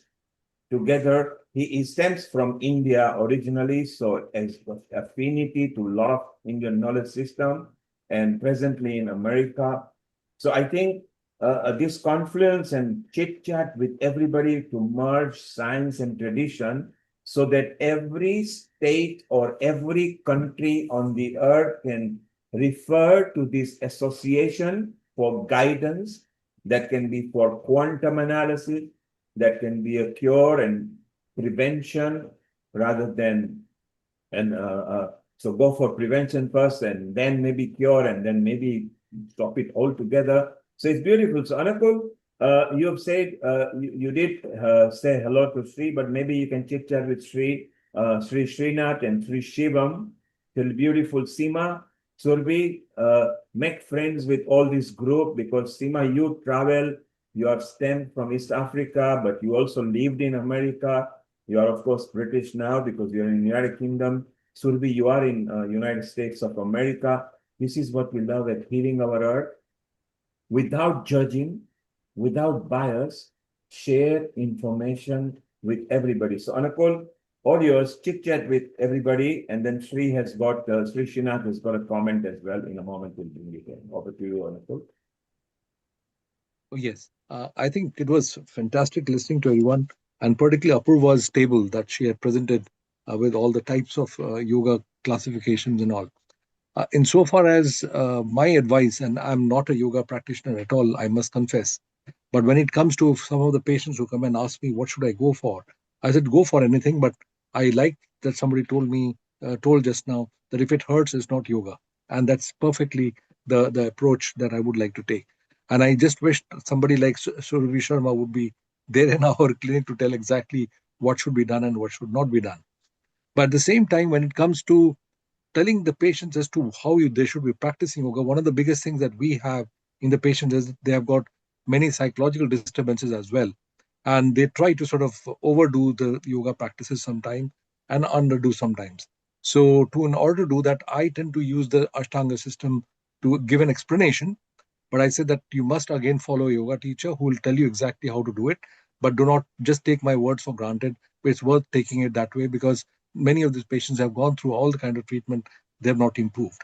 But I have just two small questions, and they are very pertinent. There are one is very possibly very could be straightforwardly answered by even Acharya Shivamji, is that there are basic natural attitudes of people which comes in the category of vasanas. How do you understand your own personal vasanas and how do you control that, and at what age should it be controlled and how?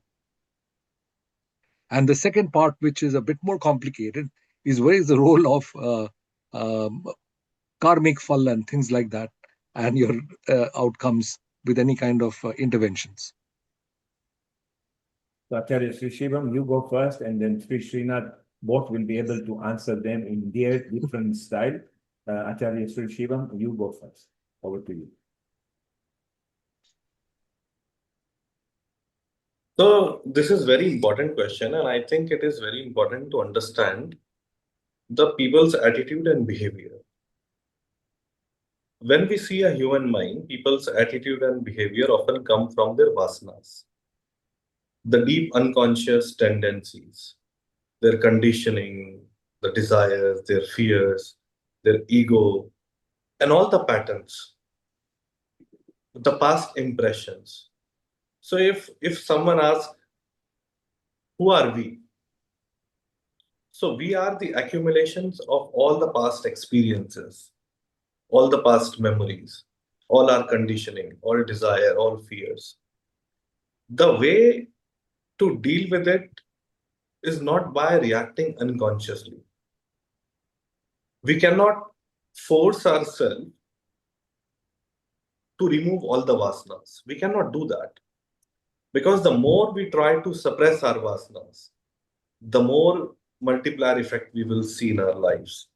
So if someone is angry, and if that person is trying to suppress that anger, it is impossible to do that. And if a person is able to do that, the whole body mechanism will react in a very different way. The person may feel irritation in the body. The person may feel irritation in the behavior. And the body, mind itself will react in a different way. So this is not the way to react with the vasanas unconsciously.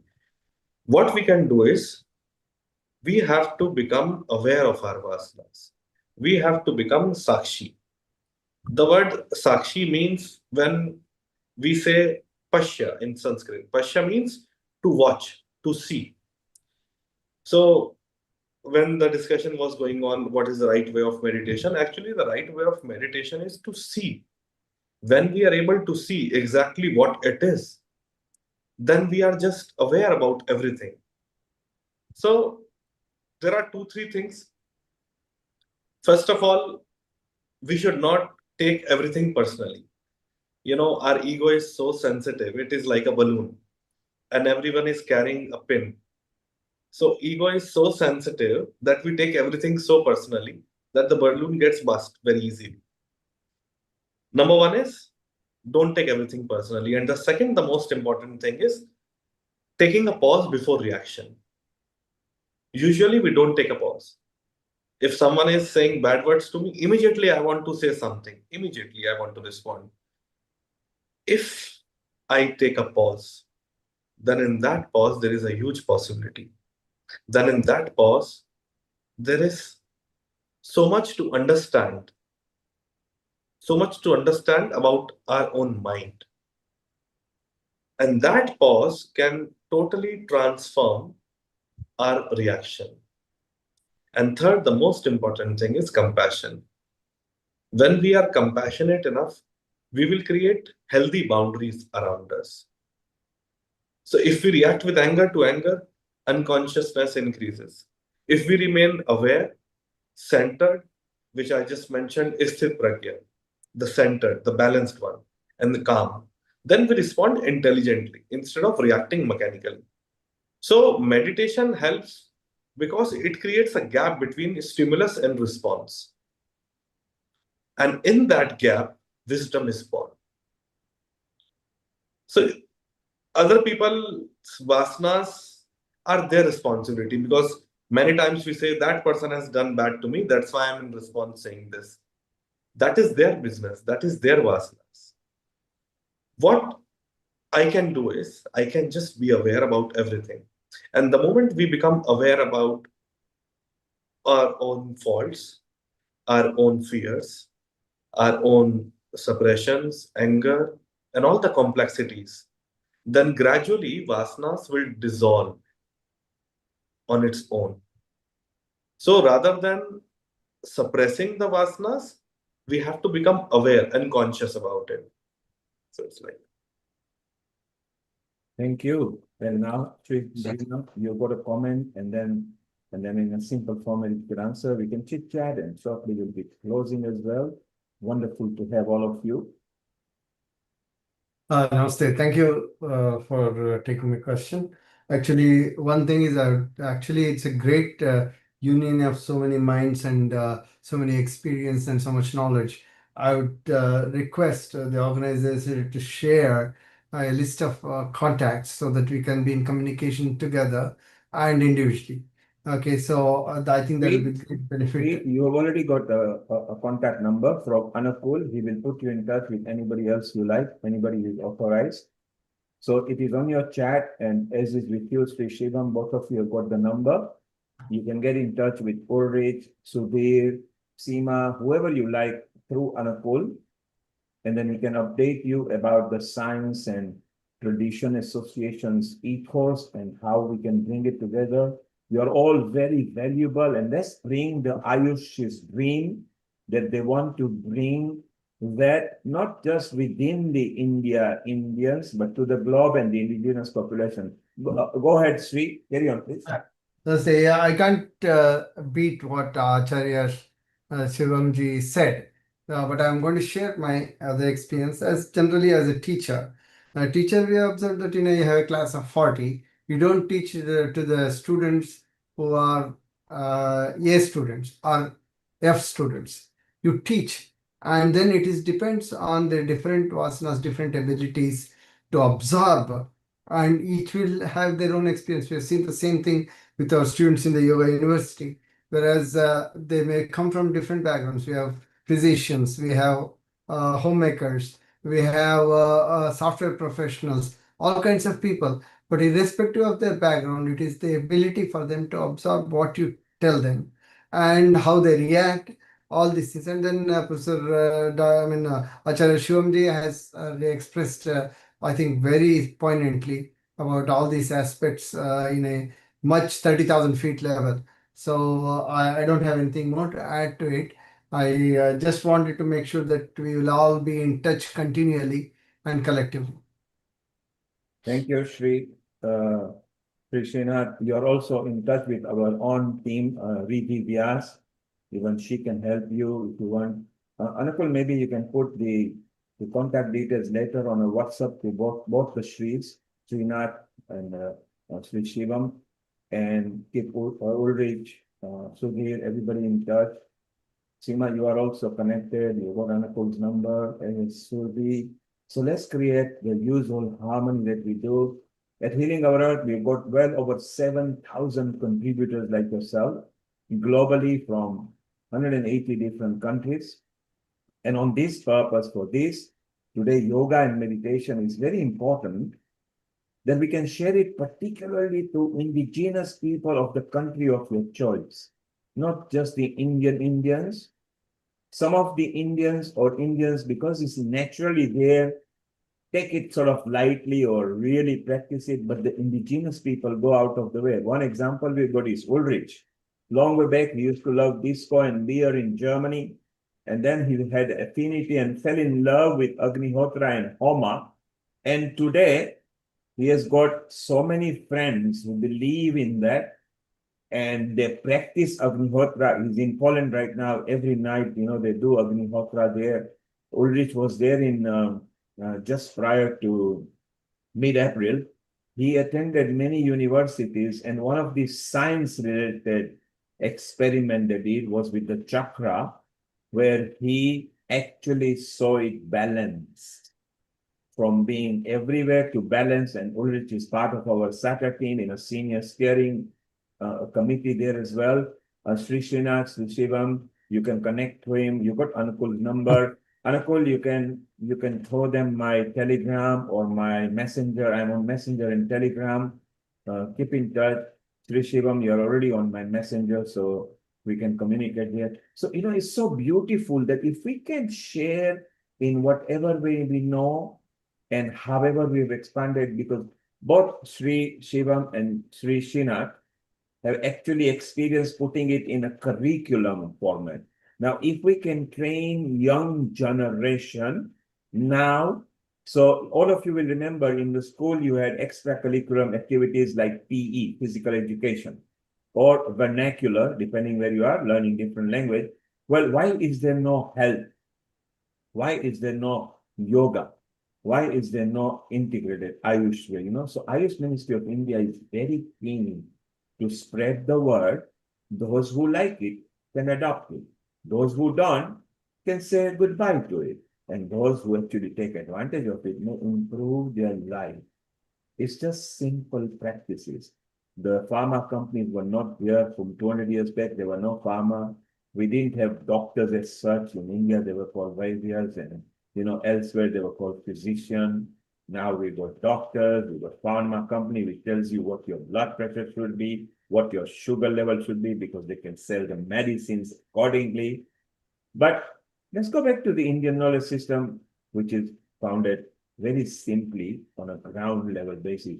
Sudhir, your comment. Surbi, welcome. How do you feel at Healing Our Earth? Surbi, this is your first episode ever at Healing Our Earth.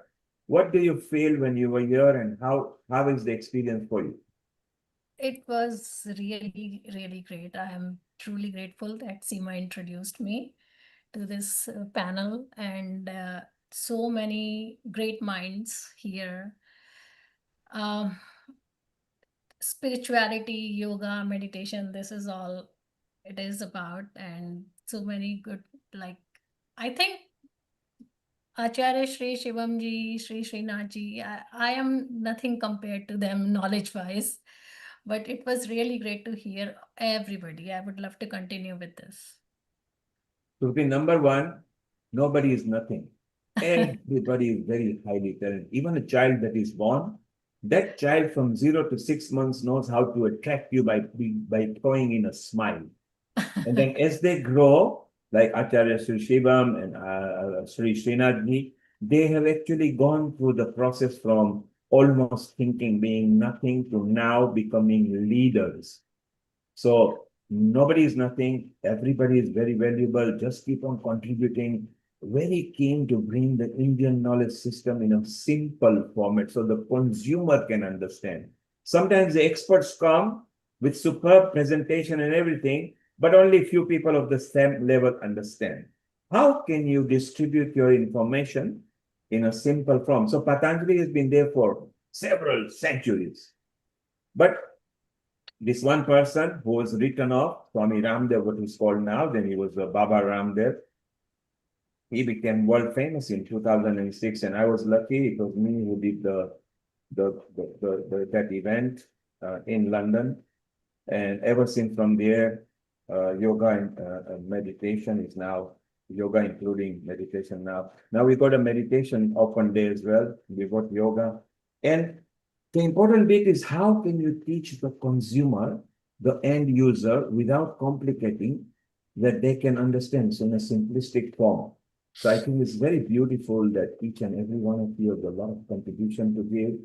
Anukul, keep in touch. Srinath, please keep in touch. You are linked with our team, Riddhi, Vyas as well. You can know, but I think Srinath, you can go way beyond just the contribution, because setting up a university, having some data, having some study, having some scientific knowledge merging with tradition. You particularly mentioned that you were keen in promoting yoga and Ayurveda. Now, isn't that beautiful? So I'm very sure that you are in touch with the local consulate there in America. Every country ambassador of India has been told that in this International Yoga Day, also include Ayurveda. And of course, it goes in together. The Ayush Minister is very happy. So we are so proud that each one of you are actually involved in sharing this knowledge. Anakul, you can conclude now, and we can wind up with a nice long Gayatri mantra, and it will be very nice. Sri Srinath, you have of course been on Healing Our Earth before, and Vayu has played quite a big role. Earlier we had a long Vayu section as well. A lot of people were there, and I think there's suddenly so many tens of them that came on a private Zoom, and we had a very good chit chat. What are your thoughts of sharing our Indian knowledge system at a consumer level to the indigenous population of each relevant countries? Yeah, that's a very good question. See, our student body, we have students from UK, we have students from Netherlands, Brazil, Qatar, Tunisia, Bharat, of course, Singapore, and China. So it's kind of, we have inquiries from Australia, but that alone tells you that these are students who are interested in doing a graduate level program, masters or masters leading to PhD. We call it MS PhD and so on. So the interest is there. We have been not been very active in marketing because we wanted to establish the university first, and it is almost 7 to 8 years of work to just get accreditation from the US Department of Education. So that's what we have been concentrating on. But currently we have only Masters of Yoga, Master of Science in Yoga, and Masters of rather PhD in Yoga. But our interest, the mission of the university is to focus on Indian knowledge systems. I know that next year when we get the full accreditation, we can start a law school, medical school, engineering, whatever you want. We are not interested in that. We are interested in as long as anything that's focused with the Indian knowledge system. For instance, yogi leadership. There is a friend of mine who wrote a book, beautiful book on called Power Within, on Modi ji's life. Okay, his name is Balu Balasubramaniam. He has been educated both in Bharat in a traditional way. He's a physician himself, and now works for Modi ji as a part of the Niti Aayog. And he has, when he was studying at Harvard, he developed a course on comparing the Eastern style leadership to Western style leadership. Now that's something that we would like to present it to United States and the world. Okay, and that's you may call it management or whatever. For me, it is Indian knowledge systems. The same thing for multiple things that Bharat has been able to contribute from the ancient to continue. It's a continual, it is an existing continual civilization. So I believe that the IKS is the foundation of why we have been called Yoga University, but really we could have been called Indian knowledge system or Bharatiya Samskriti Parampara. That's what I would like to think about. Brilliant. Nicely summarized. You saw a smile on Ulrich's face. When we had initial meeting in Saka, he made it very clear that science and tradition is good, but what excited me was my affinity to the Indian knowledge system. And today, vociferously, he loves promoting Agni Hotra and Homa therapy for several years now. with lots of people from right up to Australia, Poland, Germany, India connected to him. So it's so wonderful. Anukul, time to wind up now with a nice Gayatri mantra. Let's just take a quick comment from Ulrich and Sri Shivam before we close. Ulrich, you go first, and Sri Shivam. Can I just say one thing? Because of very good news. Yoga, meditation, and Ayurveda, they all come together. And Ayurveda is the medicine for the future, because the present medicine, it is a dead end. We know that. And so Ayurveda is very important. But for Ayurveda, most of the medicines are based on herbs. And herbs suffer from this environmental pollution like we humans do. So we did one study together with the University of Lucknow, which showed that plants grown in Homa atmosphere, they have a higher medical value than plants from outside. It was neem, tulsi, curry, and bale. And they applied extracts of these plants to human cancer cells in a cell culture and found out that the cell viability, cancer cell viability, goes down if they apply these extracts of the plants grown in Homa atmosphere. So I think that is a breakthrough result which we had, and very important. And that got published. I'm still excited. Just a couple of days ago, we got it finally published. So I wanted to share that because that is a really important thing, which shows the direction in which we have to go. Definitely Ayurveda, but also the quality of the herbs with which you produce the medicines is very, very important. So that is one thing. Now we try to get a comprehensive research project. We'll approach Ayush. We will see. Okay, that was my last word. Thank you. Ulrich, what a wonderful news. Anukul, you are now maybe in a WhatsApp connection, or all of you have got Anukul's number. If you could drop your contact to Anukul, or go back to your introducer over here, who will give you the number. That put it on the chat for each one of you. If you could connect with Anukul, he can then, Ulrich is some of his studies, he can share them with you. Sudhir is doing a wonderful toolkit for children and adults, how you can grow things. So that's good for environment, because Sudhir's field is more agriculture and environment and enhancing sustainability in the globe, which is beautiful. Acharya Sri Shivam has got multiple hats on him because he's a dean at the university there. So he can be part of so many things. So please, let's go and flourish. Let's have a last comment from Sri Shivam, and then Anukul, you can wind up and finish with Gayatri Mantra. Thank you so much. And I would like to thank, and such a beautiful work we all are doing here, and we are connecting here. And thank you so much, Dr. Nilkumar. So on your Indian knowledge system thing, I would like to say that in national education policy in Bharat, we have Indian knowledge system mandatory. But some schools and colleges, what they are doing is they are just preserving the ancient wisdom, which is very good. But Indian knowledge system is not merely the preservation of ancient wisdom. It is a science of human consciousness, refined over thousands of years through direct inner exploration. So in today's world, if I see young minds, they are receiving immense information, immense amount of information, yet very little understanding of their own inner world. So we are teaching people how to build careers, but rarely how to understand the mind, emotions, attention, suffering, relationship. We can see nowadays there's so much relationship issues. And the inner disconnect is becoming one of the deepest crises of modern civilization. So what touches me about IKS is that its foundation is experiential, not ideological. If you see all the Upanishads, they're all experiential. It is not just theory, it is total experiential. So the rishis were not philosophers in the ordinary sense. They were explorers of consciousness. They were actually scientists. Through meditation, observation, breath awareness, sound, movement, and silence, they investigated the nature of human existence itself. So when young people are introduced to these dimensions in a contemporary and experiential way, not as a dogma, but as a living wisdom, something profound happens. This is my personal experience. And they become less reactive. They become more aware, more rooted within themselves.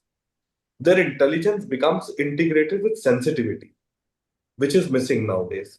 So their ambition becomes balanced with awareness. So practices from the Indian wisdom tradition, whether yoga, dhyana, and the odd 8 limbs of Patanjali, Yam, Niyam, Asana, Pranayam, Pratyahar, Dharana, Dhyan, Samadhi, all. So they are not escape mechanism from life. They are technologies for inner balance and expanded consciousness. And I believe this is deeply needed globally today, especially in cities like West, where cultures, identities, pressures, and possibilities intersect so intensely. There is growing longing not only for achievement, but for meaning, stillness, and authentic connection, which is missing. So for me, sharing IKS with young minds in my university is not about teaching India to the world. It is about helping human beings reconnect with themselves. So this is, I felt like sharing with you. Brilliant. So, Anukul, let's go. Acharya mentioned young minds, and Apurva, who is daughter of Sri Srinath, Yes. right at the PhD level. And we go beyond younger than Apurva as well, and then bring information at a consumer level, not at a student or experts level, because the more consumer level information we bring, the more the movement will be, which will be beautiful. And maybe Anukul, it's a time to share with people what's going to happen in the next few weeks at Healing Our Earth, and then you can conclude and thank everybody. So, Anukul, future episodes on Healing Our Earth. Next week, we are bringing kids and teens. Children, this is our own brand, the Z, and we removed S and put Z just for fun. And this is right up to 18-year-olds, all the teenagers, where they've got talent. They may be singer, poets, arts and craft, designers. They may know even how they would want to tell parents how they should be having parenting done, and some experts will be coming the following week. And if you know anybody and we want to recommend, we are generally fully packed, but we can include in our chit chat session. The following week, Sudhir loves this because he's an environmentalist and he loves agriculture. The World Environment Day on 7th June at Healing Our Earth. We are always on a Sunday, so we find the nearest Sunday to it. Our land, our future. Basically, the choice is ours, how to respect our earth.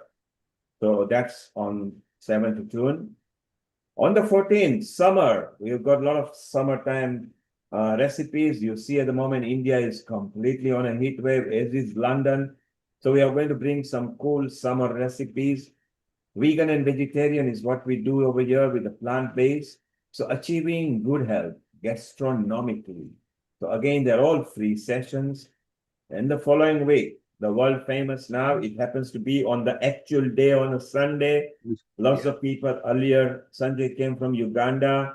We initiated Croatia last year to start Far Eastern countries, where Alexandra Horwood, our Healing Our Earth person with the embassy, did the International Yoga Day there.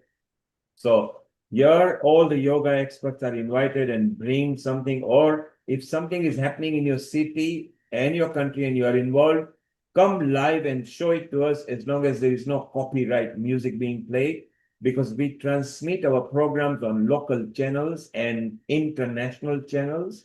So it goes through a lot of different channels in different countries. So we can't use any copyright music or material. So these are the next 4 beautiful episodes that we got lined up. And then in July, we're going to have Guru Purnima episode. Anakul, time to consolidate, get in touch with everybody, keep Amrita and everybody together. And please thank everybody and Gayatri Mantra, and off we go home. Thank you very much for everybody. We're going to get lots of information from everyone. Please do communicate to me. I'll try to respond as quickly as I can. So let us start with Gayatri Mantra. Om Bhurvavatsva Tatsaviturvarenyam Bhargo Devasya Dhimahi Dhiyayunah Prachodayat. Om Bhurvavatsva Tatsaviturvarenyam Bhargo Devasya Dhimahi Dhiyayunah प्रचोदयात् ॐ भूर्भुवस्सुः तत्सवितुर्वरेण्यं भर्गो देवस्य धीमहि धियो यो नः प्रचोदयात् ॐ शान्तिः शान्तिः शान्तिः. This is beautiful. So as we say goodbye to all the people who have actually contributed today, we thank them wholeheartedly, including you, Anakul, and all the people who've been here right from the start. And now we are private. You can sing, dance, and do whatever you like. Nobody's looking to us. And remember, if you want to share the same link that you had of the YouTube, it now becomes a recorded link on the website, Facebook. You can send it to people. In Australia, people are sleeping. Thailand, Singapore, they can watch it tomorrow. It's beautiful. So please keep in touch. All the authorized people have got the number over here. You've got Anakul's number. You can WhatsApp him. And you can please connect with each other, join the SATA group association. That association is purely to bring science and tradition, and it doesn't stop with just Indian, Tai Chi, Qigong, Africa. We are very keen with bringing their tradition to merge with us. AI is one of the chapters. We want to bring AI, artificial intelligence technology in here, share with people. Seema, you are connected elsewhere. Subi, you are connected. Sri Srinath, because of the university and what we have done. What we are very keen is to see if we can penetrate right from the nursery level to primary and secondary to the student and start making them realize that the free utilities that the God is or Almighty not charging, which is the sun, the water, the air, oxygen, okay, and the plant-based food given to us. If they start charging us, we are in trouble. In trouble. So if you love your life, if you love the earth, start from literally from the 3-year-olds and let them, and they can even teach us how the earth can be saved and everything. So thank you, each and every one of you. Good morning, good afternoon, good evening, wherever you are from. We love you. Healing Our Earth is your platform. You can bring any experts. Do tell us in advance, and we keep some buffer times as well. And till next time, see you and keep safe and be happy, be peaceful, and be healthy.